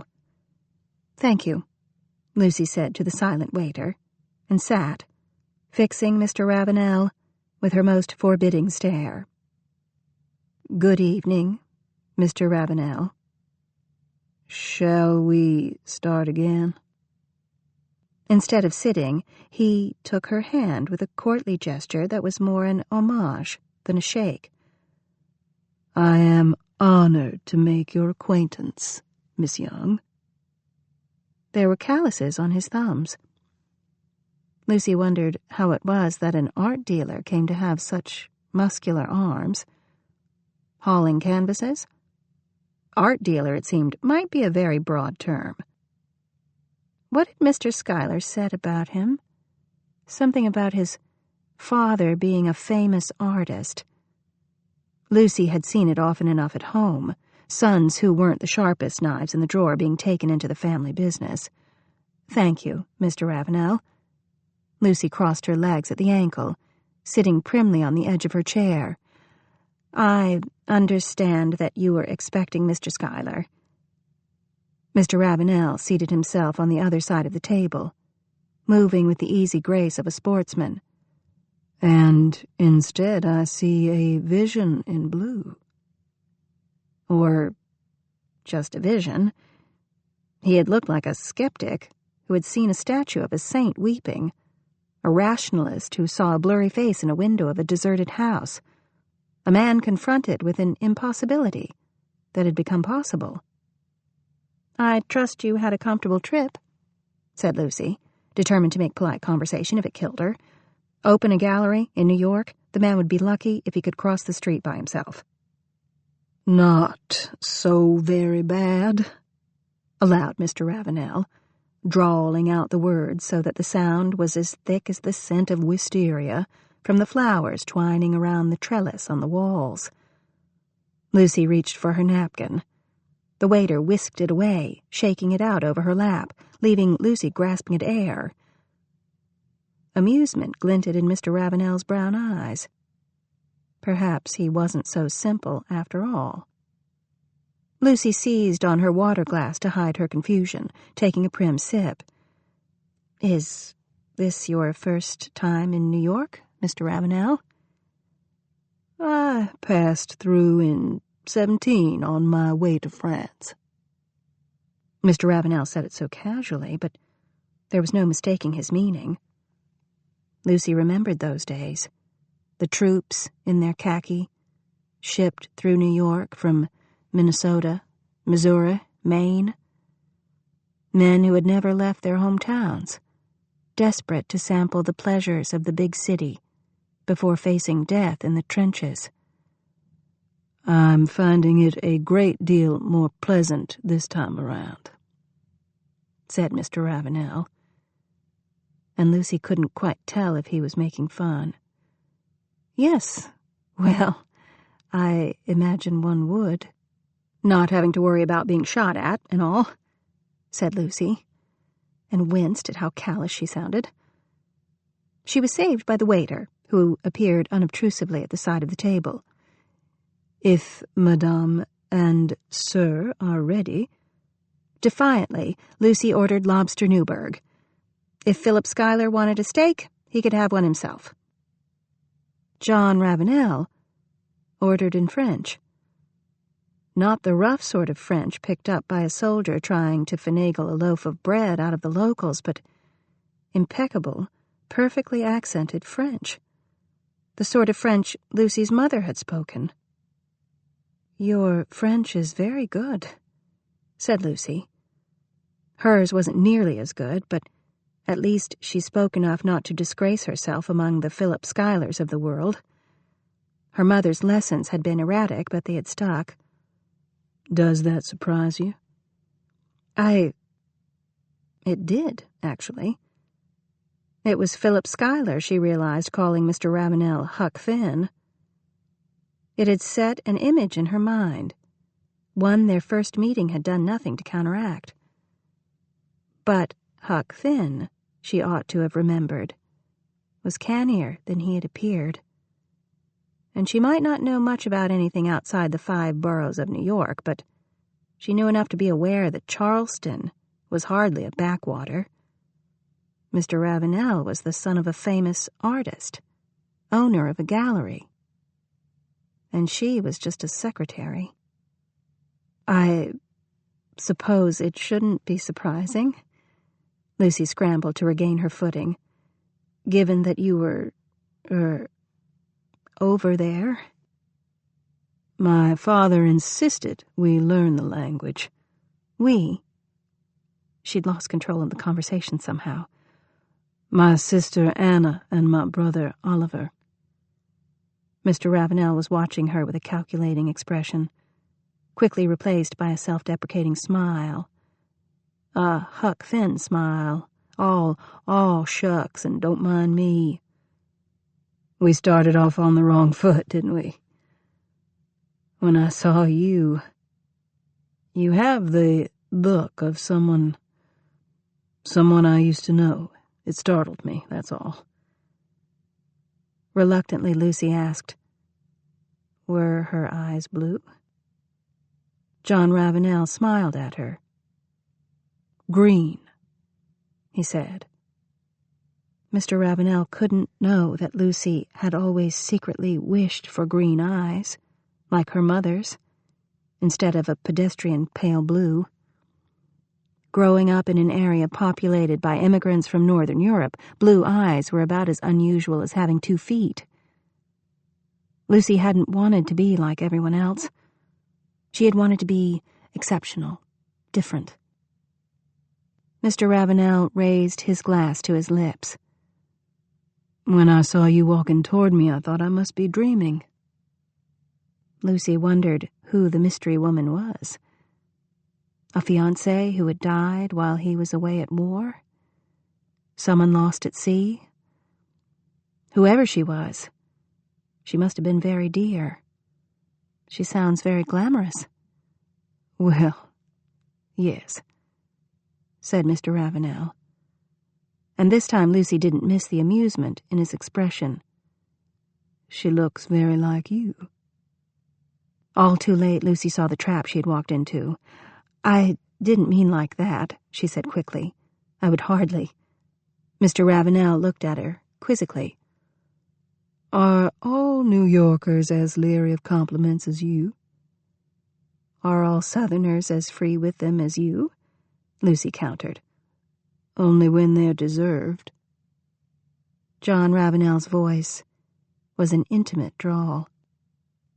Above, the fans swirled lazily, sending a pleasant draft of cool air down the back of Lucy's neck. The air was sweet with wisteria and hydrangeas, the light low and soothing. "It's not polite to tease," said Lucy sternly. "I thought Southern gentlemen were supposed to be the soul of chivalry." "Ah, but you're a Yankee." John Ravenel grinned, a pirate's grin, all white teeth. His smile faded as he looked at her. He was studying her as though she were a painting he couldn't quite place, a work of art without a signature. But all he said was, "That's a fine necklace you're wearing. Might I ask where you acquired it?" Lucy's fingers closed protectively over the pendant. "It was my mother's." "For you." Her mother's voice had been so weak Lucy could hardly hear her. She had reached beneath the pillow, fumbling at the sheet, falling back as a fit of coughing bent her double, red blood on white linen. Red blood and the glint of gold. "For you." Lucy had never seen the pendant before, never known her mother had it. It wasn't the sort of thing worn by a baker's wife in Brooklyn. "Father," her mother had managed to gasp out. With the last of her feeble strength, she pushed the pendant toward Lucy. "Legacy." And then Lucy had run for a glass of water, the pendant hastily thrust inside her skirt pocket, as though water might have any effect against those horrible hacking coughs, wrenching up her mother's blood and guts, coughing, coughing, coughing. She'd had the pitcher in her hand, the glass in the other, when it happened. A gush of blood, a rattle of breath. "Harry." And then, nothing. Nothing but a pendant in her pocket, and a name she didn't know. Mr. Ravenel nodded at the necklace. "A family heirloom?" "Yes, something like that." It was just polite chit-chat, but Lucy found that she didn't want to talk about her mother, or her necklace. It was too close, too raw. I understand that you wanted to speak to Mr. Schuyler about opening a gallery. For a moment it looked as though Mr. Ravenel would pursue the topic of the necklace, but he relaxed back in his chair, saying, I've been considering opening a branch of my gallery in New York, yes. But I may have misled Mr. Cromwell just a bit. My reasons for being in New York, they're a bit more complicated than that. Complexity is our specialty, said Lucy, brightly. I'm sure whatever it is that Mr. Cromwell and Mr. Schuyler will do their utmost. Mr. Ravenel turned the glass around in his hand, candlelight sparkling off crystal. It's not necessarily a legal problem. The waiter appeared with a small procession of underlings, and for a moment they were silent as porcelain plates were whisked into place and water glasses refilled. The pale damask tablecloth was nearly invisible beneath bowls of green vegetables swimming in butter, golden brown slabs of potatoes, anna, and large crimson lobster shells, brimming with a mysterious concoction of creamy lobster meat. Mr. Ravenel waited until Lucy reached for her fork before lifting his own. I suppose you could say this visit is something of a pilgrimage. Artistic or otherwise? Both, you could say. Mr. Ravenel's lips twisted in a reluctant smile. I don't mean to make a mystery of it. It's just difficult to find a way to explain. Do you know of my father? Only by reputation, Lucy hedged. She hadn't heard of him at all until a week ago. Her mother's artistic interests had skipped a generation. She was her father's daughter, efficient and practical. At least, she had thought she was. Mr. Ravenel's calloused fingers traced the delicate stem of his water glass. My father made his reputation painting in Cuba in the 90s. Pictures of village life, local festivities. When war broke out, he painted what he saw. Those same villages burnt out, scarred, destroyed. There are some who credit his paintings with bringing the U.S. into the war with Spain. That is impressive. I wouldn't know. I was only just born at the time, and I was too concerned with making sure I had a regular milk supply. At least, as my mother tells it. He glanced up, a hint of a smile on his face. She had a time of it, getting us out. She dragged my father and his easel with one hand and hauled me with the other, clear up to the Texas border. She sounds like a formidable woman. She is. The fondness in his voice was unmistakable. She's currently the terror of several ladies' auxiliary committees and a constant thorn in the side of my sister. You're lucky, Lucy said, to have a sister. She used to imagine brothers and sisters for herself, a whole houseful of companions. But no matter how hard she wished or imagined, it was always just her. There had been a miscarriage. Twins, Lucy knew from what she had overheard from behind the door, clinging to her doll. And then nothing. Her parents had shared a room, but not, apparently, anything more. Mr. Ravenel was watching her with a little too much interest. Hastily, Lucy said, "But what does this have to do with your visit to New York?" Mr. Ravenel regarded the Baroque curlicues on the handle of his fork. As I said, it's hard to explain. Cuba made my father's career, but it was more than that. He never spoke of his life before Cuba. It was as if he sprang full-blown as a grown man with an easel on his back and a paintbrush in his hand. He shook his head. Most artists have early works, old sketches, experiments that failed. My father, we have only one painting that predates Cuba, and I only found that one by accident. He was, he said, as if by way of apology, a very private man. Lucy's mother had been like that, too. Lucy had always had the sense of her mother as a traveler at a wayside inn, hugging her past to herself like a precious bundle she was afraid to lose. "Do you think your father has something to hide?" Lucy asked practically. Was he wanted by the law? Mr. Ravenel lifted both hands. "If I knew that. All I do know is that he was originally from this part of the world. He never said it in so many words, but there were details he let slip.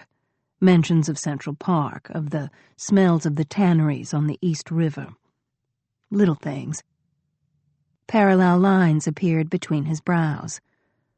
And my mother said she once saw him writing a letter addressed to someone in New York. About his paintings, perhaps." A shadow crossed John Ravenel's face. "He hid it when he saw her coming. There was something or someone in his life in New York that he didn't want her to know. I've wondered sometimes if Ravenel is even our name." He gave a little shrug. "It's the name on my birth certificate, so I suppose I'm as entitled to it as any other, but it would be nice to know for certain." There was a lump in Lucy's throat that had nothing to do with lobster. "I understand," she wanted to say. But she couldn't. Not to a stranger. Instead, she said, with false brightness, "Why don't you ask him?" His eyes met Lucy's. "My father passed while I was away in France." "My mother died last year." The words came out of nowhere, from deep in Lucy's chest. She set her fork down on the side of her plate. "Consumption. She had been sick for some time. I wish I had known her better." She felt instantly mortified. Mr. Ravenel didn't want to know her history. But he answered easily enough, "You never really think of them as people, do you? It's hard to imagine your parents being, well, anything but your parents." He seemed to require a response, so Lucy nodded, even though she wasn't sure she entirely agreed. Her mother had always had that air of mystery about her, of not quite belonging where she was. Maybe it was because her grandmother had been so very forceful, had made it so clear that the bakery was her province, had inserted herself so strongly into Lucy's upbringing. Her mother had fought a little less every year, had drifted back and back and back, until it was as though she wasn't there at all. Mr. Ravenel was caught in his own memories. "By the time I was old enough to remember, we were already in Charleston. Anna and Oliver was squalling in the nursery, and my father was a household name." His expression turned thoughtful. "Sometimes it seems like my father just leapt into being in Cuba in '93, as if there was nothing before then. But there must have been." He sat up a little straighter, his expression determined. "One thing I know about painters, Miss Young. Painters paint. They'll scribble on the walls if there's no canvas for them to paint on. I've never met an artist who hasn't had a portfolio of youthful embarrassments tucked away somewhere. If they're so embarrassing, might he not have done away with them?" Lucy toyed with the contents of her lobster shell. She ought to have been feasting on the succulent lobster, but her appetite had fled. "Filed them in the fire, so to speak?" "I'm no artist," her mother had said. "No? I don't believe so." Mr. Ravenel seemed very sure. But then, it was his father. Perhaps Mr. Ravenel Sr. had been the sort who couldn't be brought to throw away a scrap of brown paper, or a frayed roll of twine. He leaned forward, one elbow wrinkling the creamy tablecloth. "If I tell you something, can you keep it to yourself?" "I keep everything to myself, Mr. Ravenel." Her entire life was a lie. Remembering that she was there in her professional capacity, Lucy added virtuously, "As long as it doesn't compromise the firm in any way." "Not the firm." Mr. Ravenel turned his fork over and over in his hand, the heavy silver catching the light. "Recently, a series of paintings appeared on the market. They were unsigned, but they were unmistakably my father's work." He was watching her closely, looking for a reaction. Lucy frowned at him. "How could you tell? If they were unsigned?" "I know my father's work the way you know your own handwriting. And it wasn't just me. A colleague brought the first of them to my attention. The technique is unmistakably my father's, but the subject matter is different." "How different?" Something in the way he said it made Lucy wonder just what these secret paintings might be. Nude ladies, scurrilous sketches.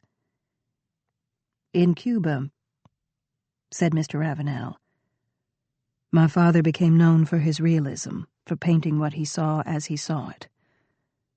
These are, I guess you could call them, allegorical. Fairy tale scenes, knights and ladies and Arthurian legendary." A knight raised his sword in the mural on Lucy's wall. Brave St. George, perpetually poised to rescue the maiden, eternally chained to the rock. Lucy felt a sudden surge of frustration with it, with all of it. Why didn't the maiden just break her chains and save herself? Why hadn't her mother said anything, done anything? "Miss Young?" Mr. Ravenel was regarding her with a little too much interest. Flushing, Lucy recalled herself to the present. "That was a popular subject," she said quickly. "But if these are so different from your father's other works, can you be sure?" "Yes," said Mr. Ravenel. "Do you remember that I mentioned that I had one of my father's early works? It's a miniature, a portrait miniature. One of these new paintings, the lady in the painting, is the same as the lady in that miniature. I would know her anywhere. In fact, well, let's just say it's a distinctive face." Lucy looked keenly at Mr. Ravenel, intrigued despite herself. "That's why you're here, isn't it? Those paintings." The waiter slipped silently between them, taking their empty plates away, but Lucy didn't need Mr. Ravenel's nod of corroboration to know she was right.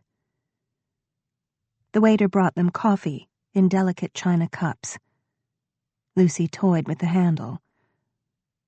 "Are there details in the paintings? Physical objects that might give you a clue as to where your father came from?" "I'm hoping I can do better than that.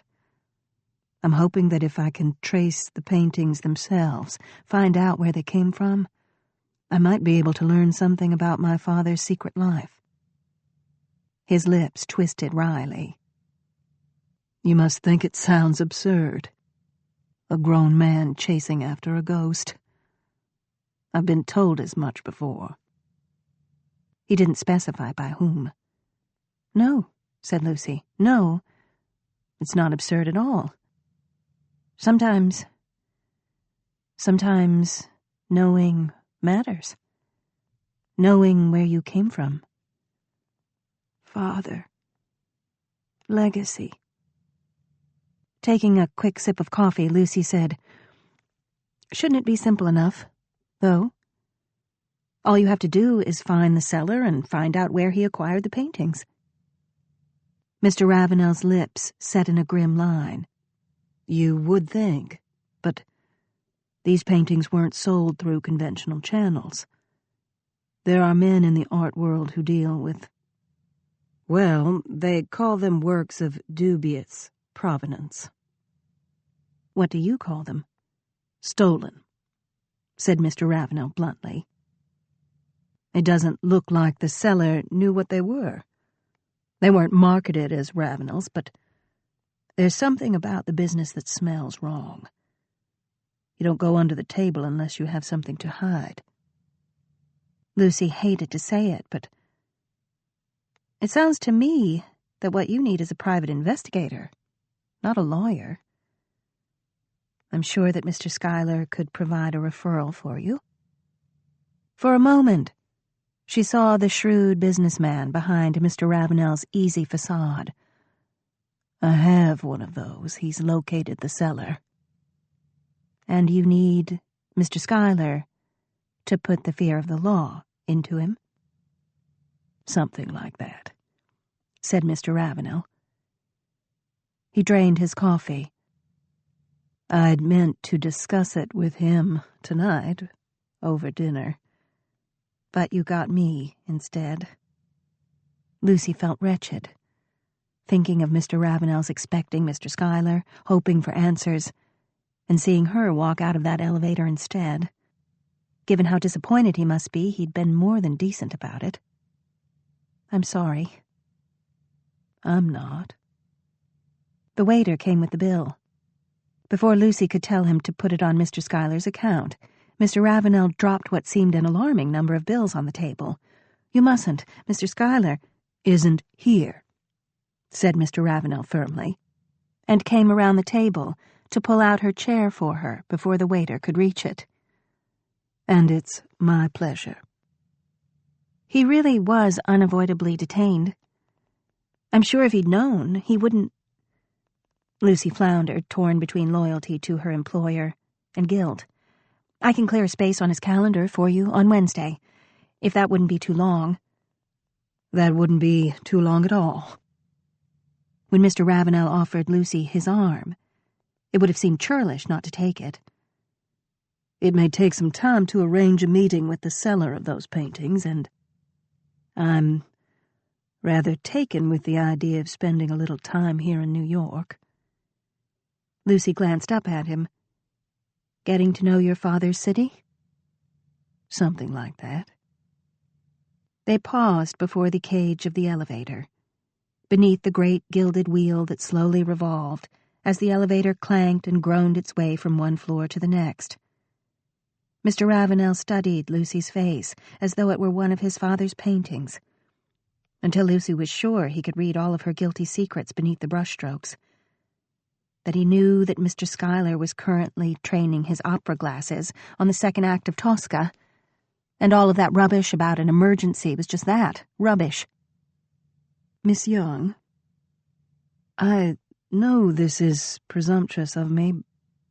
I don't want to impose. Don't be silly, Lucy broke in brusquely. I'm happy to do anything I can to help. Mr. Ravenel cocked a brow. Anything? Lucy shrugged. Anything other than getting you an appointment on Monday? I don't think even St. Peter could manage that. Mr. Schuyler had a standing game of golf on Monday, followed by a trip down to Philadelphia to squire his fiancée to some dinner or other, a dinner that would undoubtedly be chronicled in loving detail in the society pages by Wednesday. Well, Mr. Ravenel drew the word out, several syllables long. I wasn't thinking so much of Monday as tomorrow. There's a whole long day ahead of me, and I've already been to the Metropolitan Museum more than once. Is there any chance I might persuade you to sacrifice some of your time to the entertainment of a lonely traveler? Chapter 13. July, 1944. Kate. Dr. Schuyler? Dr. Schuyler? 2 gentle shoves on my shoulder brought me awake, although it took a long moment for me to recognize where I was.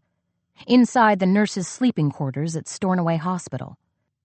But just a few minutes before, I'd been standing on the sidewalk below, holding hands with my mother, and looking up at the tall, Gilded Age mansion, while my mother told me to pay attention.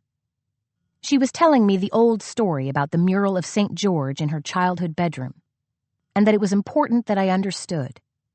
I had been about to ask her what she'd meant when the shoves on my shoulder had begun. "Dr. Schuyler?" "I'm awake," I said in a matching loud whisper, blinking several times to clear the sleep from my eyes, and recognized Nurse Hathaway. "What is it?" "It's Captain Ravenel, Doctor. He's having one of his nightmares, and Nurse Houlihan and I can't calm him down. I could give him a sedative, but you told me not to, that I should come to you first." I was already standing and sliding my arms through my bathrobe sleeves. "Is he feverish?" I asked, furtively searching with one foot for my slippers, then finally giving up and dropping to my knees. I retrieved both from the farthest reaches under my bed and put them on. "No," she said. "Good. Wait for me outside. I'll be right with you." She gave me a brief nod, then waited outside the door while I carefully slid my hand into my pillowcase and pulled out the linen-wrapped miniature portrait I'd taken from Captain Ravenel's duffel. I had no intention of keeping it, but I couldn't leave it in Dr. Greeley's office. I couldn't imagine his blunt fingers pawing around the captain's possessions and discovering it, and seeing the resemblance to me.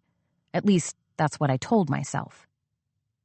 Pushing back my inner voice, which kept reminding me about curiosity and the cat, I slid the miniature into the pocket of my robe, then quietly exited the sleeping quarters.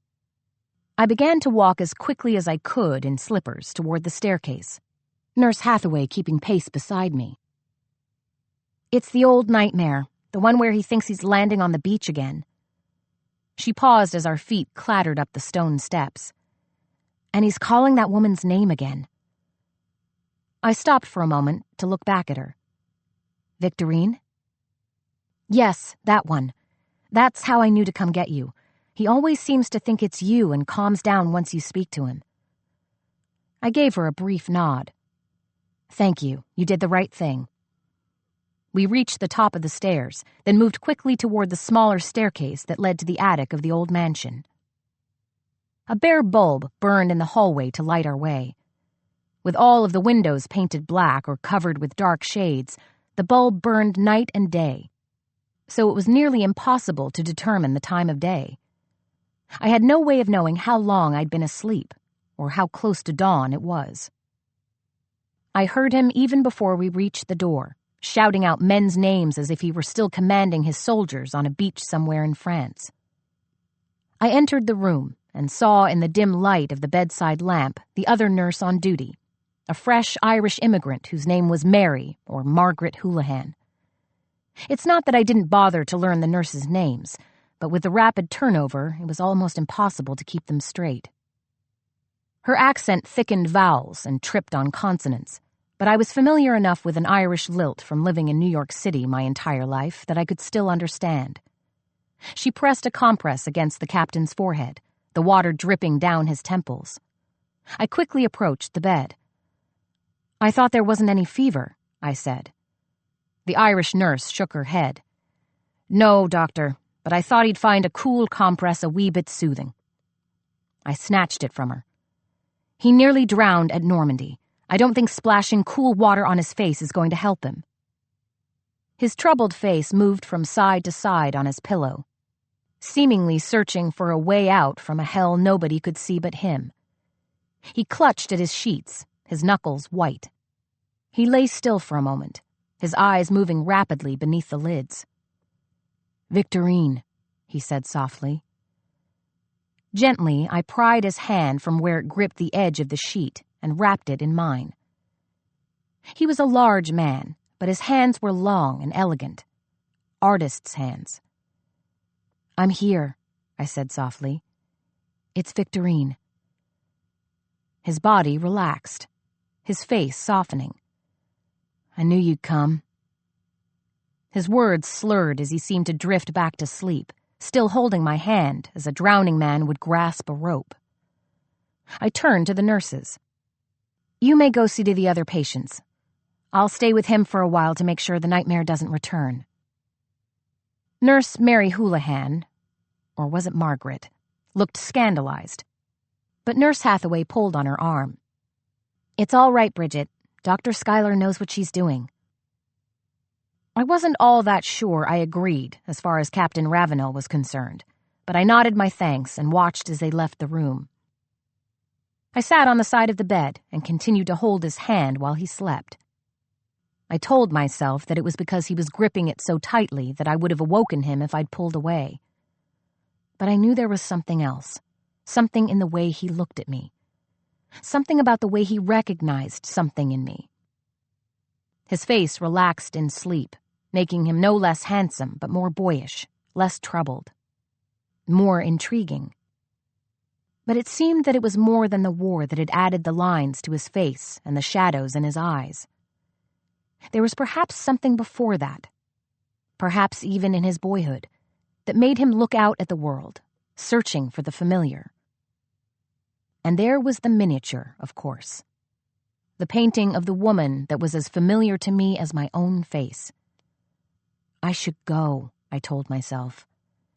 I even tried to extricate my fingers from his, but he held firm. I resigned myself to a night spent staring at the blacked-out window, waiting for dawn to emerge around the edges. I'd awaken him then, after I was assured he'd had a restful sleep and before anybody realized I was in there, dressed in only a bathrobe. I sat back against the headboard, trying to find a comfortable position, and began to count the scrolls on the tin tiles of the ceiling. For an indeterminate amount of time, I rotated between counting scrolls and tiles, allowing my gaze to drift downward to the captain's face, and then forcing my eyes upward again to begin counting over. Every once in a while, I tried to pull my hand free, vigilantly aware that the light outside had shifted and that I'd have to awaken him soon. I'd just started with another round of counting tiles when I was interrupted by a decidedly masculine voice. "Dr. Schuyler?" My time spent with mostly men in medical school and then soldiers for the last few years had taught me several expletives of which my mother certainly wouldn't have approved. But I used several of them then as I jerked my body off the bed, managing to slide onto the floor, taking most of the bedding with me. "Didn't mean to startle you, Doctor. I was just going to say that if you want your bed back, I'll be happy to move over." "I thought you were sleeping," I said through gritted teeth as I hastily rearranged the bedclothes, doing my best not to notice the unclothed captain or his long, muscular legs. I gave up trying to tuck everything in with jittery fingers and just focused on covering up anything I shouldn't be noticing. "Well, I was, but when I awakened, I didn't want to interrupt your counting." I glared at him. "I'm sorry, Captain, I shouldn't be here. Not dressed like this at any rate. You were having a nightmare again that the nurses weren't able to pull you out of, so they came and got me." "No apology needed, Doctor," he said, his morning stubble doing nothing to detract from a grin that Margie would describe as wicked. "There are worse things than waking up in a bed with a beautiful woman." "I wasn't sleeping," I said in my defense, and realizing my error too late. I closed my eyes for a moment, trying to block out his grin, then jerked them open again as I raced to the window and pulled away the side of one of the blackout shades. I hoped it was light enough outside already, or that the civil defense warden didn't happen to be looking up at the moment to see a contraband sliver of light. But I needed to know how much time I had to race back downstairs to change my clothes before anybody saw me. The sky was still dark, with tiny pinpricks of stars shooting a feeble light down upon the sleeping city. The moon was a slender fingernail, nudging its way across the horizon, with no sign of a rising sun to ruin its fun. I let the shade fall back, then pressed the heel of my hand against my chest to slow my hammering heart. "It's 3:20, he said with a slow drawl. "You could have just asked." I looked back and saw the captain holding up his GI-issued Bulova wristwatch. Despite my best intentions, I barked out a laugh. "Captain Ravenel, you are incorrigible."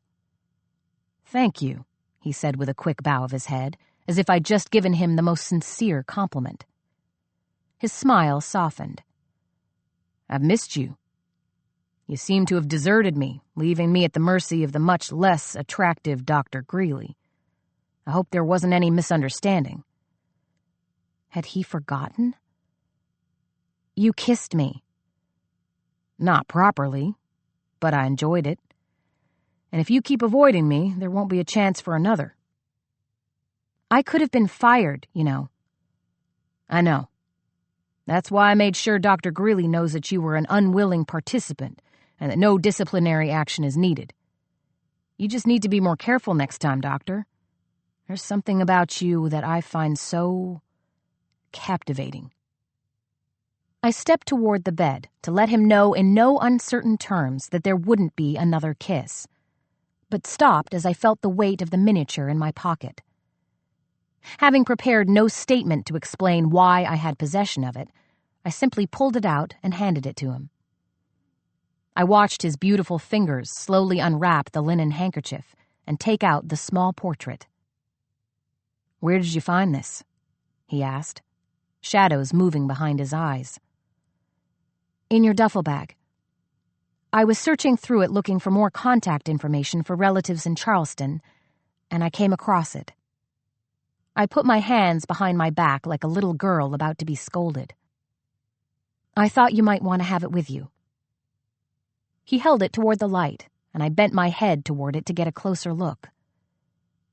"It's uncanny, isn't it?" he asked. I pulled back, wondering if he saw what I saw. "What is?" "How much you look like her." Our eyes met, and in the dim light, his seemed more gold than green, like a chameleon. "Who is she?" He studied the portrait again, tilting it in the light. "I'm not sure. It belonged to my grandfather, the great artist, and then to my father. And now it's mine. All I know is what my father told me, that the woman was my grandfather's great and true love. You can tell by the way he painted her that there was true passion between the artist and his subject." "Your grandmother, then?" His lips quirked upward. "Perhaps, perhaps not. It was given to my father by an old friend of my grandfather's after my grandfather's death. The friend had been a fellow artist living in Cuba before the Spanish-American War, and he had possession of this portrait in my grandfather's journal." His eyes brightened. "The journal contains quite a few salacious details regarding my grandfather's amorous activities while in Cuba, mostly revolving around a beautiful Cuban girl, Maria, who eventually became my grandmother. I never met her, but I'd like to believe she's the woman in the portrait. Except..." "Except?" I asked, leaning closer. "Except that in my grandfather's journal he mentions Maria's beautiful brown eyes." I took a step back, having the sensation of a cold breath on my neck. "You said you've been drawing me since you first picked up a pencil. Is this who you meant?" He was silent for a moment. "Yes. I found her intriguing, mesmerizing, mysterious. I felt compelled to draw her, and when I first saw you..." "You thought you'd found her," I finished. I licked my dry lips, wondering if I should tell him more. Wondering how I could not. "There's something else," I started to say.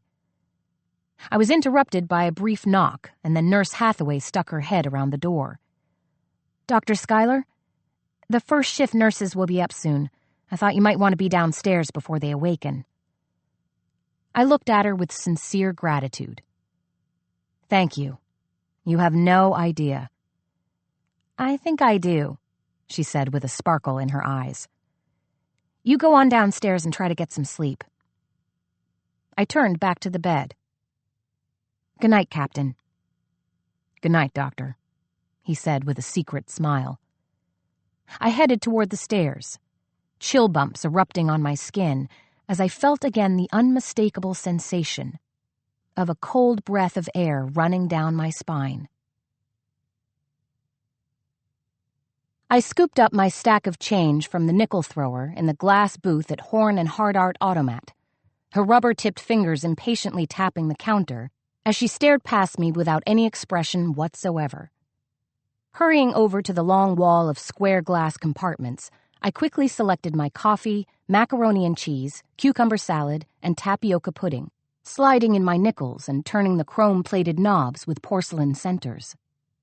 I waited briefly before each glass door opened, and I pulled out my food. After scanning the crowded room, I found Margie already seated at one of the highly lacquered tables, her feet and pocketbook on the only available chair. As I approached, she slid her feet to the ground and removed her purse. "Sorry," she said. "It was the only way I could keep it from being taken." She scowled up at a matronly woman who approached the chair with an expectant look. The woman stepped back in alarm, then continued her hunt for a chair. "I'm sorry I'm late," I said. "Dr. Greeley doesn't want to let me out of his sight. I had to sneak away just to telephone you to set this up, and he wants me back in 30 minutes. She watched as I settled myself in the chair, dropping my pocketbook on the floor beside me. "Well, that's an idea." "What's that?" I asked, arranging my dishes and placing a napkin on my lap. "The telephone. Why don't you just call Captain Ravenel's family?" I quickly stuck a forkful of macaroni and cheese into my mouth so I'd have time to think. "I don't believe that information was on any of his paperwork." "But you're not sure?" I met my best friend's gaze. "I don't think I looked." Margie sawed into her Salisbury steak, then dipped it into mashed potatoes. "Because for some reason you're not too eager to get them here, despite your protests to the contrary." She smiled. "Even though it gave you a good excuse to snoop through his duffel." "I wasn't snooping. I had a legitimate reason. The man nearly died, and yet there's been no contact from his family whatsoever." "But he hasn't suggested calling them either." I paused. "No." Margie smiled as she chewed, her expression like the clever cat who'd figured out where the mouse lived. She picked up her pocketbook and opened it, then took out a small, rectangular, robin's egg blue colored box. It was worn and frayed along the edges, but I knew the inside was lined with white silk and bore the name of Tiffany & Company Jewelers. She slid it across the table to me. "I'm just dying to know why you need this now. Your date with the doctor was last night." I quickly began shoving the cucumber salad into my mouth, desperate to eat every morsel of my lunch since I wasn't sure when I'd be eating dinner. I took a quick sip of tepid coffee, then slid the box into my own pocketbook. "In the miniature portrait, the woman is wearing a ruby necklace, one that looks remarkably like this one." Margie sat up straighter. "No fooling. Where'd it come from?" "It's the only thing of real value, besides the mink coat, that I inherited from my mother. She never wore it, which is why I'm pretty sure my father hadn't given it to her. But sometimes I'd catch her trying it on and looking at herself in the mirror. I always assumed it came from her mother, but my grandmother was a baker's wife. I can't see how he could have ever afforded a piece of jewelry from Tiffany's." Margie leaned toward me, her eyes wide. "Maybe it was stolen. And maybe you're about to open a can of worms that you can't shove back once they're out. Or chances are it's just a similar necklace and means nothing. I just want to show him. He's not sure who the woman in the portrait is, but maybe he knows something about the necklace. Or maybe you're just looking for an excuse to talk to him." Her wide eyes gleamed. "The woman looks just like me, complete with dark hair, green eyes, and a pronounced widow's peak. I can't simply ignore it." I took one bite of my tapioca, then slid it across to Margie. "I've got to run. It's yours if you want it." But Margie wasn't looking at the pudding. "Be careful," she said. I paused. "Of what?" "I'm not sure." A deep V formed between her brows. "It's just that this is all so strange." I stood and pushed my chair under the table, my hand barely leaving the top of it before the chair was taken by a tall man in a dark suit and hoisted over his head. "Don't worry. I can take care of myself."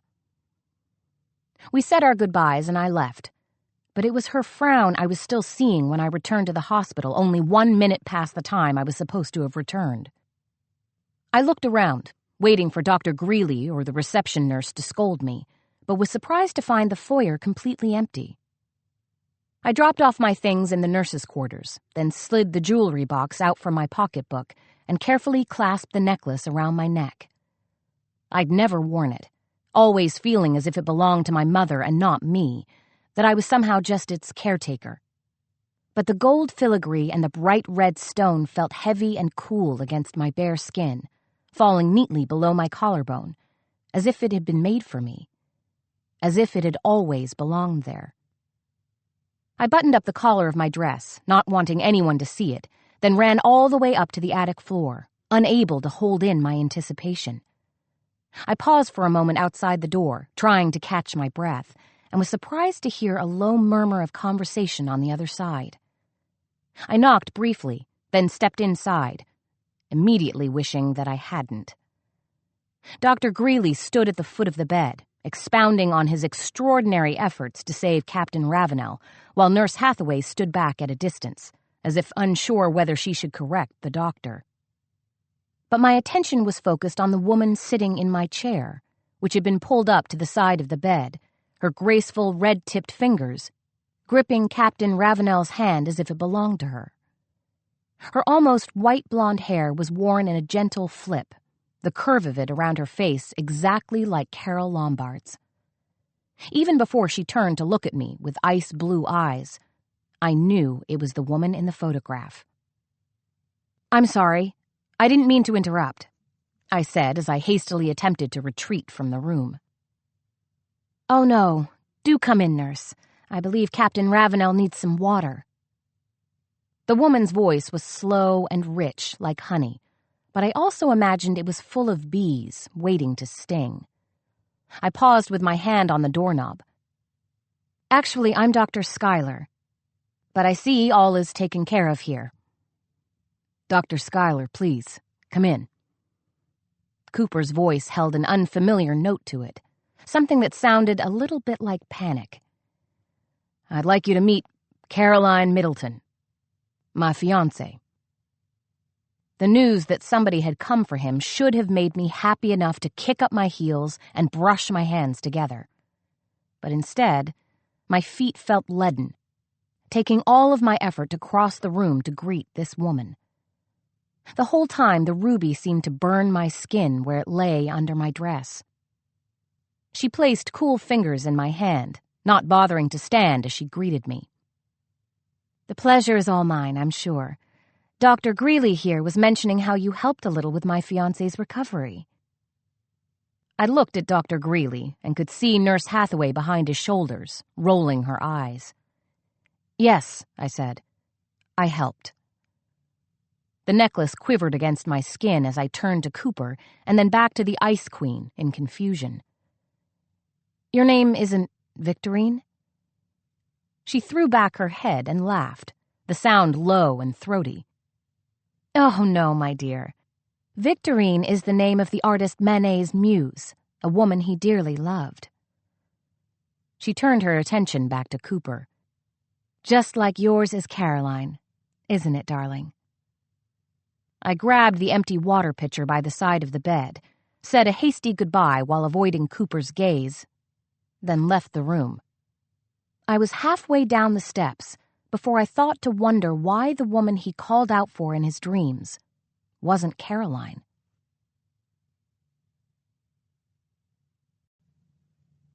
Chapter 14. Christmas Eve, 1892. Olive. When Olive first set foot in the kitchen of the Pratt mansion, her jaw had fallen straight to the floor. Of course, she'd already seen the plan in her father's architectural drawings, so she shouldn't have been shocked at all.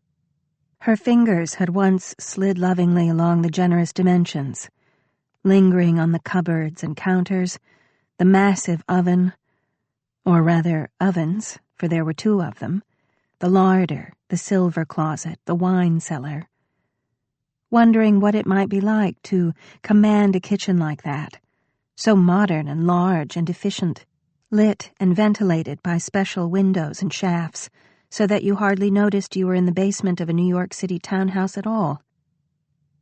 But it was one thing to sigh over a set of two-dimensional drawings, and quite another to don apron and cap and walk through the doorway into the enormous and bustling three-dimensional room, presided over by a cook who might have sent Genghis Khan to the devil. In a household that revolved around the precise and formal succession of splendid meals, the kitchen was the pulsing center, the steam engine driving the propeller that was Pratt family life. Or was Pratt family life the steamship itself, and the food the propeller?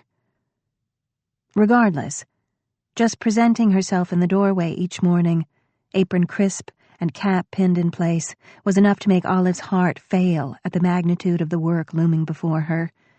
The same damned Sisyphean boulder she would have to push up the hill yet again, just as she had the day before and the one before that, unto, so it seemed anyway at 5 o'clock in the bleak winter morning, eternity. The task seemed especially impossible this morning, which happened to be both Christmas Eve, more work, and the day after last night. A night that had concluded only 3 hours ago, as Olive tiptoed down the back staircase to the nunnery, slipped her Bible from the door jamb, and crept into her cold bed. Except she hadn't noticed it was cold, had she? Because she was aglow, dizzy with the promising adoration in Harry's eyes, the warmth of his smile, the understanding that filled the attic room in the sizzle of the coal fire, the smell of oil paint and human skin, the scratch of pencil, the rumble of laughter that moved her heart against her ribs. As she laid her head on her early morning pillow, she had never felt warmer. She had never felt more alive. It was only upon waking, a few scant hours later, that Olive found the cold. "Having trouble sleeping, are you?" snapped the cook. "I beg your pardon." "You've got circles under your eyes the size of quarters." The cook's face was red and suspicious, and her thin black hair was already wisping away from the side of her cap. Christmas was her Armageddon, the annual life and death climax of her struggle against the towering demands of an important family during the festive season. Olive wanted to say that she had already laid the fires and scrubbed the floors and polished the silver for Christmas Eve dinner, and all before 9 o'clock in the morning. She had served breakfast to Mr. and Mrs. Pratt and Miss Prunella Pratt at 9:30. Really, how many cups of coffee could a man drink? And cleaned up the table afterward. She had done all this on exactly 2 hours and 48 minutes of sleep, and if she had circles under her eyes, she had damned well earned them. On the other hand, if anyone in the Pratt mansion was working harder than Olive just now, it was Mrs. Jackins. "I couldn't sleep," she said instead. "It's so exciting, my first Christmas here." "It's a load of bother, is what it is," the cook said, conciliatory. She tucked the loose hair back under her cap and glanced up at the clock. "And them boys not even awake yet. Up to no good last night, I don't doubt. Boys that age is never up to any good." Was it Olive's imagination, or did the cook put a bit of emphasis on those words? She shrugged. It must be nice, being rich. "Well, and so it is nice. But it's not for the likes of us working folk. Do you hear me, Olive, now?" But the sharp ring of a bell interrupted her words, and she glanced up at the row of them on the wall. "Master Harry," she said, sighing. "He'll be wanting his coffee." "I'll get it," Olive said quickly. "Oh, and you will you?" "It's my job, isn't it?" Mrs. Jackins put her hands on her spacious hips. "You and the half-dozen other housemaids who might take Master Harry his morning coffee." Olive took a tray from the cupboard and began to collect the coffee service. "Well, I'm here, aren't I? I might as well." "Now, Olive," said the cook. You stop banging that china around for a moment and listen to me. Olive! Olive sighed and set down the sugar bowl. Mrs. Jackin's right index finger appeared out of nowhere, scolding the warm kitchen air. I've been in service near all me life, and I've never seen it turn out well. Seen what turn out well? You know what I mean. Olive marched to the nearest stovetop, where the enamel coffee pot sat on a round back burner, keeping hot. I don't have the faintest idea. You and Master Harry. I've seen the way the two of you look at each other.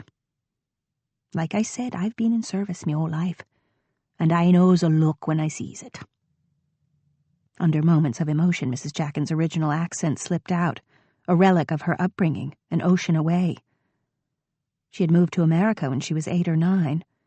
She'd once told Olive over tea one evening, and had started as a scullery maid in a house off Washington Square, moving both upward and uptown as she grew apace with Manhattan itself. While Olive couldn't guess how old the woman was, her hair was still dark, but her face was red and wrinkled. She could well imagine that no aspects of downstairs life hid for long from Mrs. Jackin's experienced eye. Still, Olive had no choice but to brazen it out.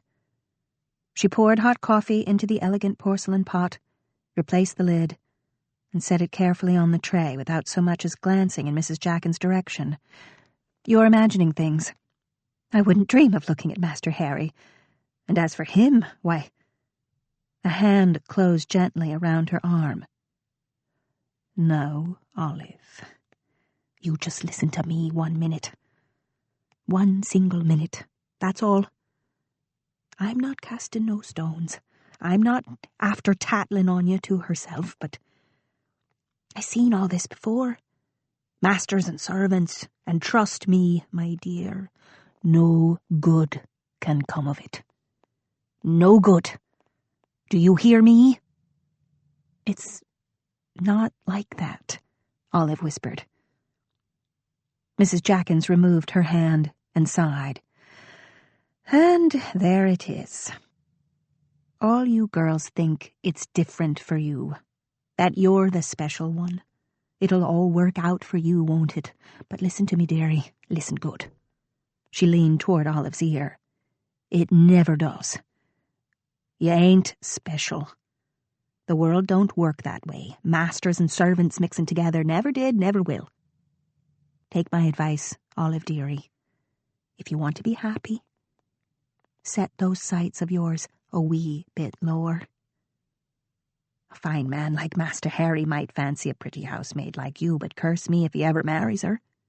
Why, we had a housemaid just last summer, didn't we, who set her cap for Master August and wound up in a right fix. Olive pulled away and picked up the tray. Her face was hot and tight. Thanks very much for your advice, Mrs. Jackins. I'll just run this coffee upstairs now, won't I? Mrs. Jackins rolled her eyes upward and turned away. Have it your way, dearie. But Master Harry leaves for college in less than a fortnight. And where will you be? Right here on 69th Street, ironing them tablecloths, hoping you ain't in a fix of your own. The tray was heavy, but Olive was strong. She bore Harry's coffee up the 5 long flights of stairs until she arrived at his door, which was closed. Propping the tray against one arm, she knocked with the other. "Coffee, sir?" she said, into the paneled wood. "Come in," called Harry's familiar voice. She turned the knob awkwardly and backed her way in. She had entered Harry's room before, of course. Many times, in fact, since he had returned home from college. Dusting and polishing the family's rooms was part of the ordinary course of her duties. And while one of the more senior housemaids usually attended the boys' rooms, or so they were called anyway, though both Harry and August had long lost any resemblance to their innocent younger selves, she often filled in. She knew the details intimately, There was Harry's bed, still unmade, probably still warm, hung in green damask and plump with white pillows. There was his desk, covered with sketches and half-finished letters. His wardrobe stood open, in need of a thorough thinning out, or perhaps the services of a professional valet. The bookshelves at one end were crammed full in a comfortable, messy scholar way that Olive found endearing. She set down the tray and turned to the chair, where she expected to find Harry himself, dressed and smiling. But it was empty. "Oh, it's you." Olive spun around and gasped, filling her eyes with the sight of Harry's bare chest, which gleamed a beautiful pale gold between the open edges of the dressing gown that hung from his shoulders. His face was half spread with shaving soap, and the wicked edge of a razor hovered above the other side, ready to strike. He grinned and turned back to the mirror above the sink, framed by the open doorway of his private bathroom. Her father's own design, naturally. "I was hoping they'd send you up. I don't suppose you have a moment or two before you have to go back?" Olive was too astonished to speak. Harry stroked the blade in confident lines across the foam that adorned his cheek, while the soap-fragrant steam from his recent bath billowed around him. He looked radiant and well-rested, lean and marvelously built, each contour immaculate, like an Italian marble touched by God's finger and brought to life. Her eyes dragged helplessly along the width of his shoulders, the lines of his waist, the curves of his calves beneath the edge of the robe, and she felt as if someone had doused her in kerosene and set her quietly alight. Her mouth watered, and her insides melted. He was too much. He was too exalted, too magnificent. He was unreal, a different species altogether. Mrs. Jackin's voice echoed in her head. Masters and servants, mixing together a right fix. Harry set down his razor, patted his cheeks with a towel, and turned toward her. "Why, what's the matter?" he said, stepping forward. Olive stumbled back. "I should leave." "No, you shouldn't." Harry grinned, his most charmingly piratical grin, and strode toward her, robes swinging dangerously. He lifted his arms and spread his palms as if to grasp her by the cheeks, to pin her to his lips like a butterfly in a collection. And Olive turned and flew out the door, out of Harry's comfortable room, out of sight of that bed that had only just been vacated, that bookshelf full of volumes a mere housemaid would never, ever have time to read. By the time the multitude of Pratt clocks struck a united 11 o'clock, the glorious Christmas Eve dinner had been served and cleared, the coffee had been drunk, and the family had gathered together in the drawing-room, trimming the tree under the imperious direction of Mrs. Pratt. Christmas trees, apparently, must be trimmed just so, for the proper effect, which, according to Mrs. Pratt's taste, might best be described as Baroque. Not that Olive cared. She was worn to pieces. She had just brought down the last tray of coffee cups and saucers and been dismissed by Mrs. Jackins, who thought she looked a little peaked. Peaked? She could hardly stand. And her mood was not improved by a glimpse of the Pratt family as she dragged herself past the open double doors of the magnificent second-floor drawing-room. Ballroom might be a better word, and indeed Miss Prunella's engagement party was due to take place there next week, richly dressed, laughing, and making merry. Well, Harry was laughing anyway, balancing on a stepladder to light a few more candles on that 20-foot tree brought down from the Adirondacks on a special railroad car. The tip nearly brushed the ceiling plasterwork. A nearby phonograph played a tinny Christmas carol, and the air swelled with the scent of pine and cigar smoke and prosperity. As Olive paused, heart bursting, Harry glanced inevitably toward the doorway from his perch, and his eyes met hers. His smile widened, and he winked. Yes, actually winked, as if it were all a great joke. And Olive had also been celebrating her Christmas Eve amid 10-course meals and the loving rituals of her gathered family, instead of dragging her weary body about a mansion that was not hers, seeing to the comfort of people she did not especially like. She turned and hurried down the landing and up the stairs, away from the ring of tipsy Pratt laughter and tinny Pratt phonographs.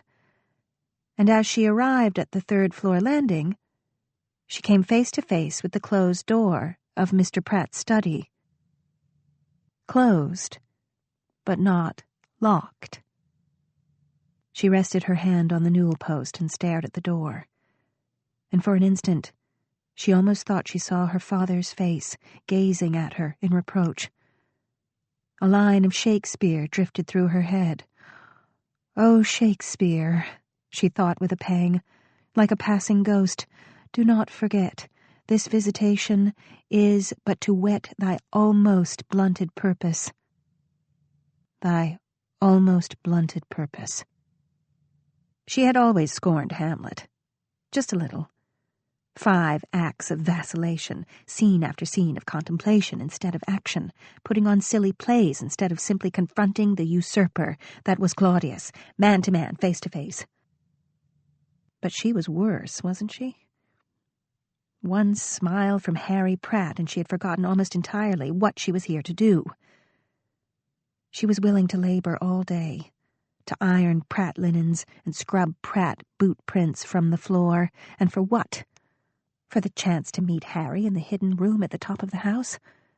To bear herself before him? To serve Harry's needs the way her father had served those of Mr. Pratt? Because she hadn't taken a single step toward justice, had she? Not since she had sunk herself a week ago into the lavender-scented cushions in the attic room and taken off her dressing gown for Harry Pratt. Harry and his wink. Master Harry leaves for college in less than a fortnight, and where will you be? She was weak, wasn't she? A weak, deluded little fool, extracting Harry's tender little notes from the hole in the brick wall as if they were jewels, leaving 1 or 2 in return, stealing upstairs when she should be sleeping, dreaming about Harry when she should be planning his family's just desserts.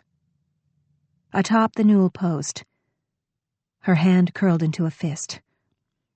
She stepped forward with determination and opened the study door. She was not entirely unprepared for this moment. Around her neck, on a simple silver chain, hung the key that fit the lock on Mr. Pratt's desk, a key obtained at great effort from a wax imprint of the original during one of Mrs. Keene's rare inattentive moments. Every morning she had looped it over her head. Every day it had dangled on her chest beneath her neat starched uniform, waiting for the opportunity to strike. That opportunity hadn't arrived, of course. She was always too busy, or the family too close by, or her body too enervated, or an appointment upstairs with Harry too imminent. But now the family was busy trimming the Christmas tree in the drawing room, while the phonograph drowned out any untoward noises with its hollow rendition of The Bottom of the Punch Bowl. Harry was trapped on a stepladder doing his mother's bidding. There was no question of anyone wandering into Mr. Pratt's study, tonight of all nights. She was familiar with the room now, and needed no light to find her way to the massive desk. Her hand shook. She was doing this, actually doing this. She drew the key out from beneath her collar, and the metal warmed her skin. Where was the drawer? There it was, the lock solid beneath her fingertips. She guided the key inside, holding one hand with the other to keep it steady, moving quickly so she wouldn't have time to think about it, wouldn't have time to lose her nerve. The lock turned. The drawer slid obediently open, Now she needed a light. She straightened and found the lamp on the desk and switched it on, hoping the thin bar of light beneath the door would go unnoticed should someone, a maid, the housekeeper, pass by the landing. The drawer was full of leather portfolios, each one labeled at the top by a small rectangle of cardboard set in a thin metal frame. She flipped through them all: Baker, Hansborough Company, Keystone Steel, New York Central, and closed the drawer again. The next drawer yielded nothing, nor did the next. Her pulse knocked furiously in her neck. The reek of leather was beginning to make her feel ill. She stuck the key into the lock of the final drawer and yanked it open. Ames, Harding Company, Northern Pacific. Another railroad. Railroads were all the rage on Wall Street, weren't they? Philadelphia and Reading, Strathcote and Harper. And then Van Allen. Olive fell back on her heels. She hadn't really expected to find it. She had even in her heart perhaps been hoping she wouldn't. Finding something meant, well, finding something. Discovering the true story. Forcing herself to act. She had spent the past year in righteous fury, trembling with the need to destroy the man who had destroyed her father and her family. And now, the whole affair lay before her in a plain leather portfolio. The documented scale of Mr. Pratt's perfidy. And all of a sudden she didn't want to know. Didn't want to bring the poisoned chalice to her lips. Didn't want this at all. But you have to, she told herself, staring at the leather. The black block letters spelling out her own name, her own lost family. She could still hear the phonograph, straining through the floor below. Somebody broke out in hearty male laughter. Thy almost blunted purpose. She reached into the drawer and set her hands on either side of the portfolio. The doorknob rattled. In a flash, she slammed the drawer shut and turned the lock.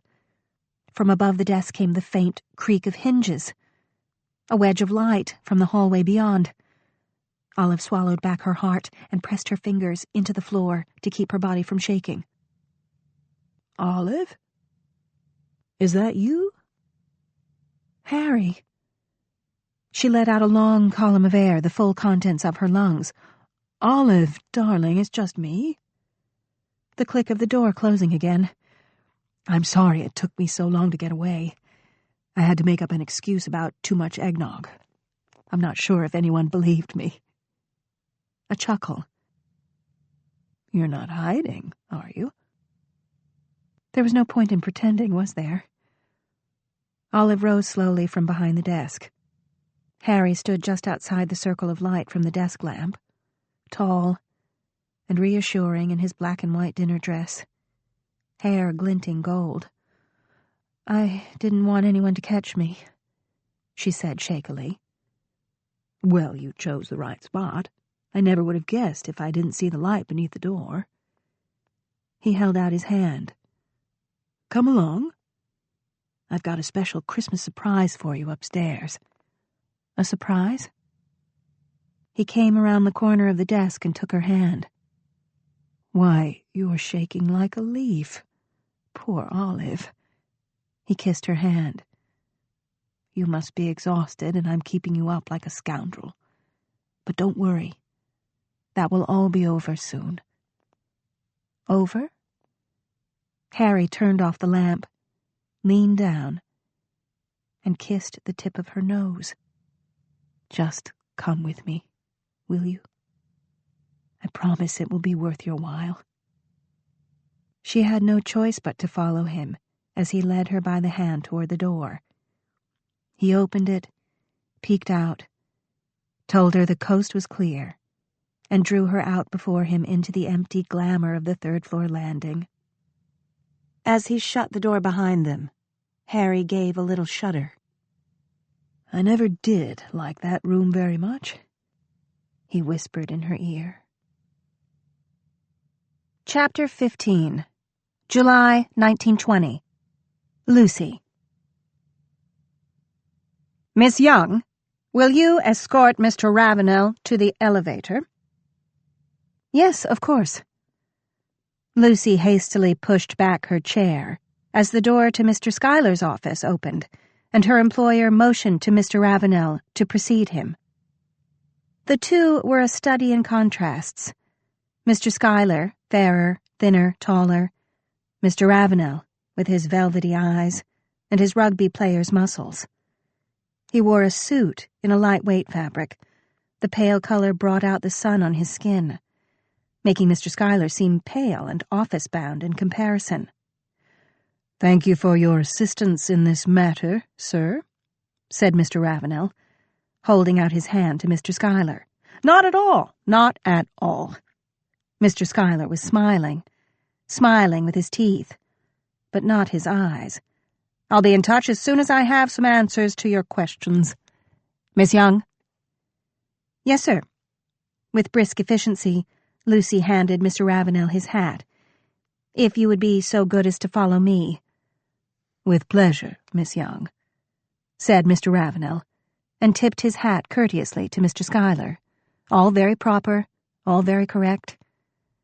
As the office door closed, he said in a lower voice, a voice for Lucy's ears only, "I enjoyed our outing on Saturday." Lucy cast a quick, nervous look over her shoulder. Silly of her. It wasn't as though there had been anything illicit about the outing. Not even her grandmother could find anything compromising about a walk in the park in broad daylight. They had stopped at a street cart for ice cream sandwiches, Mr. Ravenel teasing Lucy for the dainty way she licked the ice cream from the sides first, so the melting treat wouldn't drip on her gloves. He had taken great bites of his sandwich, the way it was meant to be eaten, he said, provocatively, driving Lucy to a demonstration of her own highly superior technique. Mr. Ravenel nobly refrained from gloating when the ice cream dripped on her, all the same.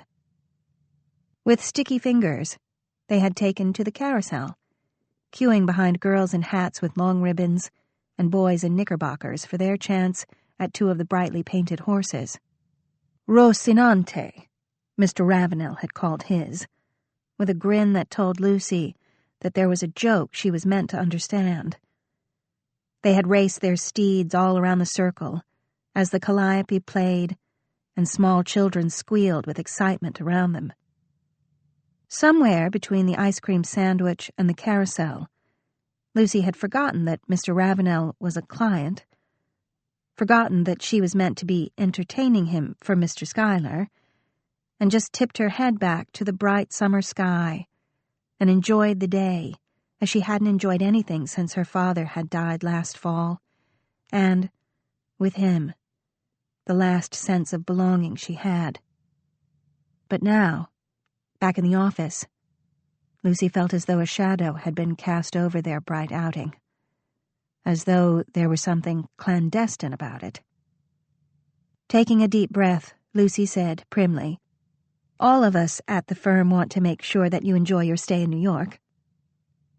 Mr. Ravenel paused with her before the elevator, his dark eyes meeting hers with quiet amusement.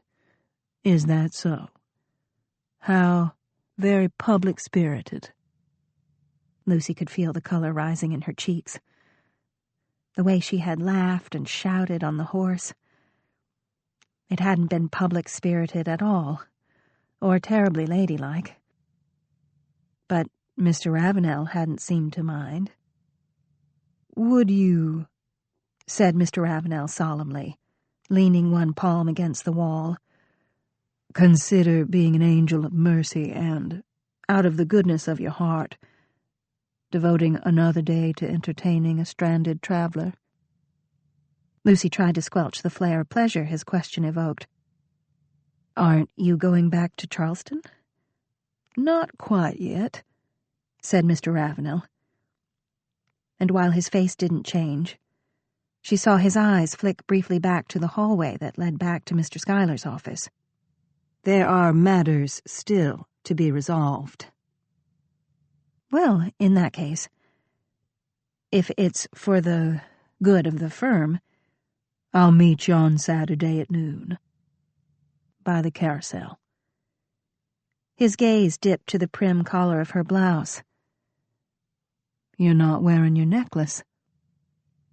She was, actually, beneath her shirt, as she had since her mother had given it to her. It made her feel closer to her mother, as though carrying around this key might somehow unlock her past. Lucy ducked her head. It's not the sort of thing one wears to work. Mr. Ravenel grinned at her. Ah, yes. Work. There was a ping as the elevator arrived. The elevator man cranked open the grill. In formal tones, Mr. Ravenel said, Thank you very much for your assistance, Miss Young. You are a credit to Cromwell, Polk & Moore. Lucy tipped her head. Mr. Ravenel. And he was gone. But only until Saturday. Noon. At the carousel. Lucy suppressed a silly smile. Had there ever been so innocent an assignation? Not that it was an assignation, she reminded herself hastily, and picked up her pace as she walked briskly back to her desk. She had a 43-page contract to type, in triplicate, before she could call it a night. And Mr. Ravenel was a client. Just a client. Lucy took the cover back off her typewriting machine, but before she could spool a piece of paper into the machine, Philip Schuyler poked his head out of his office, his usually genial face grim. Where did you take him? Timbuktu? It was so unlike his usual manner. Even on their longest evenings, Mr. Schuyler was nothing but polite, that Lucy couldn't think what to say. She began. The elevator... Never mind. Philip Schuyler gave his head an irritable shake. Get Mrs. Schuyler on the line. Usually he requested. This was a command. Lucy stood a little straighter. Yes, Mr. Schuyler. Right away, Mr. Schuyler. Philip Schuyler pressed his fingers to his temples. I didn't mean to snap at you. He gave a forced laugh. Any more of this, and you'll be begging Miss Meacham to reassign you. Lucy felt something tight in her chest unclench. I've worked for the others. I wouldn't trade. Philip Schuyler gave a crooked smile. I suppose that's something, isn't it? Just put the call through, will you, Lucy? It was back to work, then. Right away, Mr. Schuyler. Would you like some coffee with that? No, said Philip Schuyler grimly. Gin. And make it a double. The door of the office clicked sharply shut behind him. Lucy was fairly sure he was joking about the gin. At least, she hoped he was. She decided, in lieu of strong spirits, to make him that cup of coffee, and it had nothing to do with the fact that she couldn't hear his conversation through the thick oak of his office door. A good secretary anticipated her employer's needs, and if that need involved walking quietly into his office while he was in the middle of a phone call, well, that was just the sort of thing good secretaries did. She could hear his voice through the door. Not the words themselves, but the rhythm of it. A crisp staccato, entirely unlike his usual bantering tones. Coffee cup balanced in one hand, Lucy gently turned the knob with the other, just as Mr. Schuyler said, What the devil were you thinking? Mercifully, the words were directed to his stepmother, and not to Lucy. Lucy didn't think she wanted to be on the receiving end of that tone. He sounded like a man at the end of his rope, a good-natured man pushed to cracking. Seeing Lucy with the coffee, he gave her a curt nod and gestured to her to set it down on the desk, mouthing, "Thank you," before saying sharply, "Not this time, Prunella." Lucy wondered what Mrs. Schuyler had landed on her stepson's lap this time. Another Cartier bill past due? A demand that he squire her to a charity ball? Over the past few weeks, Lucy had seen Mr. Schuyler deal with both of those scenarios and more, fielding his stepmother's demands with patience and humor, if occasionally with a roll of the eyes. But not this time.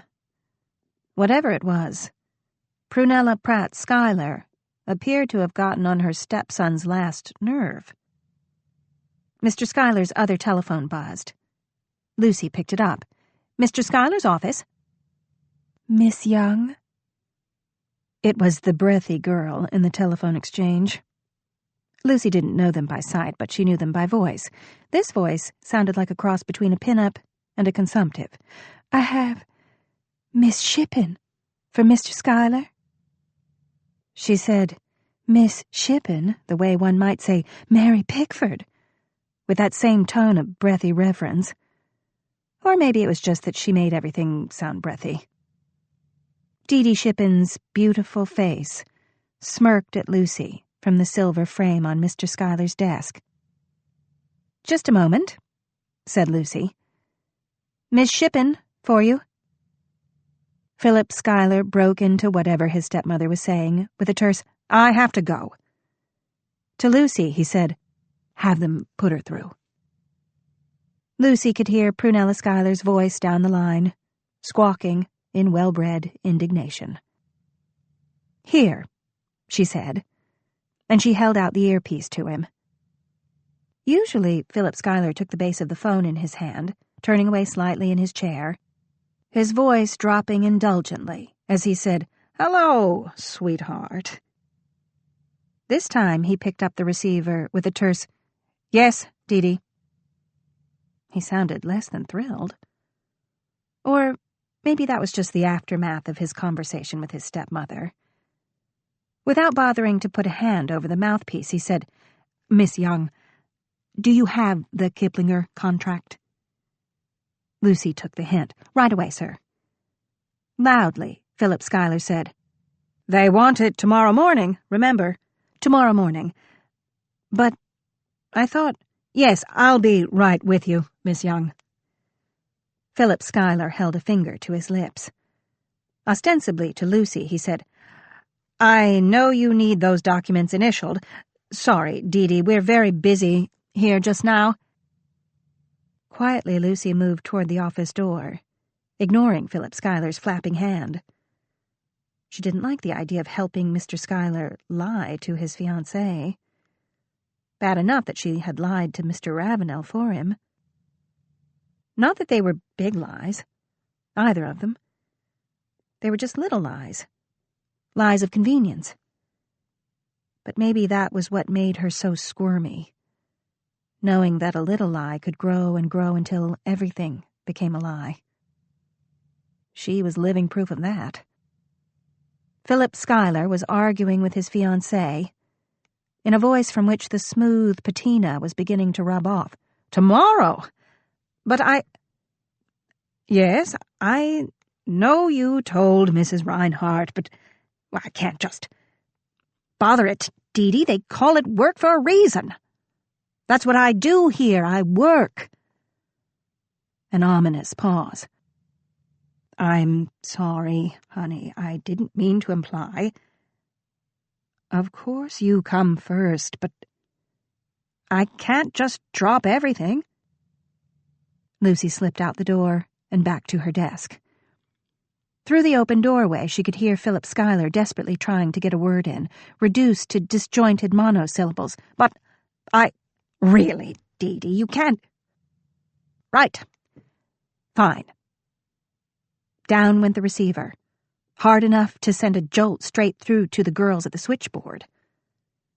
Lucy rapidly began typing, as loud and as fast as she could. The door of the office crashed open. "I can't take another minute in this blasted office." "Sir?" Lucy said, looking up from her typewriter, the efficient secretary ready to leap into action. Philip Schuyler gestured imperiously at her. "Come on, get your hat. We're going out." "But, sir—" Lucy's typing faded from a rapid staccato to a muted peck. "I thought you wanted the Kiplinger contract." "It will wait until tomorrow." Lucy raised her brows. "I thought you said they wanted it tomorrow." "They want it next Thursday." Philip Schuyler grabbed the typewriter cover and dropped it over the machine. Half-written page and all, as Lucy made a noise of protest. "I lied." "Come on. I promised you the biggest martini in Manhattan, didn't I?" "I'm not sure if it was a promise or a threat," said Lucy, with some asperity. She was going to have to type that page all over now. The heavy cover had crumpled it beyond repair. "Is that your hat? Get your gloves on and we'll go." With some of his old charm, Mr. Schuyler held out a hand to her. "Didn't Miss Meacham tell you that it's your obligation to keep your employer happy?" "She didn't advise the application of gin," said Lucy tartly. But she put on her hat and gloves all the same, glad that she had worn her new hat, a straw hat, trimmed with green ribbons, the color of her mother's eyes. Gin, coffee, it's all the same. Philip Schuyler was walking so quickly that Lucy could scarcely keep up, hurrying behind him to the elevator. "Lord, what a day! It's enough to drive a man to the bottle. Let's get you that martini, shall we?" "Don't you mean let's get you that martini?" Lucy protested breathlessly. Mr. Schuyler flashed her his most winning smile. "I don't like to drink alone." Before Lucy could argue, he bustled her into the dark depths of a taxicab, giving the driver an address in the West 50s, an area Lucy knew not at all. As the crow flew, it might not be that far from her lodgings on East 69th, but Manhattan was fiercely territorial. East was east, and west was west, and never the twain would meet. Mr. Ravenel had teased her about that, about her ignorance of the city she called home. He had taken her down paths in the park she hadn't known existed, pointed out buildings she had never noticed before. Lucy hadn't wanted the afternoon to end. She could have roamed the paths of the park forever with Mr. Ravenel for an escort, and a melting ice cream for sustenance. Forever in the sunshine, forever summer. Except that summer ended. Sunshine gave way to rain, and Mr. Ravenel would eventually go back to his home in Charleston, his visit to New York nothing but a pleasant memory. Perhaps, Lucy told herself, perhaps that was why she had enjoyed herself so much. Not because of anything inherent in Mr. Ravenel, but because he was only passing through, because she didn't have to worry with him. That was all. That had to be all. As if he had read her thoughts, Philip Schuyler asked, abruptly, "What did you think of that Ravenel fellow?" "Mr. Ravenel?" Lucy played for time, thankful for the murky interior, the sunlight barely filtering through the soot-grimed windows. "He seems nice enough." Nice. Such an incredibly inadequate word. He was an intriguing mix of old-fashioned courtliness and schoolboy mischief. He gave the impression of openness, but Lucy suspected that it was as much of an act as his Huck Finn impression that night at Delmonico's. There were depths there, and secrets. And the more she saw of him, the more she wanted to unravel them. Which was silly, given that he was just a chance acquaintance. Mr. Schuyler didn't seem to notice her abstraction. "Nice." He turned the word around on his tongue. "You might just be right about that. Let's hope you're right about that." The cab screeched to a halt outside a nondescript red brick building with a faded awning. There was a storefront advertising sewing machines for sale. It was closed, the door locked, and the store dark. "If you want me to sew on your buttons," said Lucy, turning to Mr. Schuyler, "there are easier ways to ask." "Watch and learn, Miss Young. Watch and learn." The jauntiness was back in his step as her employer went to a small door on the side, a service door, and knocked 3 times. 1 slow, 2 fast. The door opened, but only by inches, revealing a man who could have doubled as the troll in one of her father's stories, thick of neck and arm.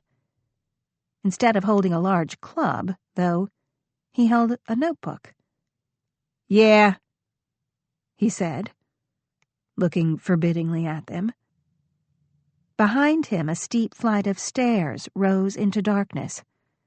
The hall was dingy, with a smell to it that Lucy didn't like. "Mr. Schuyler, are you sure?" "Philip," he said. "It's Philip." To the man at the door, he said, "The cat's pajamas are the bee's knees." The magic phrase had been spoken. The troll stepped back, letting them through.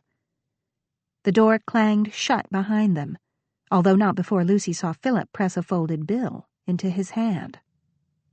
Behind them, Lucy heard the ominous sound of locks turning. "Bad things happen to fast girls," Lucy's grandmother liked to say. Despite her attempt to maintain a veneer of sophistication, Lucy felt a little trickle of unease. Stop it, she told herself. The idea of Philip Schuyler. Philip Schuyler! Selling girls into white slavery was so ludicrous that it almost made her smile. Almost. "We're in," said Philip Schuyler, with satisfaction. "Lovely," said Lucy weakly. And her employer laughed. "It's better upstairs, you'll see. This is just for atmosphere. Well, and to keep the cops away." "Cops?" Lucy looked at him with alarm. She'd seen the stories in the news, clubs raided by police, men and women gasping their last breath after drinking tainted gin. Mr. Schuyler squeezed her arm. "Don't worry. No one is going to bother a couple of virtuous citizens." When Lucy didn't look reassured, he said cheerfully, "They wouldn't come on a Wednesday. They only raid when it's worth their while." Lucy looked at him sideways. "You seem to know a lot about it." Mr. Schuyler shrugged modestly. "I get around." He pushed open a door at the top of the stairs, and Lucy found herself in an entirely different world. A long bar ran down one side of the room, the wood gleaming in the muted light. The walls were wood-paneled, with the subdued opulence of a gentleman's club. It was relatively empty at 6 o'clock on a Wednesday. 2 businessmen had their heads together at one of the round tables, and a bored-looking society girl powdered her nose at another, while the man with her sipped morosely at his drink. A small stage in the corner was unoccupied, a music stand devoid of music. "It doesn't really get going until later," said Mr. Schuyler. He led her to a small table in the corner, standing courteously as she settled herself on the black leather banquette. "Well, Miss Young, how does it feel to enter a den of iniquity?" "My grandmother would never approve," said Lucy, looking at the man and woman together, her dress dipping in a daring V in the back. "Mine would," said Philip Schuyler. "She was a ripping old soul, and she did like her drink. What's your poison?" Gin fizz." Lucy wasn't quite sure what it was, but she'd heard the name somewhere. "That's my girl," said Mr. Schuyler, approvingly. No, Dee Dee Shippen was his girl. Lucy wondered if he would take Dee Dee to some place like this, up a secret stair, whispering together in the shadows, or if Dee Dee was for sunlight and tennis courts and brightly lit ballrooms. Lucy glanced covertly around as Mr. Schuyler ordered their drinks, both nervous and exhilarated. There was a curious unreality about it all, about the dark, tobacco-scented room, the low lights, the small table. Mr. Schuyler so close to her she could feel his knee, unintentionally, of course, brushing hers. Not Mr. Schuyler. Philip, Lucy reminded herself, and forced herself to relax her hands. She looked, she knew, like a nervous spinster paying a call on a crotchety maiden aunt, not a woman of the world about to have a clandestine drink with a handsome man. Deliberately she set her bag on the table and drew the pins from her hat. little enough in the way of debauchery, but at least it made her feel less like an Irish schoolteacher. A waiter set their drinks in front of them, the contents icy cold, the glasses already sweating gently in the warm room. "Bottoms up," said Mr. Schuyler. Philip, and drained half his glass in one swig. He set it down with a satisfied sigh. "That's better." Lucy sniffed cautiously at her own drink before taking a very small sip. "I don't want to pry, but is something wrong?" "You're the least prying person I know," said Philip, and Lucy felt a small flush of shame. If he knew why she had taken the job, if he knew that she had gone through his files when he wasn't there. He raised his glass in a salute. "What's wrong is that my father married the hag from hell. And then the old so-and-so had the nerve to die and bequeath her to me. Cheers." "The hag from hell?" Lucy took another small sip from her drink. "Demanding which will also do." Philip Schuyler drained the last of his martini. "God, I needed that." It was the perfect opening Lucy needed to ask about the Pratts. "Is she really that bad?" Mr. Schuyler waved for the waiter. "It depends on how you define bad. She never locked me in the attic or sent me to my room without supper. Of course, she would have had to be aware that I was having supper to send me to my room without it." Tentatively, Lucy asked, "How old were you when your father married her?" The waiter set another martini down in front of Mr. Schuyler, the astringent smell of undiluted spirits strong enough to strip the varnish from the table. 8. I was 8 when my father married her." Philip wrapped his hands around the stem of the martini glass, his shoulders hunching forward. And for a moment, Lucy saw not the confident man she saw in the office every day, but a lonely little boy. "I remember him telling me that he'd found a new mother for me." "Mother? Huh. She's about as maternal as a mongoose." If Philip had been 8 when his father had married Prunella Pratt, that meant he was old enough to remember the family. Old enough, perhaps, to have noticed Lucy's mother. Prunella Pratt had announced her engagement to Harrison Schuyler in the winter of 1892. Lucy's mother had married her father in early 1893. "Did you ever meet a woman there?" Lucy wanted to ask. "A woman who looked like me?" If her mother was a houseguest, she would have been included in family events. But Philip Schuyler, 8 years old and confined to the nursery, wasn't likely to remember. Philip was still musing over his martini. "She had me fooled for a bit. You wouldn't think of it to look at me now, but I was a very pretty child." There was a mocking note. "Blonde ringlets and all. Prunella liked to dress me up in a little velvet suit and take me to tea with her friends so they could all exclaim over how maternal she was, how sweet. Then she'd send me back to the nursery as soon as we got home. I used to wonder what I was doing wrong.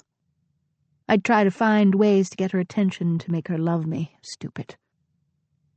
"It's not stupid," said Lucy softly. She bit her lip on what she had been planning to say. The drawings she had made, trotting to her mother with them like a dog with bones. She'd known her mother loved art, and she'd thought maybe if she could create it, then her mother would pay attention to her, would look at her as though she really saw her. "It's not stupid," she repeated. Philip shook his head. "Wasted effort. She'd make up to you when she wanted something and then forget you a moment later. It took me years to realize it." "What about your father?" She was wandering away from the Pratts, but she was curious. This was a side to Philip Schuyler she'd never imagined. He'd always seemed so untouchable to her, a man in control of himself and his destiny.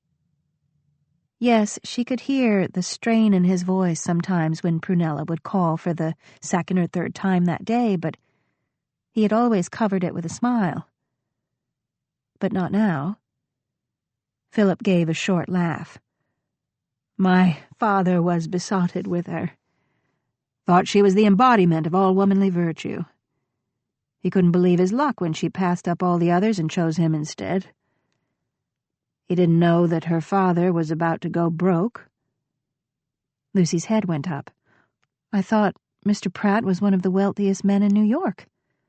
New money, said Philip dismissively. Easy come, easy go. They put on a good show. But by the time my father married Prunella, it all came out. There was nothing left but the house. Lucy remembered that file in the cabinet.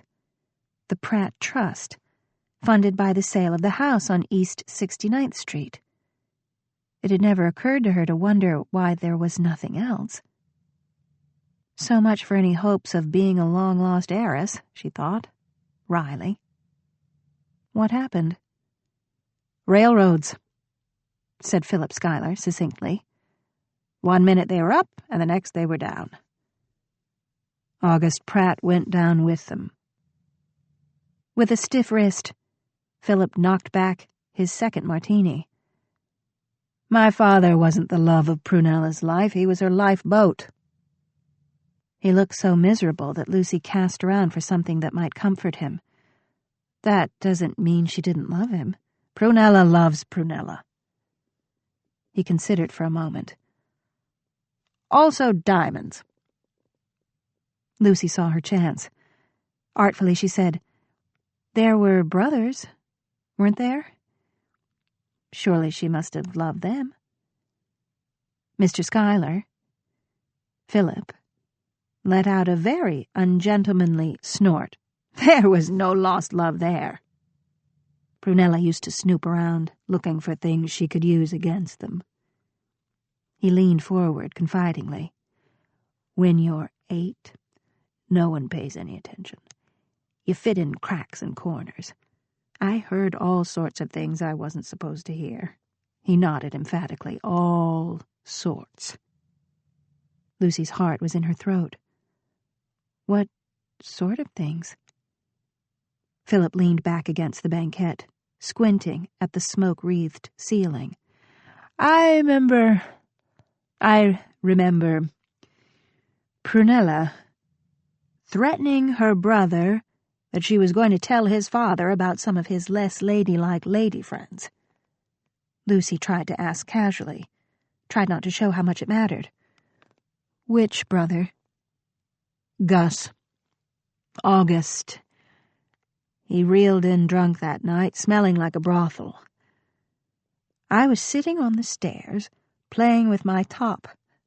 They didn't want me in the drawing room. A shade of childhood hurt passed across Philip's face. He shrugged. So I saw them. Prunella told Gus she'd make it all right if he got her a ruby brooch she wanted. Or maybe it was a necklace, doesn't matter. Prunella smashed a glass when Gus laughed at her. They don't sound like very nice people. Somehow Lucy had always assumed that life must have been better in the Pratt household, that wealth brought with it gentility, and the muted clank of silver against porcelain, and the soft swish of the servants opening the drapes. Rudeness, lewdness, those belonged to squalor and noise, not to a place where the very sound of footsteps was swallowed up by the vastness of soaring marble ceilings. Apparently she had been wrong. Do you know the worst of it? Philip leaned his elbows on the table, so close that Lucy could smell the gin sharp on his breath. There's more? Lucy braced herself for some new revelation. Philip's face was bleak.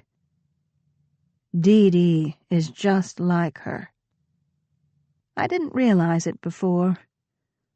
I don't think I wanted to realize it, but When I heard her on the phone today... Christ, they might have been twins. He looked up fiercely. Do you know what Dee Dee wanted? Lucy mutely shook her head.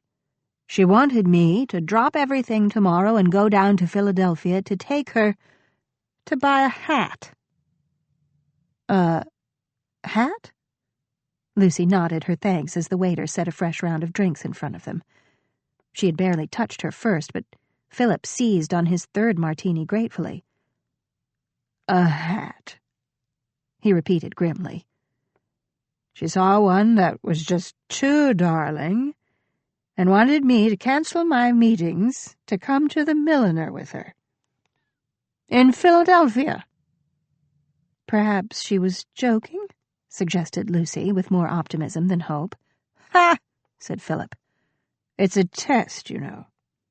Show of devotion. She liked to do that sort of thing to her beau.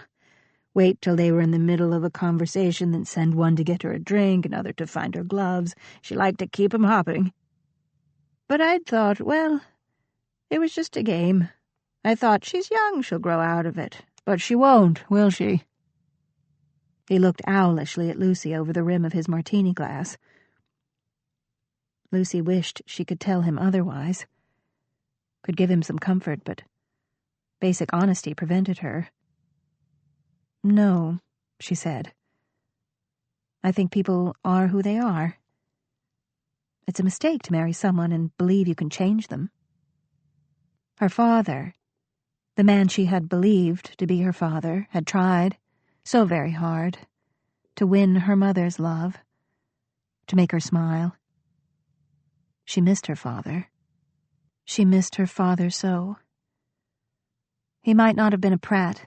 He might not have lived in a grand house or worn a starched cravat and a diamond stick-pin, but he had been warm and loving and as reliable as a fresh loaf of bread. You're right. People don't change, do they? Philip sank back against the banquette, his long legs brushing Lucy's under the table. It's no use. It's no use pretending that anyone thinks I'm a real lawyer. What on earth do you mean?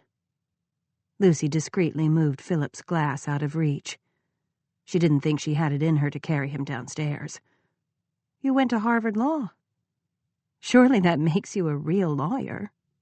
He had the diploma on the wall to prove it. Magna cum laude and all. That's just a degree. Philip shoved himself back up to a sitting position, squinting for his martini. Prunella's right. It's not like I do real work. Old Cromwell just gave me the job as a favor to my father. Needed someone to handle the Pratt estate. But you do so much more than handle the Pratt estate. Wasn't the last month proof of that? They'd spent long hours in the office, longer than anyone else. Mr. Schuyler. Philip might pretend to be a dilettante, but he'd been working like a dog. With a smile and a starched collar, yes, but still working and working hard.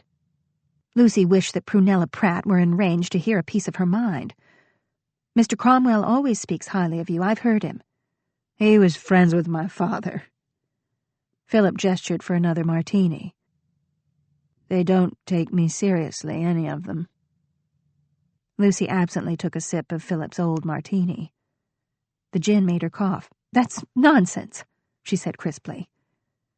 At least, she tried to say it crisply. If it came out just a bit slurred, Philip was in no state to notice. You're a wonderful lawyer. Oh, I know, said Philip moodily. No one deals with the clients like I do. By which they mean that I can keep the drinks coming, tell jokes in 4 languages, and play a good game of tennis. No. The gin was remarkably freeing.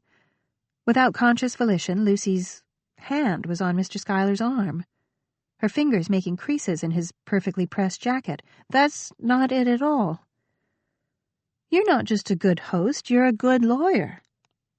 You know what Mr. Cochrane's drafts look like. Well, Cochrane, said Philip with a shrug. I won't have you selling yourself short. You're good at it, and I know you care even if you pretend you don't." Philip's eyes focused on her face. There was a curious, wistful expression on his face. "I do, don't I?" "Yes." "You're a good woman, Lucy Young." Philip toasted her with his new martini, baptizing the table with gin. "Where were you when I was proposing to Dee Dee?" "Commuting from Brooklyn," she thought. "On my yacht in the south of France," Lucy quipped. She hadn't minded telling John Ravenel that she'd grown up above a bakery. But she still, even with her tongue loosened by gin, found that she didn't want Philip Schuyler to know. She liked when he spoke to her like this, like an equal, with that admiring light in his eyes, a light that would go away if he knew the truth about her. "New money," Philip had said dismissively. She wasn't money at all, new or old. Just a working girl with sensible shoes and an attic room that cost too much of her weekly salary. As for being a prat, maybe she had thought once that would provide some social cachet, but she was reluctant to blurt that out. Not just because she didn't want Philip to know she'd been using him, but also because they sounded like horrible people. She didn't want him to look at her and see Prunella Pratt. She didn't want him to talk about her the way he did Dee Dee. Philip Schuyler reached across the table, took her hand, and before Lucy realized what he was doing, raised her knuckles to his lips. "I don't know when I've ever been so grateful to anyone for breaking her leg. Here's to Meg and her multiple fracture." "You can't mean that," protested Lucy, flattered and appalled. But she left her hand in his. "Oh, I'm sorry about her leg, don't get me wrong, but I can't be sorry about you." Philip's hand tightened on hers, his thumb moving in an intimate caress against her wrist. "There you were in the secretarial pool all that time, and I never saw you." "You said hello to me once," said Lucy, and then wished she hadn't. It made her sound like a besotted teenager. "Did I? If I'd known better, I wouldn't have just said hello. I would have asked you for a drink." There was something mesmeric about the way he was looking at her, his face so close to her, his hand on hers, the culmination of 1,000 guilty daydreams. This wasn't happening, not really. Philip Schuyler flirted, yes, all the time, but this was more than flirting. This was not right. Reluctantly, Lucy drew her hand away. "And I would have said no." "Don't say no, Lucy." Philip touched a finger to her lower lip, and Lucy felt the tingle of it. Stronger than the gin, so exciting and so wrong all at the same time. These lips weren't made for saying no. And before Lucy could say no, before Lucy could say anything at all, Philip Schuyler leaned in and kissed her.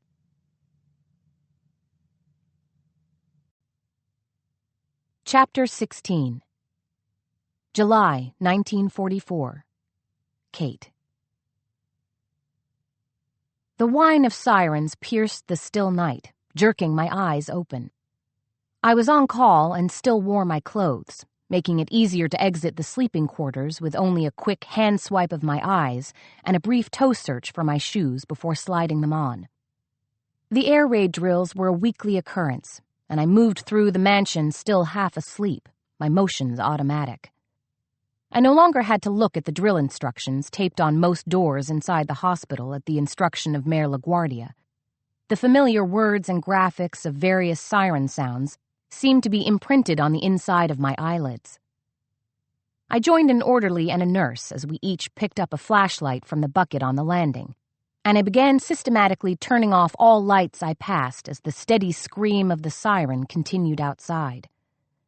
I peered through one of the drawn shades in a blackened room and spotted an air raid patrol car racing down the street, pausing so its air raid warden could jump out and douse a phantom fire. One of the men from the ballroom-turned-hospital dormitory screamed from a nightmare, an unholy side effect of the drills. So many of the patients returned to their recent battles when they closed their eyes, the innocuous sounds of sirens more menacing to them, transforming into the sounds of falling bombs and spiraling planes. I was headed in his direction when I spotted Nurse Hathaway and an orderly in the doorway. "We've got this," she said. I nodded, listening to the sound of scrambling feet throughout the hospital.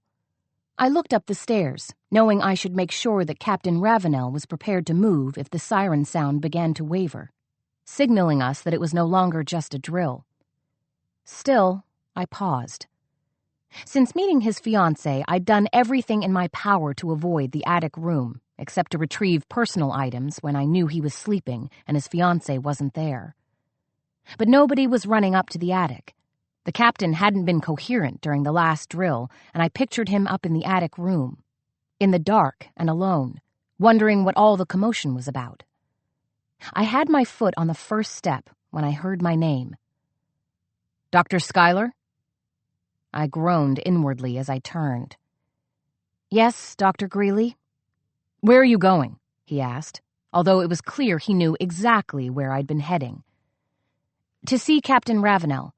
The attic room wasn't included in the original drill plans because it wasn't a—" Dr. Greeley took my elbow. "The patient is fine. I saw to him myself. It looks like all that's still needed is for you and me to find a safe place." "I'm quite—" Before I could finish my sentence, he'd opened a door to what had once been a cloak closet outside the ballroom, but had been converted to store medical supplies, and pushed me inside, making me drop my flashlight in the process. He closed the door behind us, and I had two sudden thoughts. He'd had onions for dinner, and the space was too small for him to do much of anything. I tried to turn to the side, but managed only to elbow him slightly in his soft abdomen. "I'm sorry," I said, "but this is quite unnecessary." "You've been avoiding me, Kate." I'd always liked the sound of my name, until now. "I haven't been avoiding you. I've just been incredibly busy, as you are aware." "You haven't accepted my invitations to dinner."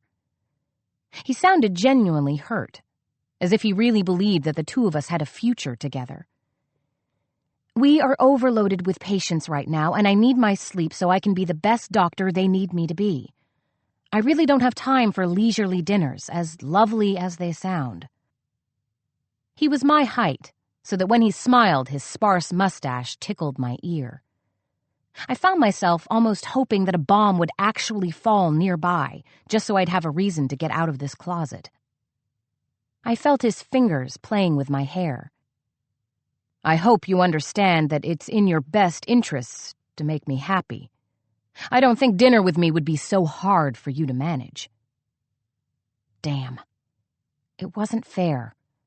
Nothing about being a woman was fair, especially not a woman whose only dream was to be a good doctor.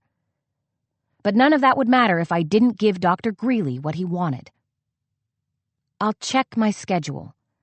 I'm sure I can find an hour." "Or two," he said. I kept my head turned to the side, so when he tried to kiss me, he only got my cheek. Reaching behind him, I grabbed the doorknob and twisted it, but his hand on mine stopped me. "Before you go, I just wanted to let you know that I've received word that we are scheduled to be getting more patients. You're going to have to make room for 2 more beds up in the attic. No more private quarters for Captain Ravenel, and you'll have to make other permanent arrangements for yourself." The siren stopped, lending an uneasy stillness to the air. I turned the knob hard and pushed the doctor, making him stumble backward. I grabbed hold of his upper arms to make it look like it had been an accident. "Sorry, doctor. I'll get started on that first thing in the morning." I picked up my flashlight and began jogging up the flight of circular stairs, not really sure where I was going, just that I needed to get away. He recovered quickly and called me back again. I paused, looking past the banister at him, and hoped he knew I could see his bald spot from my elevated position on the stairwell. "We're short-staffed tonight. Another nurse has defected to the waves. I'm afraid I'm going to need you to empty all the bedpans in the main ward." I knew that to argue, to remind him that I was a medical doctor, same as he was, would do no good and would only set me up for even more selective duties. I took a slow step down. "And when Caroline Middleton arrives in the morning, I want you to make yourself available to her. She has all sorts of questions about New York, where to shop and where to eat, women things, and I told her you'd be happy to answer any of her questions." I smiled, even though I had the flashing visual of him tumbling over the banister. "Yes, doctor." I flipped on lights as I made my way to the main ward. Nurse Hathaway was still there, holding the hand of a patient and humming softly. I nodded in her direction, then began checking bedpans. "We already took care of it, Dr. Schuyler." The orderly I'd seen with Nurse Hathaway was at the far wall, turning on the overhead lights. As if noticing them for the first time, I saw how ugly the fixtures were, how out of place against the rich wood paneling and elaborately molded ceilings.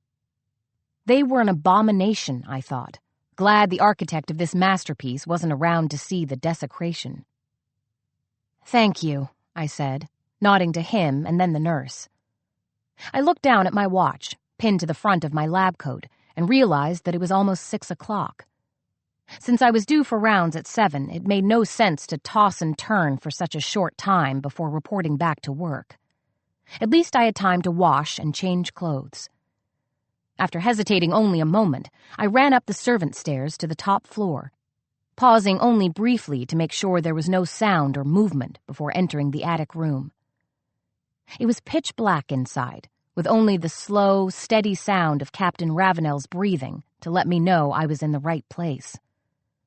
I aimed my flashlight at the floor and quietly crept to the corner of the room. I'd found an old, empty trunk and was using it as a place to store my clothes as well as a dressing table. I'd managed to find a cracked, gilt-framed mirror and hung it on the wall behind the trunk, which made me feel a lot more elegant than circumstances allowed. It must have once hung in the main house, and whenever I peered at my reflection, I couldn't stop myself from wondering who else had sought to see themselves reflected in the old glass. I fiddled one-handed with the trunk's latches and popped them open, then shone the flashlight inside to pull out clean clothing.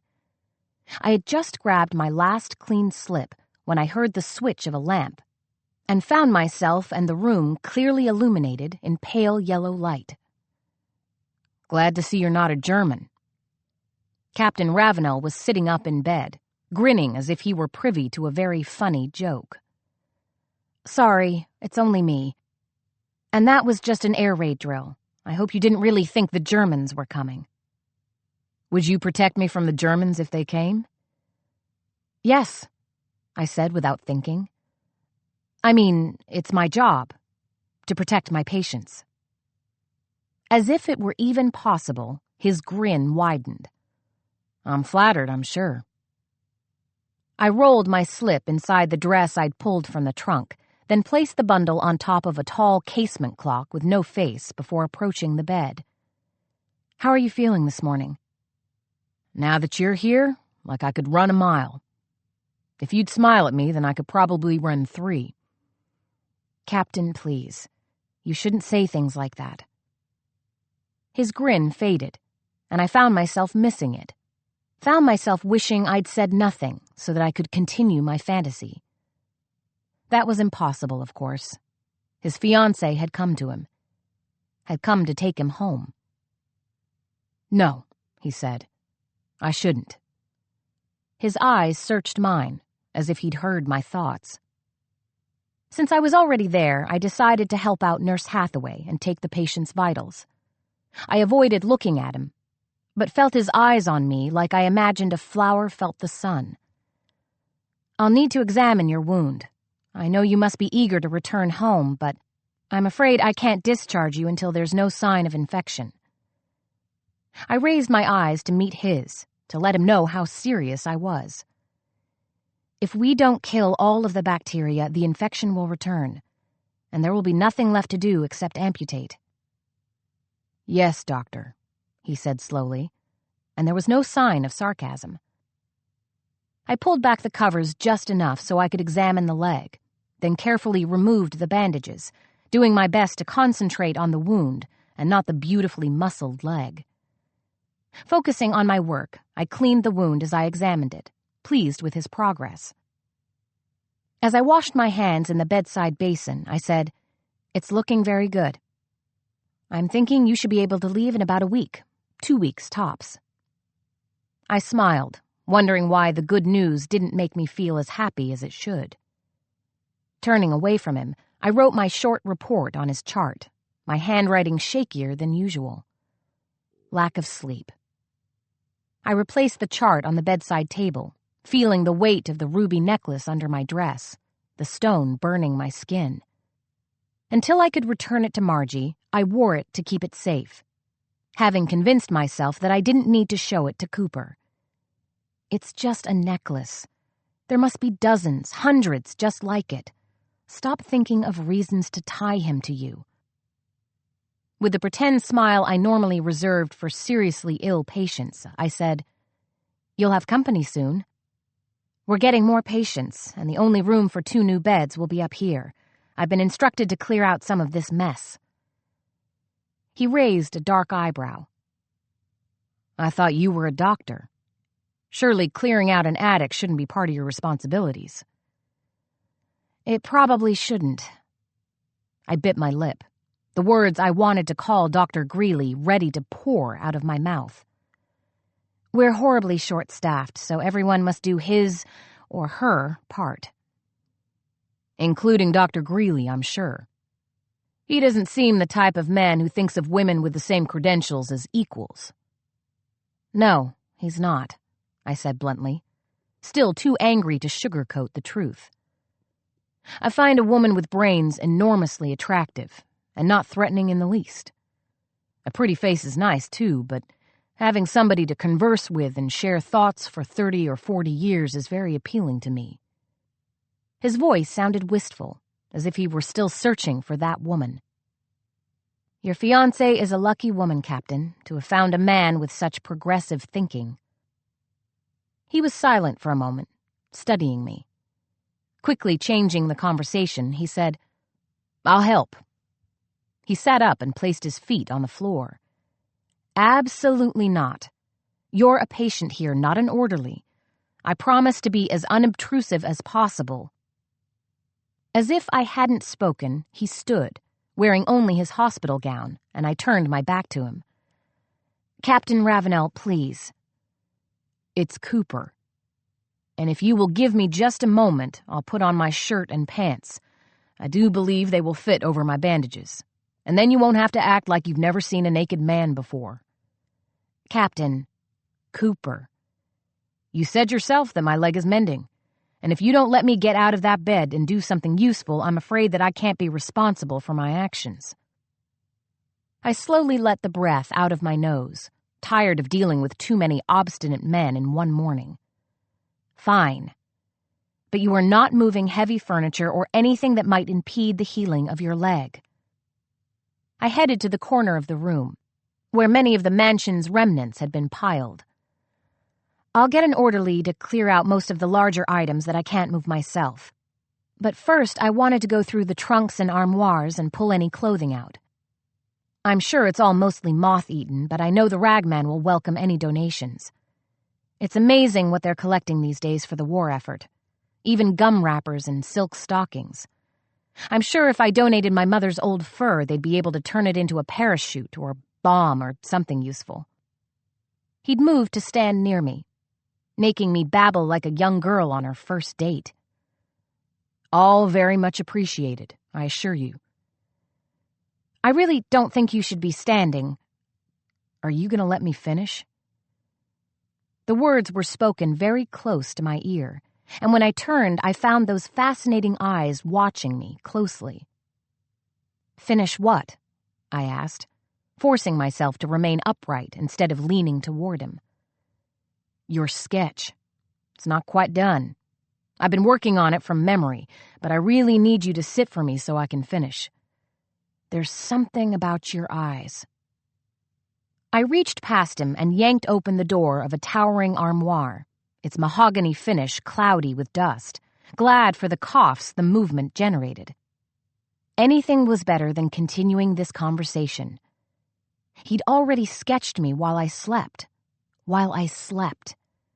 The only thing more intimate would be for me to be aware of him as he sketched me, to allow our eyes to meet for long periods. I coughed again, then jerked open the second door. I'd been dying to see what was in here. When I first moved up to the attic, I was going to use it to store my clothes, but it was so jam-packed that I realized it would take too much time. Blindly, I reached inside, grabbed an armful of material, and lifted the garments from the hanging rack. "These aren't heavy," I said behind a pile of crinolines and lace. "If you could just place them on the floor by the door, I'll bring them downstairs and have the nurses sort through everything to see if there's anything salvageable. And the rest goes to the ragman." He lifted the load from my arms while I turned back for another handful until the armoire was empty. "Thanks for your help," I said, swiping my hands together. I closed one door, and while reaching for the other, looked at the floor of the piece of furniture, where a crumpled pile of yellowed satin lay in a heap. "Hang on, we have one more." I lifted the errant garment in my hand, the smell of dust and age wafting past me, and heard myself sigh. It was a ball gown of the softest, cream-colored satin, with tiny handcrafted rosettes along the neckline. The skirt gathered in waves of satin into a small train at the rear, where tiny buttons lined up the back from the top to the bottom of the bodice. The waist was tiny, possibly made tinier by the strategic use of a corset, with a delicate embroidery of roses in the palest pink, almost too faint to see, splashed all over the gown. "What have we here?" Cooper asked, taking the gown from me and holding it up so I could get a better look at it. "I would say a wedding gown, except I don't think it was ever a true white. Maybe a gown for a very special occasion." I leaned forward, examining a dark stain of brownish red on the front bodice. It was a garish blemish on the pale satin, like a scar. Possibly worn only once because of a wine spill. What a shame. "Should I put this in a pile for you?" I actually thought about it for a moment before shaking my head. "No. I have no use for it, and certainly no place to put it. But it is lovely, isn't it?" He'd taken 2 steps toward the pile before he stopped. "There's an embroidered label inside." He fumbled for a moment with the collar, bringing it closer to his face. "It says, 'Made expressly for Prunella J. Pratt.'" "Prunella?" I said, the name jarring. "Not the most attractive of names, that's for sure. It's a good thing she was wealthy. I've found that people will overlook a lot if one has money." I barely heard him, my brain too busy racing. "That's odd," I said. "It is an unusual name, yet when I was growing up I remember having an aunt, Prunella. I don't know what her exact relationship was. She could have been a great-aunt or something, but I called her Aunt Prunella. I don't recall if her last name was Pratt. It wasn't something I ever thought to ask. She seemed ancient even back then to my 4-year-old self, and smelled like mothballs. My parents would take me for an obligatory Sunday afternoon visit, and I'd have to kiss her cheek and then sit for a whole hour, gnawing on stale cookies and listening to her talk about how wonderful her life had once been, and how many times she appeared in the society pages, labeled as a great beauty. She had a scrapbook she'd always bring out just to prove to us that she was telling the truth. And my parents usually brought her a check. She must have always been asking for money, because I remember that part very clearly. I paused, the memory not wholly unwelcome. My father and mother had both been alive then. And if the weather was nice, on the way home we'd walk through the park, and my father would buy me an ice cream cone. And when I was very small, he'd lift me up on his shoulders for the last block, pretending to stagger under my weight. I slammed the armoire door shut. We stopped visiting her when my father died.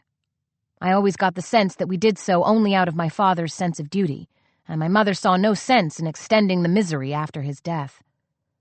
I have no idea if Aunt Prunella is even still alive. She sounds delightful, he said, the laughter in his eyes again. I looked down at my watch. I really need to get started on rounds. What's this? He asked as he pushed aside a hanging rack of more garments, these draped with an old sheet. But the object he'd focused his attention on was hiding behind it, a short and squat Chinese chest with 2 drawers, its ornate mother-of-pearl design nearly obliterated by what appeared to be splattered paint. Each drawer had a lock, but no key. I really should go downstairs now, I said, my voice sounding half-hearted even to me. Or I could open this top drawer, Cooper said, as he tugged on the ornate drawer pull and it slid open as far as it would go. It's sketches, I said with surprise. Of anything I anticipated being inside the drawers, that wouldn't have been it. Cooper reached in and took out a small pile of various-sized papers, then began slowly flipping through them, showing them to me before moving on to the next. They're sketches of this room, I said, before it became a storeroom. Cooper pointed at one of the far wall, where the tall, blacked-out windows with fanlights sat recessed within the brick walls and under elaborate gilded keystones. And before there were dim-outs in the city. Each sketch was a detailed analysis of various parts of the room. The brick fireplace with the painted medallions over the mantel, the delicate scrolls of the ornate ceiling, the domed skylight that magnified the sun, shooting prisms of light throughout the room. I stared at the last one for a long moment while I searched for my voice. It's exactly what I thought it would look like, before they painted it black. He was quiet for a moment. They look familiar somehow, like I've seen them before, or at least the artist's work. Look, he said, tapping the bottom right corner of the top sketch. They're all signed.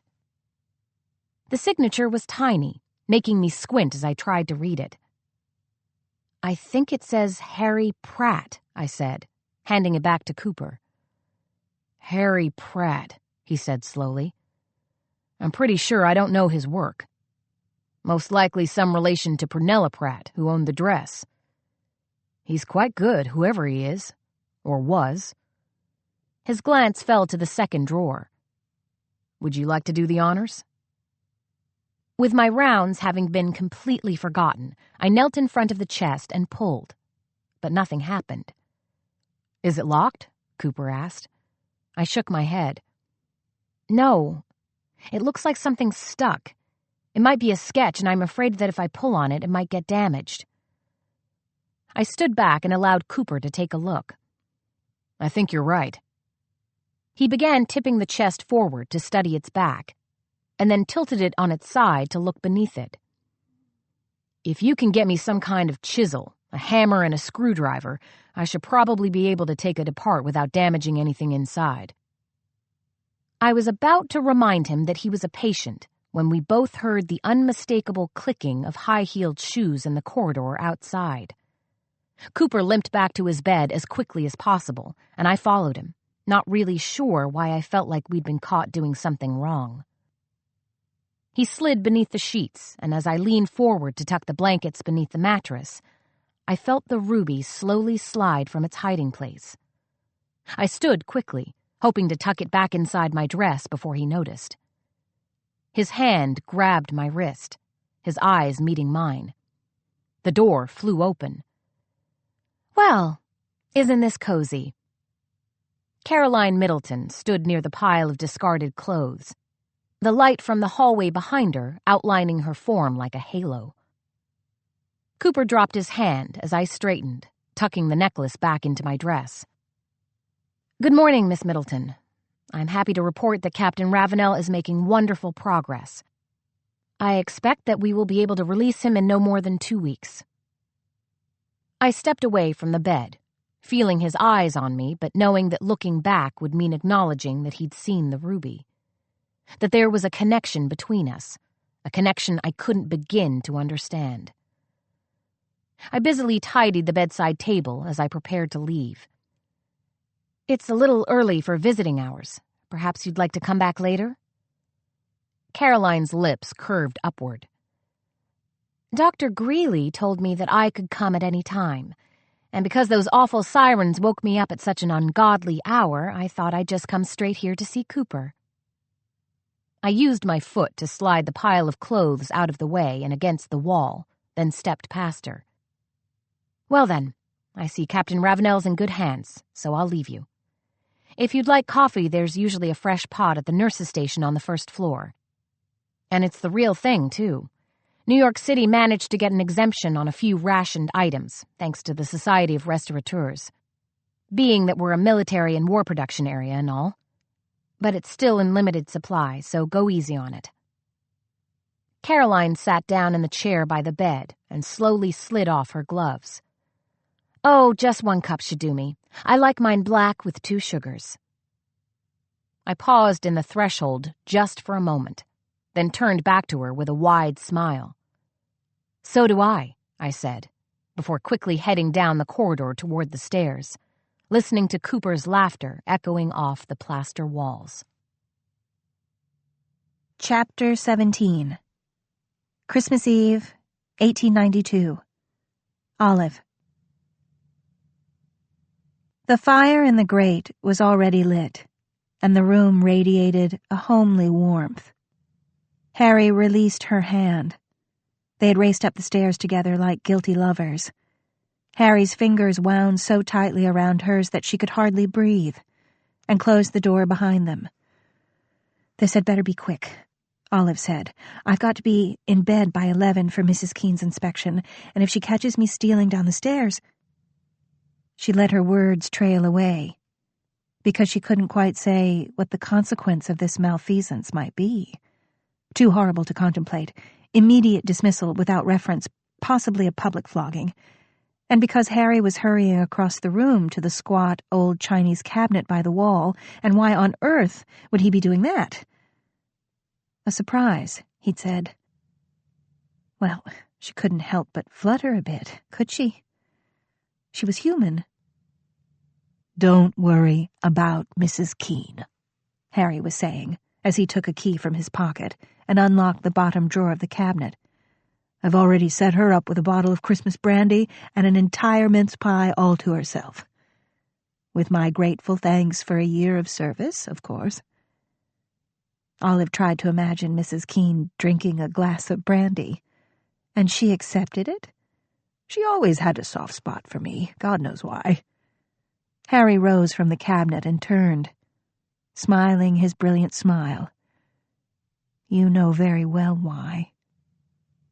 "Well, I shared the first glass with her just to get her started, and I can promise you she won't be in any condition to make an inspection this evening." He saluted. "You are hereby dismissed from your duties, Miss Olive, and have only yourself to please. Until 5 o'clock tomorrow morning." For a moment he was silent, and a little of the smile faded from his mouth. He still stood before the cabinet, holding something in both hands behind his back. "Are you really up so very early?" he said at last. "Didn't you know?" "I didn't think 5 o'clock. And I've made you stay up so late. It was worth it." "Was it?" She dropped her gaze to the worn oriental rug. "You know it was." The floorboards creaked as he stepped toward her. She counted each one, because they belonged to Harry, because the floorboards were so lucky to bear the touch of Harry's feet. Her hands twisted together atop the wilting white face of her pinafore apron. When he stopped before her, she admired the curve of his shoes. I have something for you. But you're going to have to look up first. Olive looked up slowly, but only as far as his hands, which now held a small, framed miniature portrait. I painted it from the sketches. It's the best one yet. I think I'm finally getting it right. Getting you right, I mean. The lines of your face and figure, the pose, the way your nightgown drapes against your skin. Although, of course, it's not a nightgown here, it's more like a medieval garment that... Anyway, do you like it? Her gaze darted upward to Harry's face. Because he was nervous. He was actually babbling like a schoolboy. His brows slanted upward, anxious for her approval. She looked back down at the miniature and took it from his fingers. It's wonderful. It's like magic. It's not even me. It's yours. I can't take this. You need it for your painting. I'll make another. I want you to keep this. I want you to keep this in your trunk, in your awful grubby room in the nunnery, and to take it out every night when I'm gone and look at it and say, Harry loves me. Harry's coming back in June to take me away to Europe. Harry's going to make up for all this work and misery and make me as happy as a man ever made a woman. Olive stepped back. What? He caught her hand. Listen to me, Olive. I'll be 22 in April, and I'm coming into a little money then. A tidy little nest egg my grandmother left me. It's not a fortune, but it's a start. Right after graduation, I'm taking you away from here. But you can't. Yes, I can. He kissed her hand and went down on his knees, pulling her to the floor with him. I can't stand watching you in your uniform, working the way you do, serving us like this. We should be serving you. The way Prunella sneers at you. She sneers at me? When you're not looking. That's just the way she is. She's jealous of anyone who's prettier than she is, and she's seen me looking at you. Oh, no. Olive put her face in her hands, but Harry pulled the fingers gently away and tilted up her chin. Because she knows you're her superior, Olive. She knows I love you. He placed his palms on her cheeks. I love you, Olive. What do you think of that? I'm taking you away with me. It's going to be the biggest scandal. We're going to live in Europe together, and we'll be the happiest two people on the face of the earth, the king and queen of happiness. I can't, she whispered. Don't be silly. I'm just a housemaid. You're Harry Pratt. You have your future before you. He was shaking his head. No, I'm not Harry Pratt. Not that Harry Pratt, the fellow who swans about Manhattan pretending to be what people expect of him. The college boy, the ladies' man, ready to follow his father onto Wall Street and marry some heiress and own a big fat mansion uptown filled with 10 kids and a safe deposit box filled with railway shares. Old drawings packed away in a crate somewhere. That's not me. I want to paint, Olive. I want to paint for a living. I want to paint for life. I want to live with you in an attic in Florence and paint all night until I make something real, something almost perfect, and then tramp through the hills with you and lie naked in the vineyards. I want to see your face every morning and draw your face every day. I want to see the sunshine on your skin. Now, that's what I call a grand future. You don't know what you're saying. Oh, I know what I'm saying, all right. I've been thinking about it every second. I can't imagine living without you. I want to know every inch of you and give you every inch of me. If you'll have it. The real me, the Harry that's hidden beneath all the shirt fronts and the dinner jackets. He leaned forward, and his lips touched the tip of her nose. You're about the only one who's ever met him, I think. I'm just a passing fancy. You'll go back to Harvard and forget me by February. You know that's not true. It would be like forgetting my own arm. He kissed her nose again, a little longer, a little more tenderly. Forgetting my own heart. Stop. His breath was sweet on her face, brandy and mincemeat and adoration. You promised not to touch me, not to kiss me, not to do this, the one thing she couldn't afford. The final line she couldn't possibly cross. Unless she did. He pulled away a few inches, and his smile and his blue eyes came into shining focus. He pointed to the tin ceiling above them. It's Christmas, Olive. Look up. She looked up and up into the skylight that showed the black Christmas night and the tiny bright stars and the little sprig of green that hung with painstaking care in the exact center, several feet above. You're a devious man, Harry Pratt. When I have to be. He brushed his thumbs against her cheekbones. I've been plotting all day. The mistletoe, the miniature, the darned brandy and mince pie. And she takes a lot of buttering up, that Mrs. Keene, you know. And for a moment there I thought she'd never give in, and then tracking you down before it was too late. Just for a kiss. Just one little kiss, Olive. A tiny Christmas miracle. What do you say? Olive had never kissed anyone on the lips. Her heart was striking her ribs, maybe twice every second, panicked and thrilled. Her fingers were cold. She thought, if he tastes like he smells, it can't be so bad. Brandy and mincemeat and adoration. Well, Olive, kiss me. She placed one brave hand against his shirt front. I guess you've earned it, she whispered. And his lips sank against hers, so much softer than she had imagined. Olive wasn't an only child, but her 2 brothers and a sister had all died before her. The usual scourges of childhood, and a little bad luck besides. Arabella, her sister, had had a weak heart, and it gave out during a scarlet fever epidemic when Olive was 3.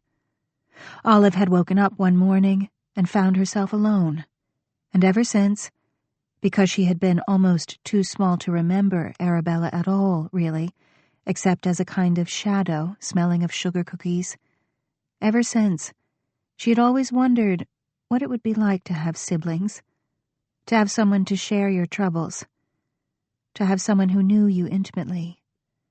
You would quarrel and make up, and you would lie side by side on the attic floor on rainy days, sharing your dreams, sharing the silent space between them.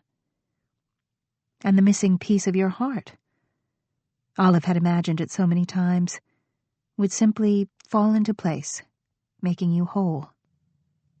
Well, maybe she'd had it all wrong about siblings, but lying on the cushions with Harry seemed a lot like she used to imagine, except more. More pulse, more life, more fullness in your chest until you almost couldn't breathe, this beautiful, warm burstiness that crowded everything else out. Her lips still tingled from his kisses, and her right hand was tucked in his left. His jacket had been tossed on the floor somewhere, and his waistcoat lay open. And it was all so natural and perfect, so exactly as they were meant to be. Except they were not. Except there was that portfolio downstairs marked Van Alen. But she pushed the portfolio away because it was Christmas and because she could still taste Harry's kisses and smell Harry's breath, and the warmth of Harry's shoulder merged into hers. We'll be like two new people, he was saying, the real Harry and the real Olive. I can just see us, waking up in the sunshine, not having to pretend anymore, not having to be nice to people you despise. There's this fellow I know there, an old professor who moved to Fiesole last year. He'll help us get started, I'm sure. It sounds wonderful, said Olive, wondering what Fiesole was. Harry turned his head. Does it? Olive, do you really want it? Not just because I do, but because you want it for yourself. I do want it. It was the truth. She thought about lying next to Harry's warm body in a sunlit Italian attic, and her whole chest ached, her limbs pulled with longing. And then her practical mind whispered, what about marriage? What about children? He hadn't mentioned those. But children would surely follow, wouldn't they? And how would Harry feel about a squalling baby interrupting his artistic paradise? Would he still admire his darling nymph when her belly was swollen with child? But that was why she loved him, wasn't it? His dreams, his beautiful ideals, soaring so far away from what was real and possible. If she tried, she could hold him carefully moored to earth, just close enough that he didn't fly away entirely. She squeezed his hand and said again, I do want it. I want it so much, Harry. He lifted himself up on his elbow and grinned down at her. Take off your clothes. What? For the second time that evening. I'm going to draw you right now. In the... She couldn't say nude. Yes. All bare and true, with a sheet draped over you, of course. Harry sprang to his feet. Go on, I'll avert my eyes, I promise. For now, anyway. She couldn't be certain, but she thought he leered. She sat up and looked down at her black dress, her white pinafore apron, the ruffles now crushed and guilty. But it's Christmas, she thought recklessly. It's Christmas, and in 2 weeks I'll never have the chance again. She rose and went behind the screen to take off her pinafore and her dress, her corset and petticoat and stockings. Everything? She called over the screen. Everything. You won't look? Of course I'll look, Olive. That can't be avoided, even if I wanted to. She imagined he was grinning. But I'll drape you with a sheet, and I promise to be a gentleman. She pulled her chemise over her head, and her skin crawled and tingled against the air, as if she could distinguish the delicate rub of each molecule. Oh, the same way you were a gentleman just now? Trust me, those were the most gentlemanly kisses a fellow ever bestowed on the girl he adores. Come along now. Olive looked down at her belly and limbs, shockingly bare. The tips of her breasts had crinkled into tiny nubs, the way they did when she climbed into the bath. What would Harry think? He'd probably sketched dozens of naked women already. That was part of his training, wasn't it? To transform the female form into art. Olive had never imagined her body as a thing of art, as a collection of curves and lines designed to entrance the viewer, to express some sort of human or feminine ideal. What if she wasn't ideal enough? What if her bones and flesh were all wrong? What if the fraud in her soul had somehow warped her exterior in a way that would be instantly recognizable to Harry's true blue eyes? She crossed her arms over her chest. Would it help if I removed my own clothes? Called out Harry in a stage whisper. No! An article or two, only fair. His waistcoat winged into view, skidding across the floor, followed by his necktie. Harry, no! A shoe tumbled past. The other shoe. "I'm going to keep going, Olive." "Do you want me to keep going?" "No." "Then come out of there." "I'm picking out the studs of my shirt right now." A few pings sounded, as of metal hitting the floor. "Harry!" "Do you think I'm bluffing?" A flash of white flew past, landing on top of the waistcoat. She thought, "My God, he's serious." And then, in horror, "Trousers next."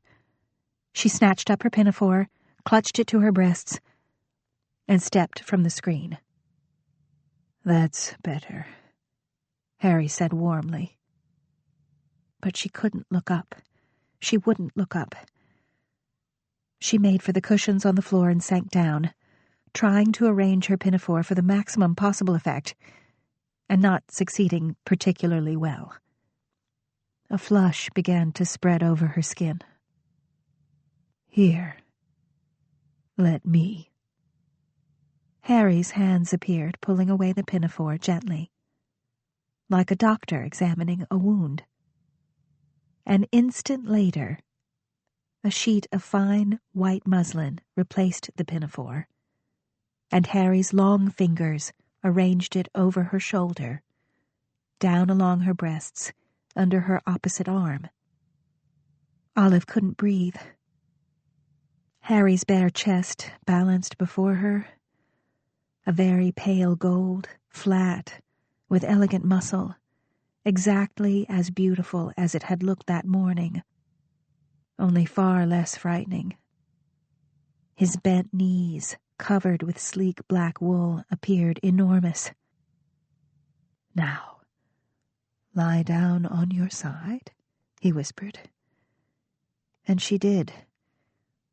And he adjusted the sheet again, and this time she was quite sure that her right breast was now open to the air. But she didn't look down, and she didn't protest, because she could tell by the expression on Harry's face that he thought she was perfect. The broad hands moved lower, draping the sheet over her hip, and then he moved back and surveyed her. "Am I up to your standards?" she said. "Yes." He reached for the pins in her hair and slid them free, one by one, until the curls tumbled over her shoulders and down her back, and he rose to his feet. "One more thing." She watched him pad across the room to the Chinese cabinet and admired the flecks of muscle in his back, the little secrets of him she hadn't even suspected. When he returned, she was watching his bare feet, not because she was shy, but because they fascinated her. "Hold up your hair," he said, and Olive's eyes flew to his face and then to his hands. A delicate gold filigree chain hung from his fingers, weighed down by a prodigious crimson stone. "Tell me that's just a garnet," Olive whispered. Harry smiled and reached around her neck with both hands. "But that would be a lie, Olive dear. And I can't tell you a lie. Anyway, it's yours." He settled back on his heels and touched her cheek. "For her price is far above rubies." The stone settled into the hollow of Olive's throat, like an enormous drop of blood, cool and heavy. She touched it with one finger, not daring to look. A coal popped in the fire behind her. Harry lifted a curl of hair from her shoulder, pressed it to his lips, and picked up his sketchbook. The air was warm, and Harry worked in a state of silent concentration, until Olive, exhausted and relaxed on the old velvet cushions, drifted to sleep, started and drifted back. "That's all right," said Harry. "Sleep, if you like." So she allowed her heavy lids to close, terribly grateful, to the sound of the sizzling fire and the scratch of Harry's charcoal pencil and the utter peace of the sanctuary around them. When she awoke, the world was black, and a woolen blanket was tucked around her so snugly that she thought for a moment she was safe in her bed in the nunnery. But the bed was far too comfortable, and then there was no accounting for the weight that lay like a bar across her stomach, and the warmth at her back and shoulders, the stir of breath at the nape of her neck. Her eyes flew open, her limbs went stiff. "Harry!" she whispered. But there came only a faint snore in response, a reflexive twitching of fingers at her waist. The arm, she perceived, rested over the blanket, and Harry's body did not quite touch her back. A few respectful inches lay between them. The velvet cushion was soft under her cheek. What time was it? There was no telling. It might be midnight or 4:30. She might have hours left or none. How daring and delicious to lie here quietly with Harry, while the rest of the house slept, while the rest of the world had to endure some ordinary bedfellow. Well, so would Olive in 2 more weeks. In 2 more weeks there would be no more Harry, and she would return to the leather portfolio marked Van Alen. She promised herself that. She made a bargain with God, or St. Nicholas, or the baby Jesus, or whoever was keeping vigil with her, in the warm, black, brandy-scented Christmas night. A fortnight of Harry. Just Harry, and nothing else. No guilt or regrets, no anxiety about tomorrow. And when the carriage had left for that stinking, great terminus on 42nd Street, for the waiting train to carry him to Boston, why, that very morning she would steal into August Pratt's study and take those Van Alen papers, this time for good. But until then, Harry. Her stiff limbs had gone limp and soft, absorbing him. She should have been ashamed, but she wasn't. All those nights of posing, all that intimacy.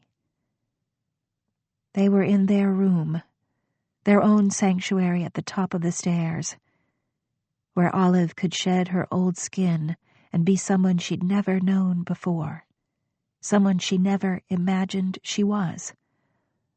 Olive. She should have been startled, but she wasn't.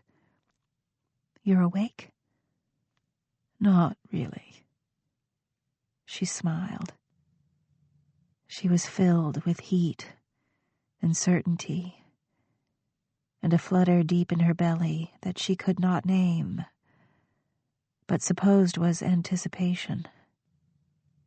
She turned beneath his arm until they were facing each other, and the scent of Harry's skin blended with the scent of hers, warm and salty and sleepy. The ruby slipped along her collarbone. With one hand, she lifted the blanket and enclosed him. With the other, she touched his cheek. She couldn't really see his face, but she heard the damp sound of his lips, parting in surprise. "Merry Christmas," she whispered.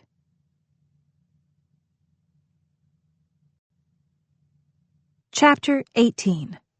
July 1920. Lucy.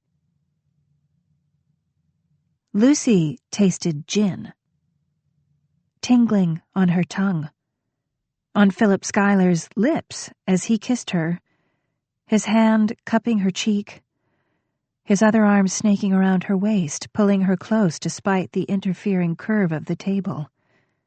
The black leather of the banquette encased them, shielding them from the rest of the room. Those were Philip Schuyler's fingers on her cheek, the gold of his Yale class ring cool against her skin.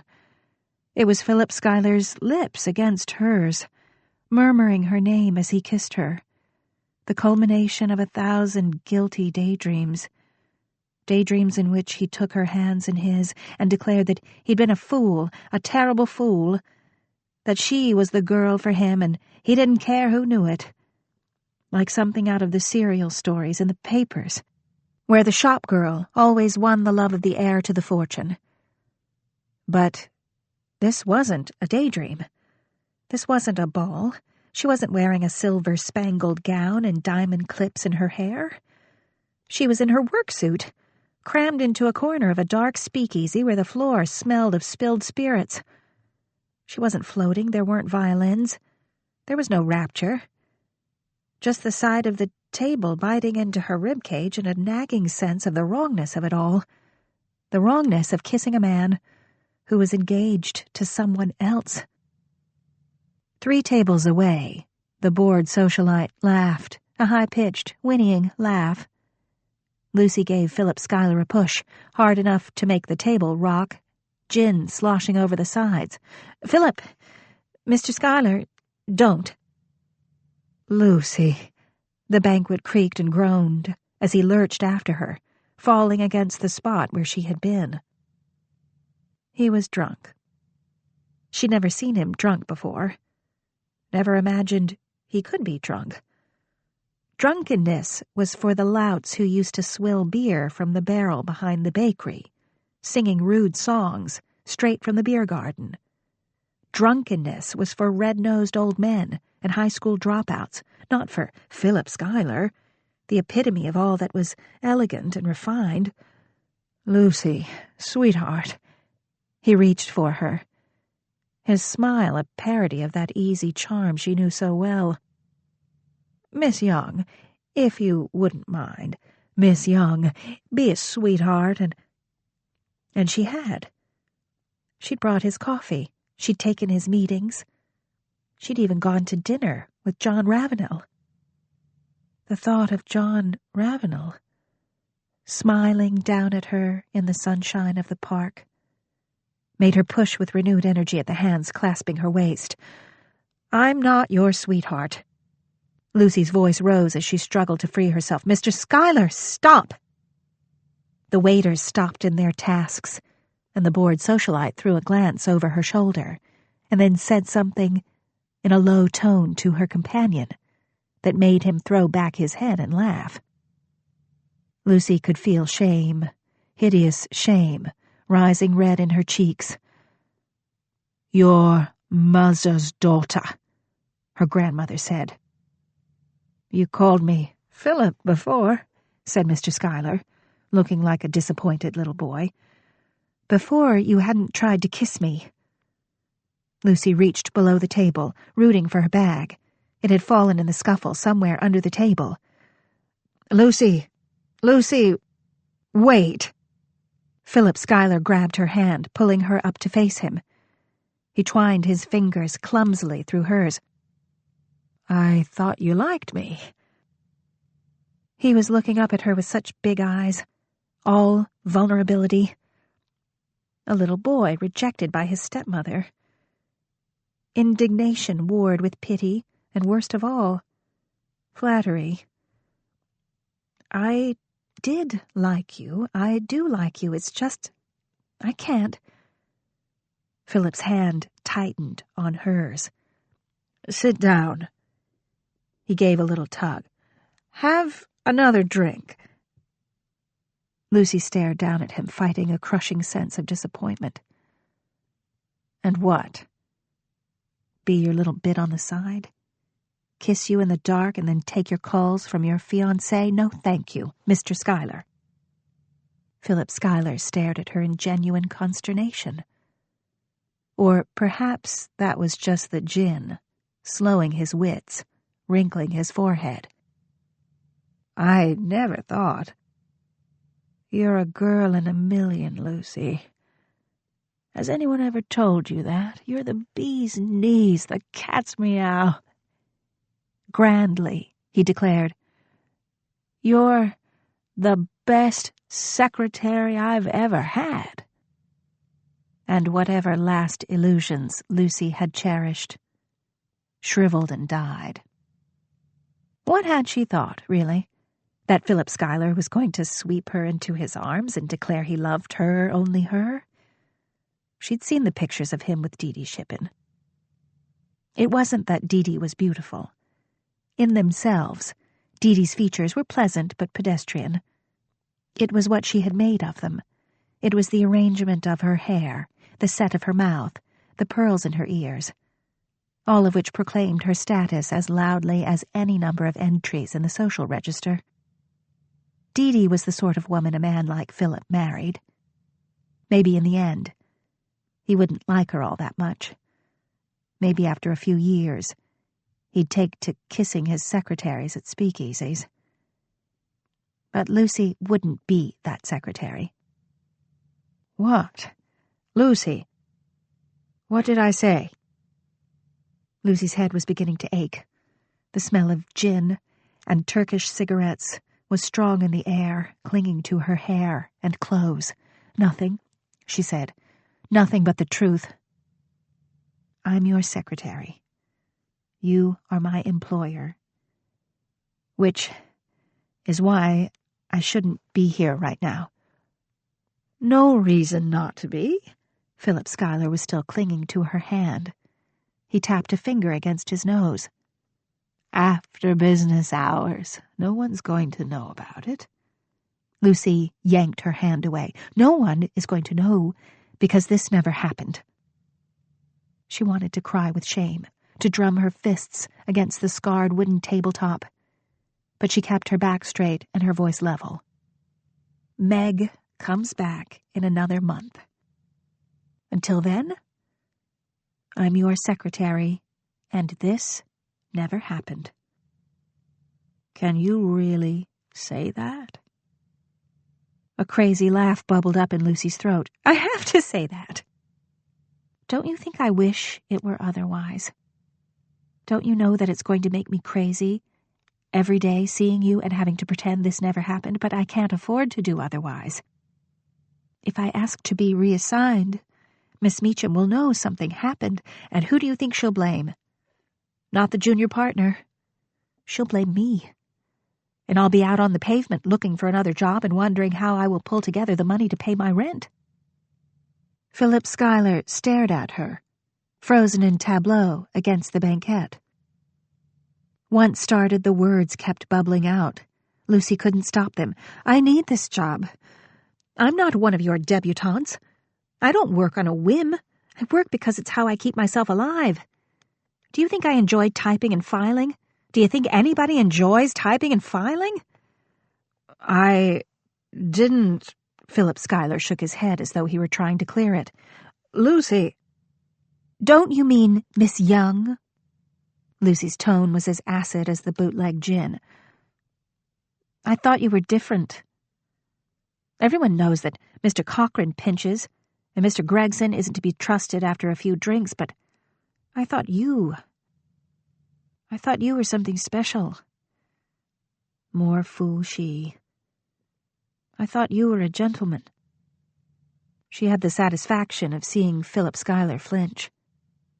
She had done that at least. She had torn a strip off his smooth facade. But it was a Pyrrhic victory. She would have done anything never to have come here, never to see what he could be, never to have known what he thought she could be.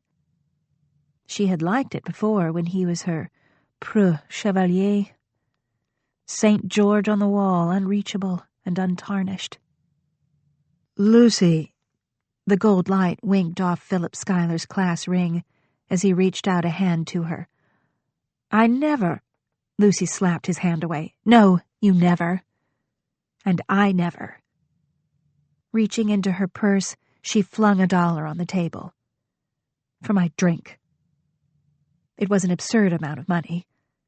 Money she couldn't afford to spend, but it was the only way she could think to salvage her pride, to claim some control over the situation. She grabbed up her hat, her bag. Have a martini on me, she said, over her shoulder, and made for the stairs before Philip could extricate himself from the banquette, his long legs tangling against the legs of the table. The waiters had seen worse scenes. They looked the other way as she ran from the room, down the malodorous stairs, past the gatekeeper in his loud checked suit, The air on the street was little better than it had been inside, stinking in the July heat, thick with the scent of yesterday's garbage. It had grown dark when she was inside, the creeping dusk of the city summer. It wrapped around her like damp flannel. The dark brought no relief from the summer heat. It only pressed it in more closely around her. Lucy clutched her bag in both hands and started walking as quickly as she could. But not fast enough. Philip Schuyler came trotting along behind her, face flushed, tie askew. "Let me put you in a taxi, at least, like you do all your girls. You're not just any girl." He darted around in front of her, forcing her to a halt before the shuttered front of a greengrocer's establishment. "There haven't been any other. There were before Dee Dee, but since then there hasn't been anyone, not like that." He was floundering. Polished, glib Mr. Schuyler, who could talk the most contumacious client into good humor. He didn't look smooth and polished now. The veneer was off, his face raw and confused. He looked, Lucy realized, lost. As lost as she felt. "You've had a spat with your fiancé," she said, as matter-of-factly as she could. "And I happened to be there, that's all." He shook his head adamantly, the blonde locks disarranged. In the light of the street lamp, Lucy saw gray. Gray she had never noticed before, beginning to thread its way into the blonde. "It's not like that. Dee Dee's not. You're not." Pity took the place of her anger. Pity and an incredible sense of weariness. "Go home. Take a glass of soda water and an aspirin," she advised. "You'll feel better in the morning." This time, when she started walking, he didn't follow. He stood beneath the streetlight and watched her go, his face a mask of confusion. When Lucy arrived at the office the next morning, there was a message with Miss Meacham. Mr. Schuyler had been called away to Philadelphia for an urgent meeting with a client. Lucy had a shrewd idea of just who that client might be. It was right, wasn't it? She told herself, slamming the typewriter's shuttle from one side to the other so hard that it nearly jammed. It made sense for Mr. Schuyler to go to Philadelphia to make his peace with his fiancée. She'd all but told him to. In fact, she had told him to, hadn't she? Either way, he'd done the right thing. He'd done the gentlemanly thing, removing himself from the office for a few days. Why did it make her more angry, then? When Lucy went into Mr. Schuyler's office, always Mr. Schuyler now, never Philip, to leave him a stack of neatly typed copies of the Kiplinger contract, she found a folded piece of paper in the middle of the desk with Miss Young written in Mr. Schuyler's elegant hand across the outside. Inside lay the same worn, crumpled dollar she had tossed on the table the night before. No note, just that dollar. The phone on Mr. Schuyler's desk rang. Didn't that idiot at the switchboard know better than to put calls through when he was out of the office? Lucy snatched up the phone. "Mr. Schuyler's office," she snapped. "Miss Young?" The voice had a warm Carolina drawl. "You sounded so fearsome I hardly knew you."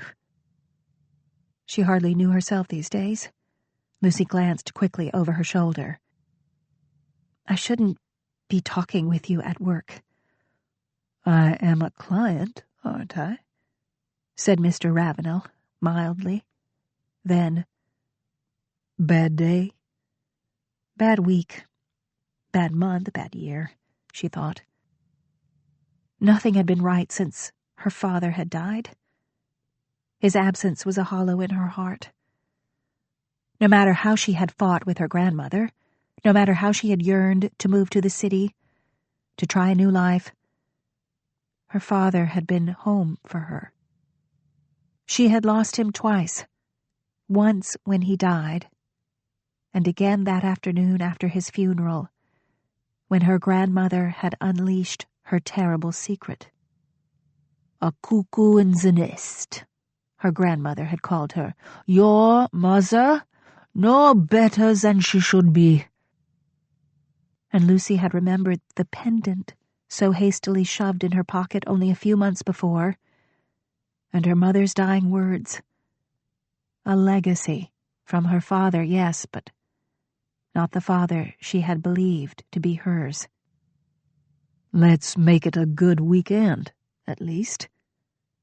Ravenel's rolling southern accent felt like a balm after Philip Schuyler's clipped boarding school cadence. It conjured up memories of the weekend before, of sunshine and ice cream and innocent pleasures. I have a surprise for you on Saturday. I don't know. Lucy ran her finger along the blunt edge of the embossed blotter. She'd thought those drinks with Philip Schuyler were innocent, until they weren't. I shouldn't. She could hear the amusement in his voice all the way through the wires. Be surprised?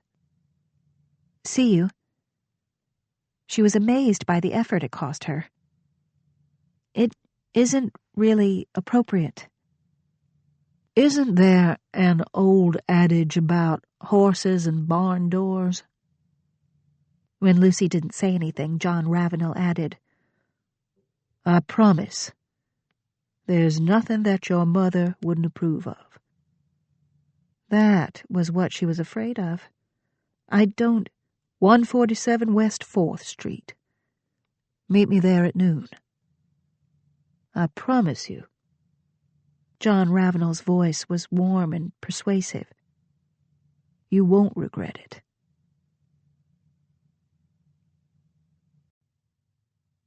Chapter 19. July 1944. Kate. Margie wiped her mouth with a napkin before folding it neatly and tucking it into her lunch pail. We sat on the same Central Park bench where our mothers had met all those years ago, a habit we'd fallen into after I'd begun working at Stornoway Hospital. It was a nod to a past we both remembered fondly, while dealing with a present that seemed uncertain at best. The day was saved from the murderously hot summer heat by a layer of thin, wispy clouds, as if even the sun agreed that the world below, in all its turmoil, didn't deserve all of its light. The city was merely a shadow of its former glory, with even Lady Liberty and Times Square darkened at night. On my walk to the park, I was assaulted with advertisements to buy war bonds on the sides of trolleys and buildings. Metal signage and ornamentation had been vanishing from the city since the first call for scrap metal, and I'd begun to wonder if New York would ever be the same again. Margie shook out her cigarette case and took one, then offered it to me. I hesitated for a moment, and then shook my head. No, thank you. If I have one, I'll only want another. What? She asked over the sound of a crowded bus jerking its way down Fifth Avenue. Never mind, I said, latching my pail. So, Margie said, blowing out a puff of smoke. How's your captain? He's not my captain. His fiancée is here. From Charleston. I doubt I'll be seeing much of him until he leaves. Are you going to let me finish? I kept hearing his words, asking me to let him finish his sketch of me, and each time I heard them, I had to remind myself to say no. Mm-hmm, she said, a knowing smile tilting her lips. I looked at her cigarette, and she handed it to me. I took a long, calming drag, then handed it back to her. He has a fiancée. Why would you think I'm interested in him? She looked at me fully. Because when you talk about him, there's something about your eyes. There's something about your eyes. I startled. He said the same thing when he told me he wanted to finish the sketch of me. She raised a plucked eyebrow as she took another drag from her cigarette and didn't say anything. She didn't need to. Eager to change the conversation, I checked my watch. I need to get going. But first, I need to ask a favor. She leaned back, narrowing her eyes. This won't involve me going on a blind date in your place, will it? The last time that happened, I got stranded on Coney Island with a short, bald man who only spoke Russian and called me Martzi. I know, and I still owe you. This favor doesn't involve blind dates or Russians, promise. I need you to look up a name for me in the newspaper archives. Harry Pratt. He might be an artist. I found a few of his sketches in the attic, and I believe his family might have once owned the hospital building. He might be related to Prunella J. Pratt. I found a ball gown in an armoire with her name embroidered on the inside. Prunella? I know. It's not the sort of name that rolls easily off the tongue, is it? I had an aunt named Prunella. Must have been popular way back when. Margie took one last puff of her cigarette, then crushed it under the toe of her shoe. Thank goodness its popularity had waned by the time we came along. She gave an exaggerated shudder. Why are you so interested in the Pratts? I'm not really sure. Curiosity, maybe? The sketches are so good that I'm wondering if he might have become a renowned artist. And? She prompted. Margie was the one person in the world who knew me enough to know when I was holding something back. And I think I've heard the name Pratt before. I didn't think so at first, but then I had a memory of my mother and me standing in front of the building when I was small. I think she called it the Pratt Mansion. Interesting, she said, raising both eyebrows. I rather like searching through the archives.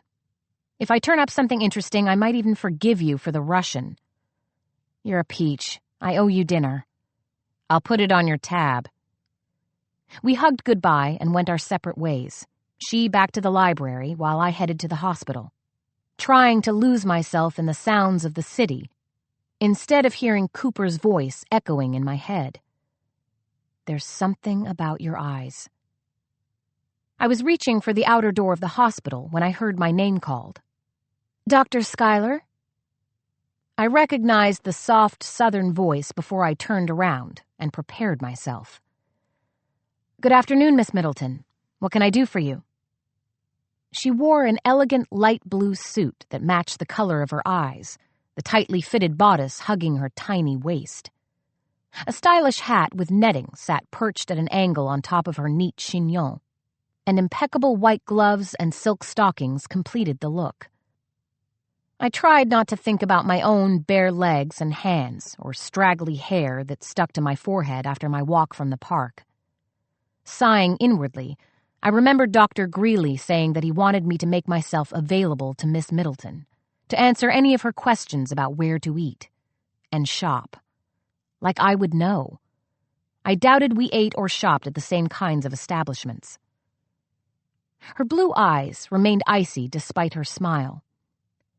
I was hoping we might have a chance to chat, woman to woman.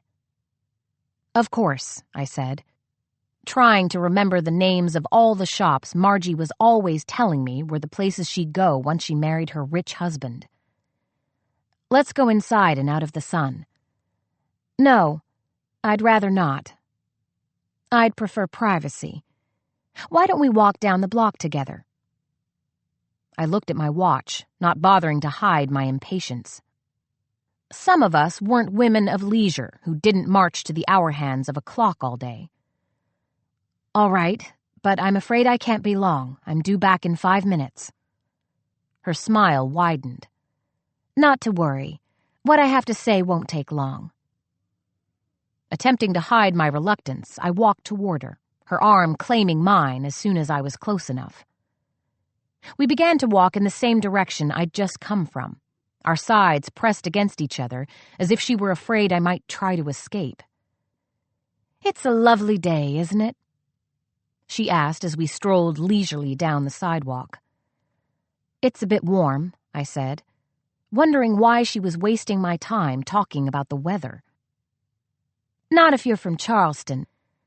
The heat and humidity in the summer are like a wet blanket that's been resting on coals. It takes some getting used to if you're not a native like Cooper and me. We were born and raised in Charleston. As a matter of fact, my family has been in Charleston for over 200 years. Isn't that something? We've had a cotton plantation on the Waccamaw River in Georgetown County since the Revolution, which means we have a lot of family connections.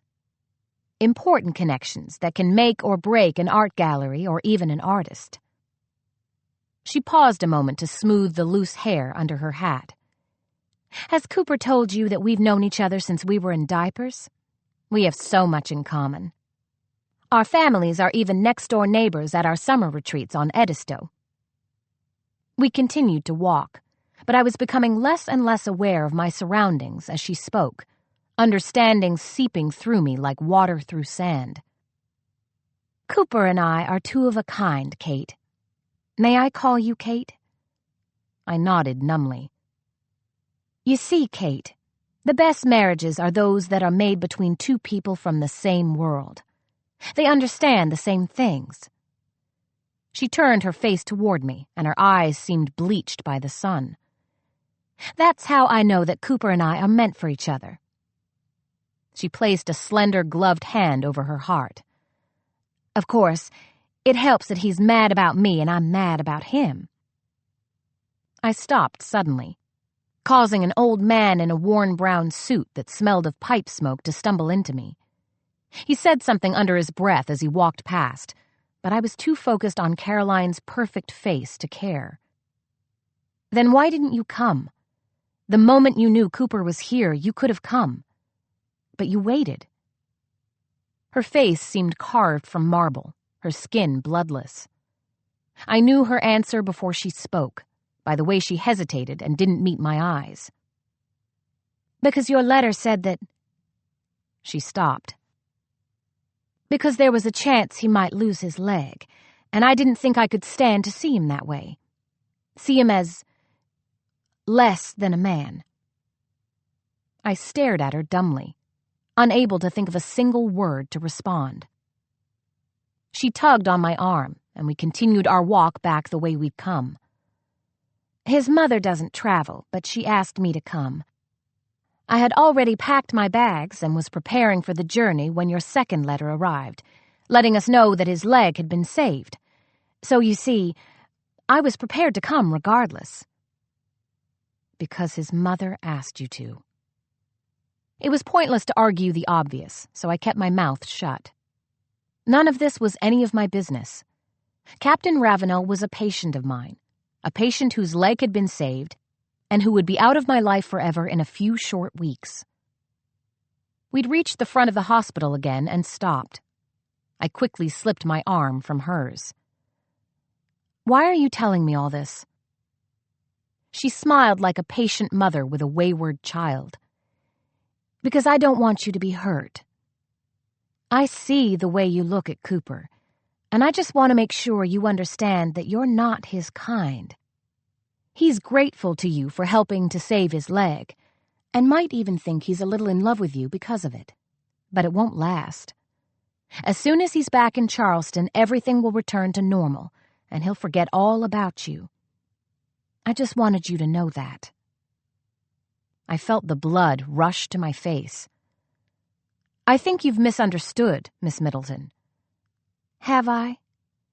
She smiled brightly, and I noticed that she had a small chip in her front teeth. I was relieved somehow, as if this slight imperfection were like a chink in her armor. As if any of this really mattered at all. I'm late, I said, moving past her. She caught my sleeve. We're getting married on November 10th, and I'll be wearing his mother's wedding veil. The engraved invitations have already been ordered. I pulled my arm away and hurriedly jerked the door open. I'd wanted to turn around and ask her why she hadn't said that she loved him and that he loved her. But I hadn't. I hadn't because I was afraid that the emotion coursing through me wasn't disbelief, but hope. I sat at Dr. Greeley's desk with bleary eyes, my cravings for a cigarette reaching mythic proportions. My father had been a heavy smoker. And although nobody had ever said it was linked to his death from lung cancer, I wasn't completely convinced it hadn't been. But that didn't mean I didn't crave them. Dr. Greeley was, presumably, at home in his comfortable bed, finally giving me an entire evening where I didn't have to creep around corners or tiptoe down hallways. He'd left a stack of charts and reports for me, enough to ensure that I wouldn't get any sleep. I rubbed my face, eyeing the full ashtray on the corner of the desk, then picked it up and dumped it into the trash can. My head had been throbbing ever since my confrontation with Caroline Middleton. It had taken nearly an hour before my shock and embarrassment had turned into righteous anger. How dare she? How presumptuous of her! I was a doctor. It was expected that a certain level of intimacy would form between a doctor and a patient. It was unavoidable.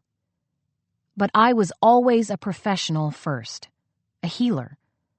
Not a woman so desperate for a husband that I would steal another woman's fiancé. I certainly hadn't gone to medical school to find a husband. I ground the heels of my hands into my throbbing temples, wishing I'd thought to grab a couple of aspirin before holding myself up in the airless office. I stacked another folder on the edge of the desk and had just decided to take a break and find aspirin when Nurse Hathaway knocked on the door. "I'm sorry to disturb you, Doctor, but Captain Ravenel is having another one of his nightmares." "Yes, of course," I said, smoothing my skirt as I stood. After that horrible conversation with Caroline Middleton, I'd sworn to myself that I wouldn't see Captain Ravenel again, to prove to her that I could stay away. And, if I were to be honest, to prove to myself that I could. But I was the doctor on duty, and he was a patient. I couldn't very well say no. "I won't be too long," I said, walking past her. "If anybody needs me and it's not an emergency, tell them I'll be back shortly." I could hear Cooper's shouts as I reached the top landing and hurried toward his room. The sickly scent of fear assailed my nostrils as soon as I entered, emanating from the thrashing form on the bed. The bedside light was on, its bulb flickering like a movie projector. Most of the bedclothes had slid to the floor, revealing a bare-chested captain clad only in what appeared to be light blue pajama bottoms. A gift from his fiancée, no doubt. He was glowing with sweat, his head moving back and forth on the pillow, his arms lashing out at an unseen enemy. "Get down! God damn it, get down!" His voice was raw, as if he'd been in the thick of battle for hours. I sat down on the edge of the bed. "Captain Ravenel?" He continued to thrash, making me stand again to avoid his flailing limbs. "No, no, no, no!" His voice weakened as his shoulders hunched forward. And for a moment, I was with him on the beachhead, half immersed in salt-flavored water, the waves tinted red with the blood of my fellow soldiers. "Cooper?" I said softly, desperate to bring him back from the dark places his nightmares brought him. "Victorine?" I took one of his hands in mine. "Yes, it's me, Victorine. You're safe now. You can stop fighting." His eyes were open, but I knew he wasn't seeing me as he lifted his other hand and brushed my face with the tips of his fingers, as gentle as a butterfly. "Victorine," he said, his hand falling and capturing my free hand, his voice lighter. "Yes, go to sleep now. Nobody is going to hurt you." "Stay," he whispered, his eyes closing. The words fell from my lips before I could recall them. "I'll stay. For as long as you need me, I'll stay." His breath slowed to an easy rhythm, his hands tightly clasping mine. Just a few minutes. I'd wait for just a little bit until he was in a deep sleep, and then I'd leave. With my hands still held tightly to his, I found a comfortable spot on the headboard to lean against and lifted my legs on the bed. I left the light on and began counting ceiling tiles again, trying to ignore the heaviness of my eyelids. Just for a minute, I told myself as I finally allowed them to close. When I opened them again, the room seemed dipped in black ink. A warm body pressed against my back, a heavy arm pinning me to the bed. Disoriented, I rolled to my back as the body behind me shifted. I blinked, waiting for my eyes to grow accustomed to the dark. Looming over me, I saw the outline of Cooper's head. I was about to close my eyes and go back to sleep when the realization of where I was and with whom struck me. I tried to rise but found myself restrained by a firm hand on my shoulder. "Don't worry, you haven't been asleep very long." I heard the smile in his voice. I tried again to rise, but he continued to hold me down. "It's not yet dawn. You don't have to go." "Of course I do. I shouldn't be here." "This is your room.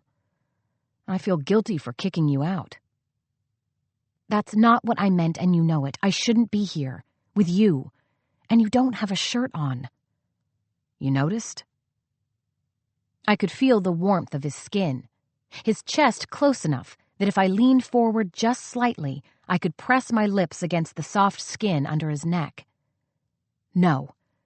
I jerked back, his hand holding me tightly. "I just wanted to thank you. I know tonight isn't the only time you've come to me during one of my nightmares. Nurse Hathaway told me you're the only one who can calm me down." I relaxed into the pillow, southern slurring of consonants somehow reassuring in the blackened room.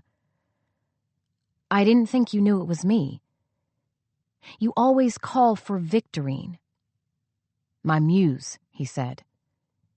"You mean Manet's muse?" His face hovered over mine. "No, mine. Ever since I saw that miniature, she became my muse. I named her Victorine, the dark-haired beauty with green eyes." Gentle fingers brushed my throat, lifting the heavy ruby stone. "Where did you get this, Kate?"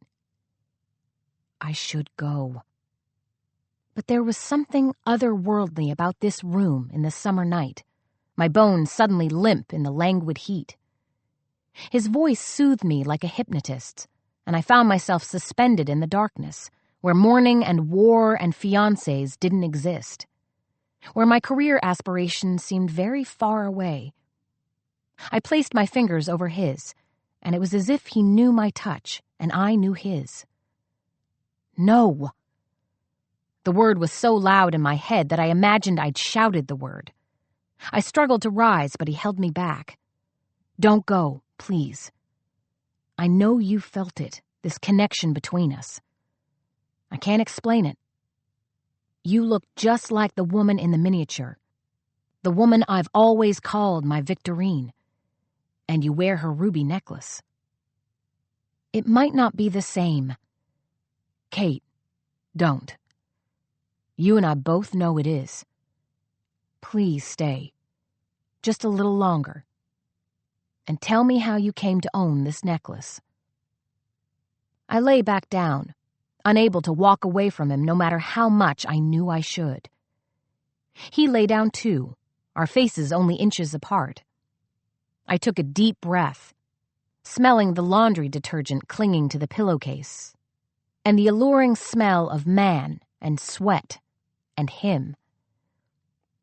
It belonged to my grandmother and then to my mother. It passed to me when my mother died. She never wore it, although several times when I was a little girl I'd see her take it out of her jewelry box and put it on for a little while. But she never wore it outside the house. His fingers lifted the stone from my throat, feeling its heft, turning it around in his hand, the brush of his skin against mine like tiny flaming matches. "It's a large stone, probably worth a great deal." I never really thought about it until I showed it to my friend Margie. She keeps it in her apartment for me. She said the same thing, and she and I agreed that it didn't make any sense. You see, my grandmother was a baker's wife. I never could figure out how a baker's wife would come by such a beautiful and expensive piece of jewelry. He gently rested the stone against my neck, then placed his arm around my waist as if it belonged there.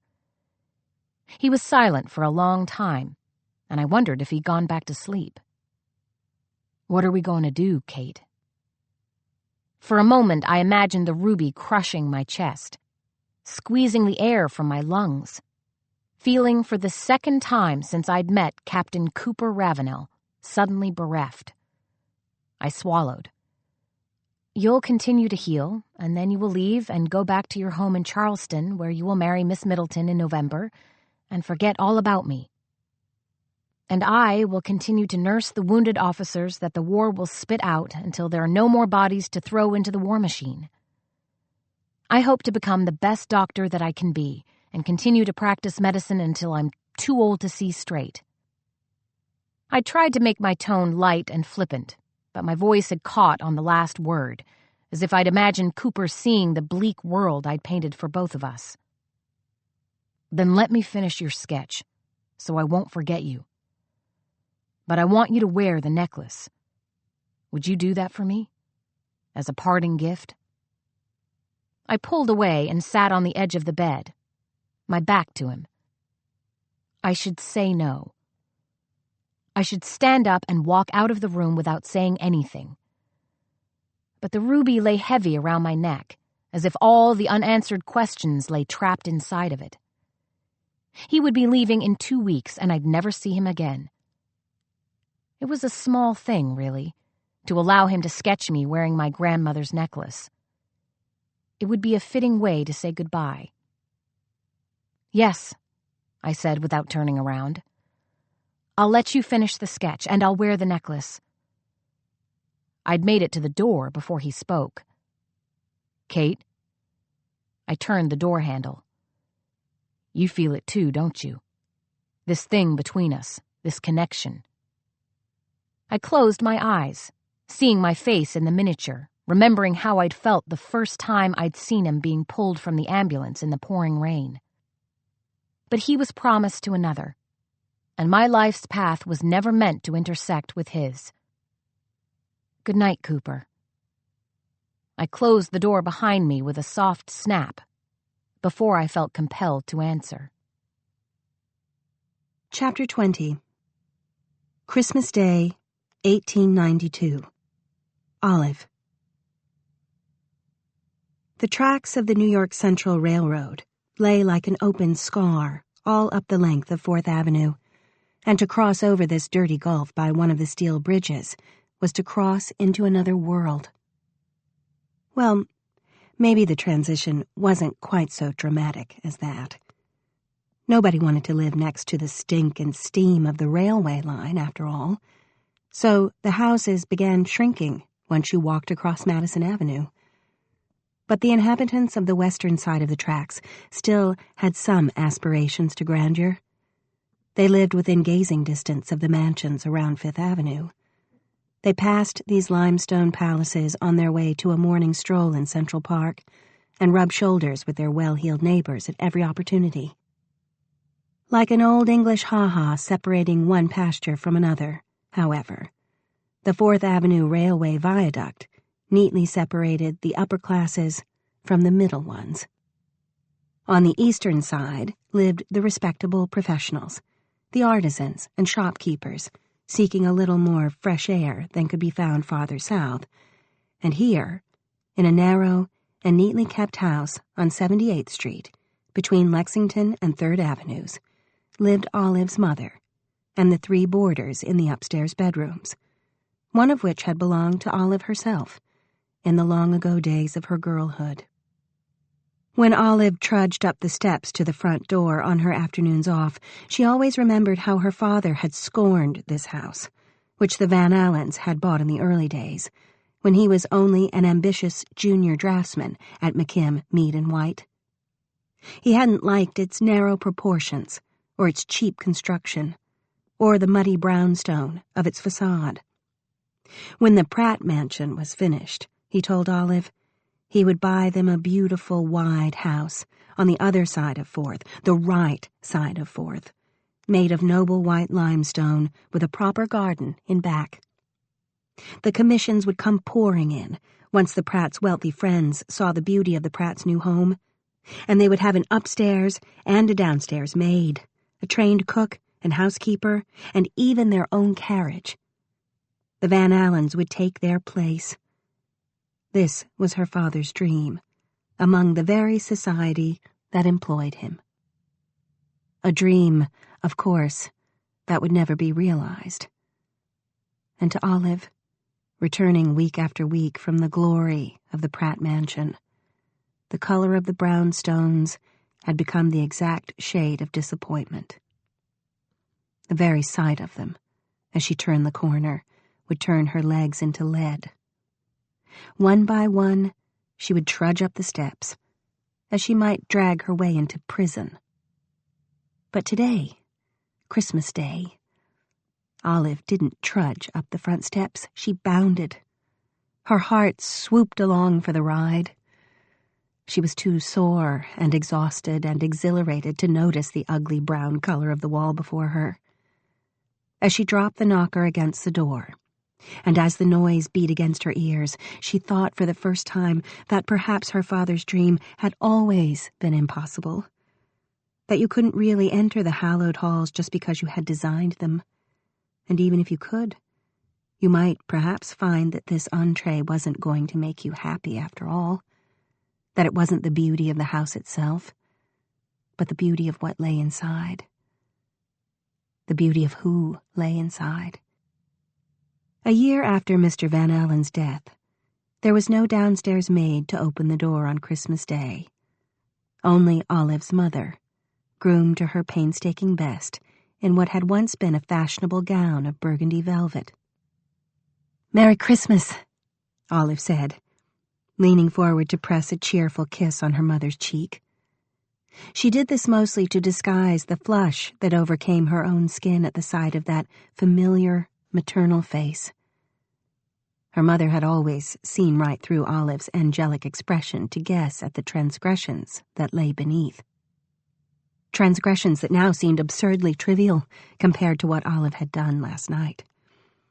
"Why, Merry Christmas, darling," Mrs. Van Ellen said, a little surprised. "Come into the parlor. It's so awfully cold outside. I've built up the fire nice and hot."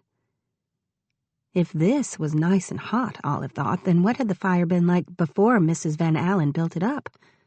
She unwound her muffler and shrugged out of her wool coat and decided that it must be her imagination. How the ruby underneath her plain gray dress seemed to glow against her chest. Before her mother took the coat away, Olive reached into the pocket. "Here, they gave us each a little Christmas present." Mrs. Van Allen looked down at the money in Olive's palm. $10, she breathed. "Take it. I don't have anything to spend it on anyway." Her mother looked at her in wonder, hesitating, and then went to the small walnut desk in the corner, which was populated by Mrs. Van Allen's beloved china shepherdesses in various pastoral attitudes, along with a few pensive sheep, contemplating a woolly escape. Or so Olive had always imagined. She unlocked one of the drawers and tucked the $10 bill inside a leather purse, all without a single word. Just a kind of heartbroken gratitude in her posture, the declining angle of her neck, as if she were too embarrassed to express her thanks. Olive stared at that vulnerable white nape, bent in humiliation, and a little of the euphoria ebbed away. Mrs. Van Allen turned from the desk and straightened her woolen shawl around her shoulders. "Did you have a nice Christmas Eve?" she asked, with false brightness. "Christmas Eve? Oh, yes. Thank you. They didn't make you work too late, I hope?" "Work? No." "Because you don't quite look yourself." Mrs. Van Allen stepped forward. It was not a large parlor, and took Olive's hand between hers. "You're not sick, are you? They're not cruel to you?" "No, no." Olive looked away, to the collection of framed photographs on the mantel.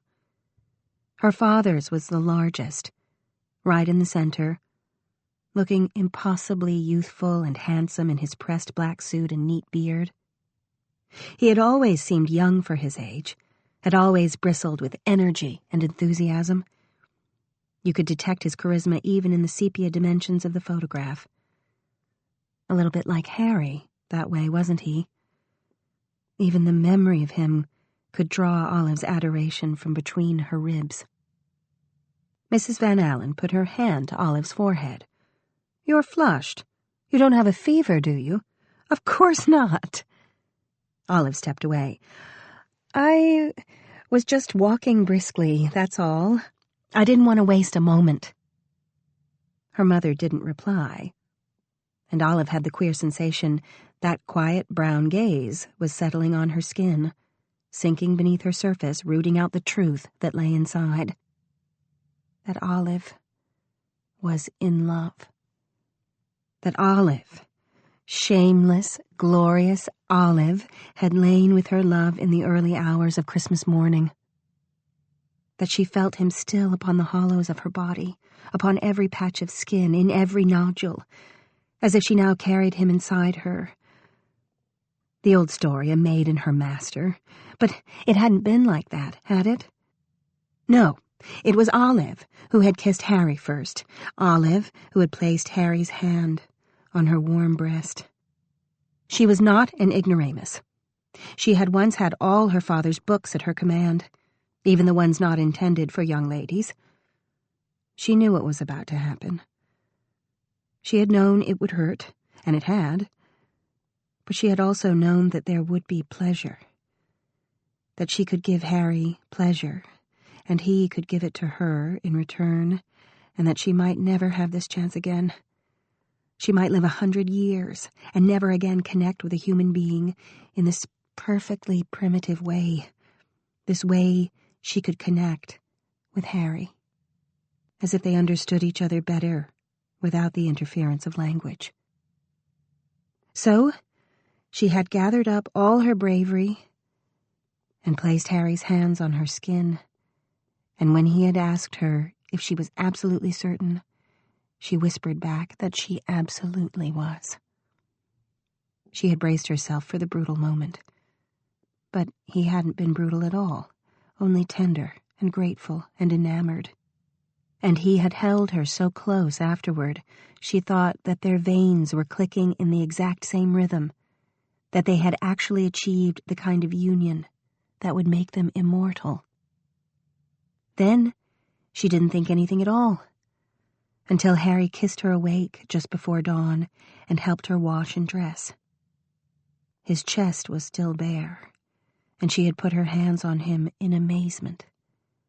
He had laughed softly and smoothed her hair and told her not to be shy, that she could touch him all she liked. He belonged to her now, like Adam belonged to Eve. Then she had stolen back down to her cold bed in the nunnery, trying to encompass this thought, trying to comprehend what she had just done, this trespass she had just committed, this sin that felt like the opposite of sin.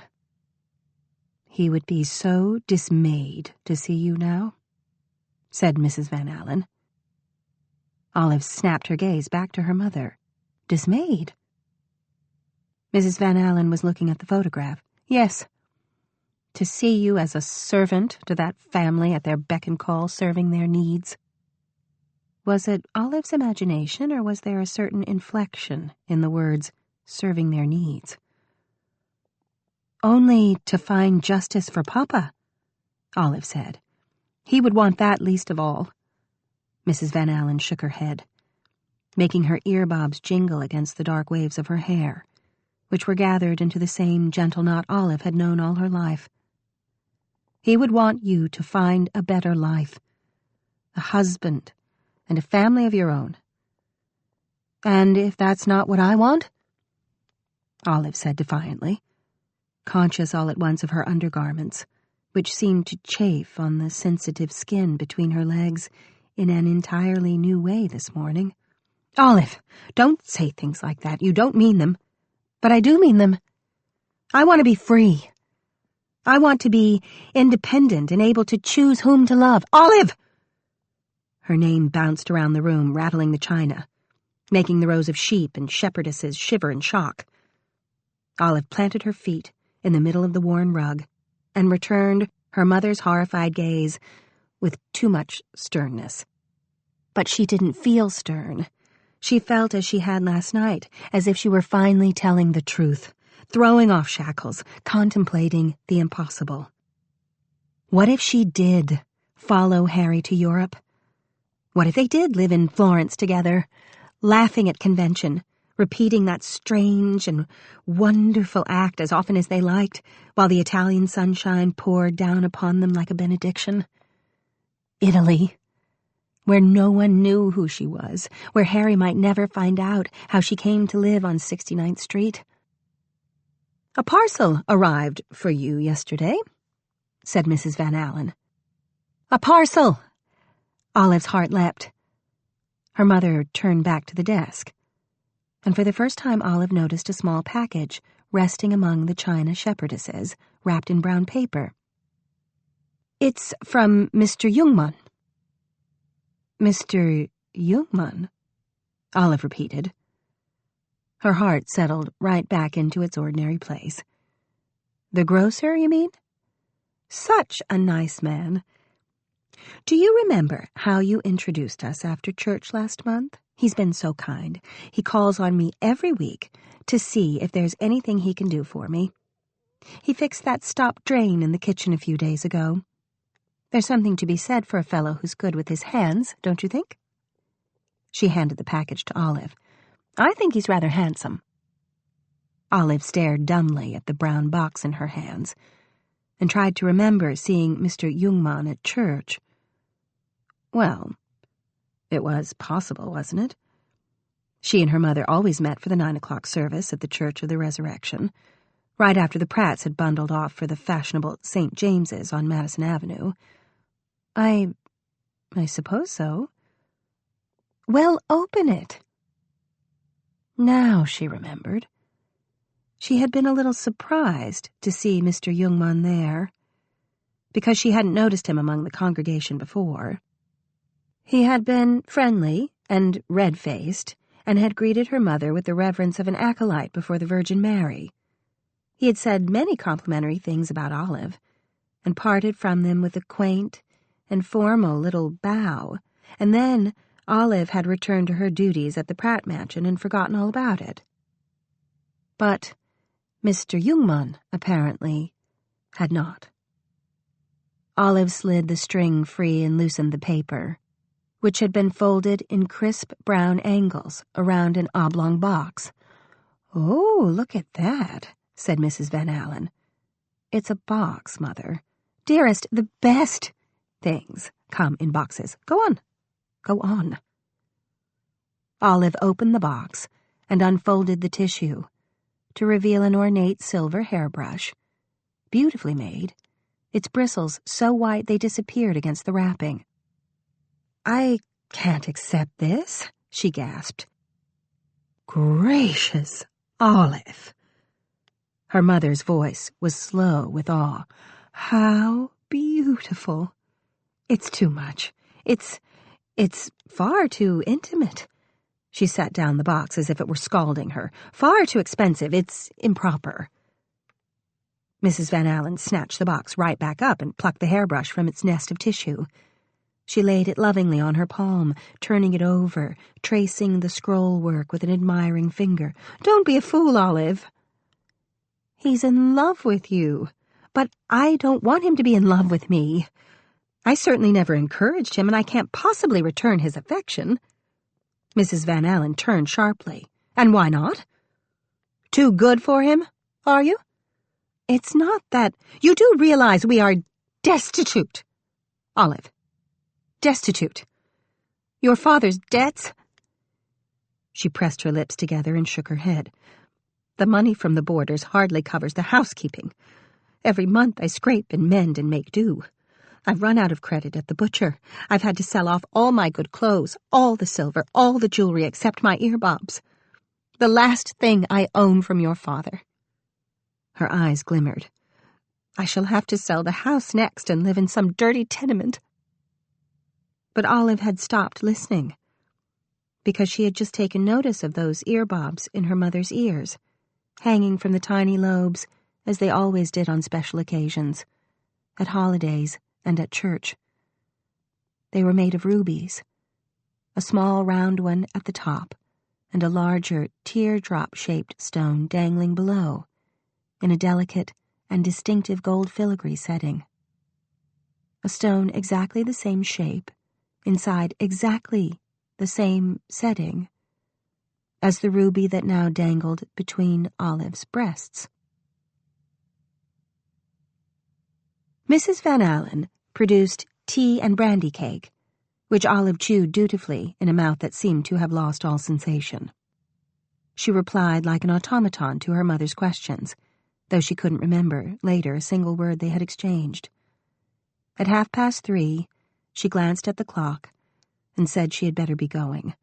She needed to return to 69th Street by 4 in order to start preparing the house for Christmas dinner.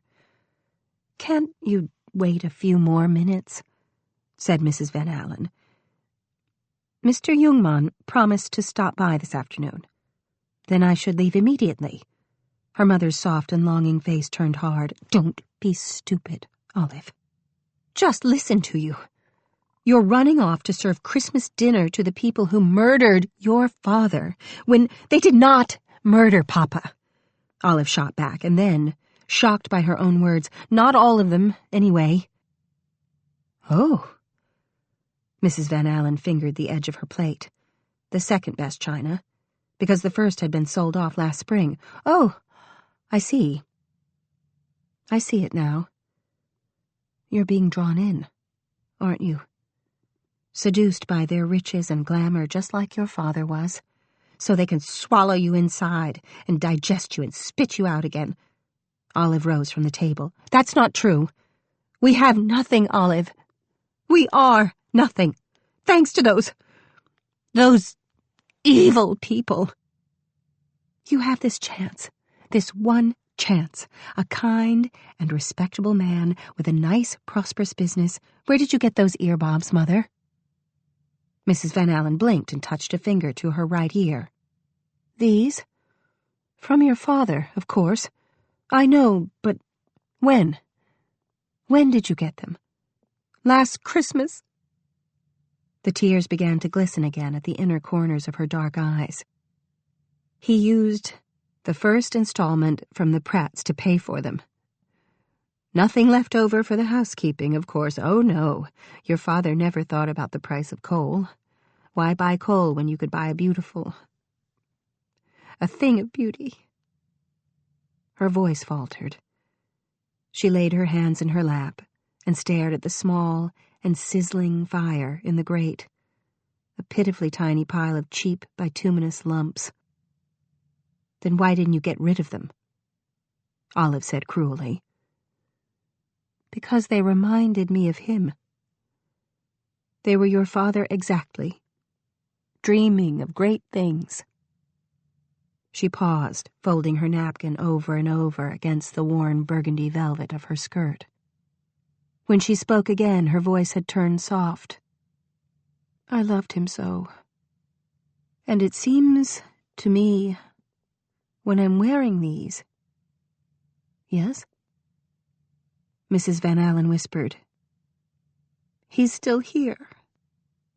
A little piece of his spirit, anyway, right next to my head, speaking in my ear, a little piece of his beautiful soul." Olive sank back into her seat and bowed her head over her half-finished tea. The smell drifted upward, the particular spice of her mother's favorite Ceylon blend. The tea probably cost more than the coal, but Mrs. Van Alen couldn't seem to give that up either. Tea and rubies. It was the bitterest thing, wasn't it? To come down in the world? To watch your extravagant dreams disintegrate into the rug of your cold and narrow parlor. Your favorite things disappear one by one, until there was nothing left of you. What would Olive's mother do if Olive ran off to the sunshine with her lover. A heavy knock sounded from the hallway, and it seemed to Olive like the final scene of a Mozart opera, when death pounded like a bass drum upon Giovanni's sinful door. Mrs. Van Allen placed her napkin next to her plate and rose from her chair.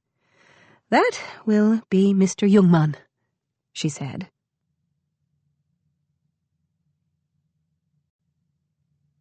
Chapter 21. July 1920. Lucy. "Miss Young?" John Ravenel was waiting for her by the L, standing on the top of the steps, his hat in one hand, unconcerned amid the dust and the grime, the stream of people leaving the train. They eddied around him as he stepped easily forward, taking Lucy's arm and tucking it comfortably beneath his own. Lucy pulled away a little. How did you know I would take this train?" "It's the nearest to the studio." John Ravenel smiled down at her, as if he hadn't a care in the world. And despite herself, Lucy felt her spirit rising in response. All her carefully cutting arguments as to why she shouldn't be here dissolving. "The studio?" "Shoot, I've gone and given it away." John Ravenel's teeth flashed in a grin. "Never mind. Pretend to be surprised when I open the door, won't you?"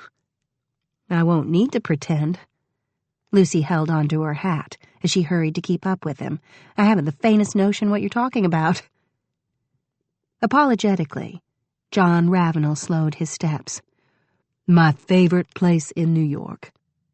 It's, well, you could call it my refuge.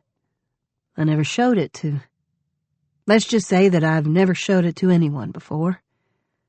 "My." Lucy couldn't think what else to say. The block they were traversing, still at a brisk clip, was lined with old brownstones, houses that might have been workers' homes once. It was a part of the city she knew not at all. "You said studio. Do you paint?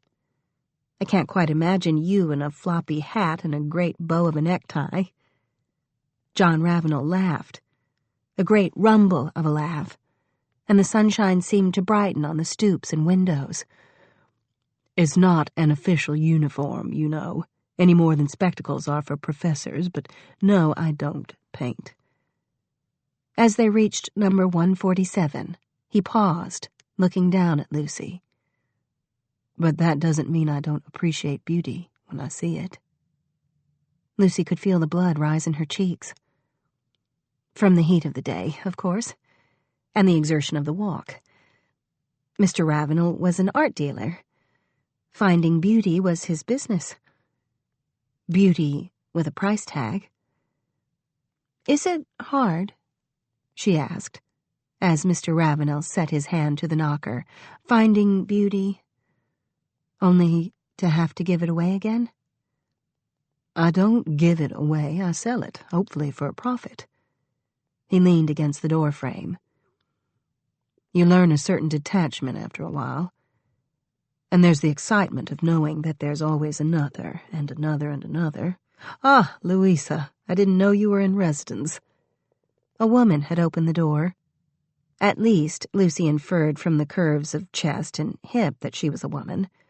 Her hair was shingled, and she wore trousers. Smoke rose from the cigarette that she held in one hand. "The work," she said, gesticulating with a trail of ash. "It struggles to be born." "And Mrs. Whitney provides a good free meal," said Mr. Ravenel, sotto voce. In his normal voice, he said, "Show it to me when you're done. I might be able to find a home for it."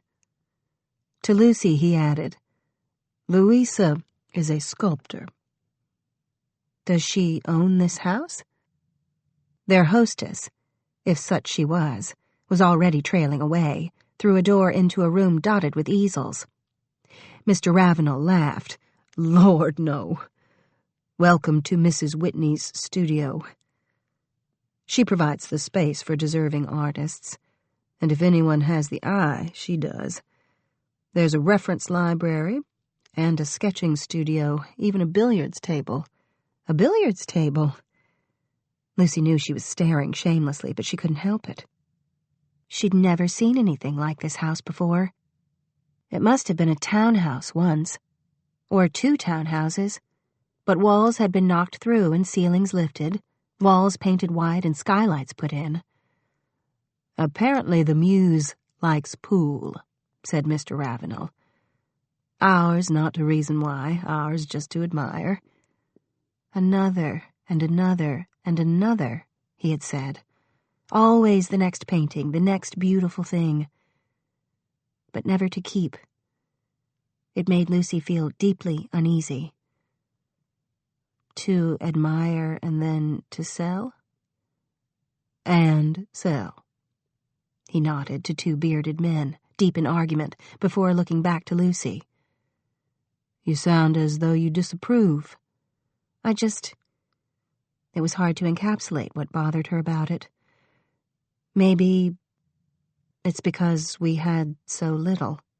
I was raised to hold on to things. Stability. That was what had been pounded into Lucy throughout her youth. To her grandmother, that meant the reliability of having a shop, a trade, a family, church on Sunday, and Gugelhupf at Christmas. But it wasn't just her grandmother.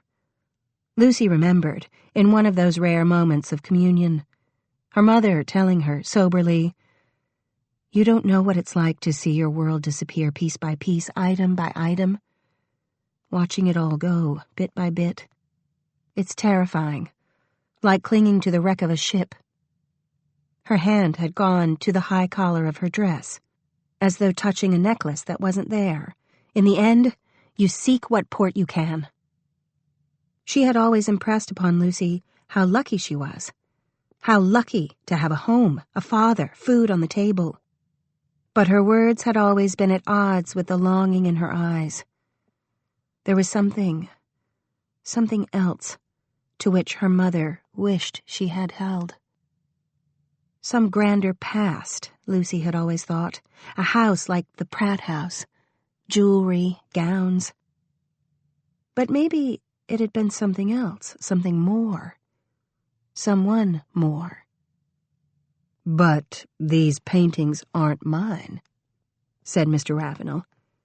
And Lucy recalled herself with difficulty to the present. "Art doesn't belong to anyone in particular. It's a gift to the world." Fine words, but Lucy wasn't ready to let him off that easily. She raised her brows at him. "A gift with a price tag? Artists have to live. And there's only one Mrs. Whitney." With a hand at the small of her back,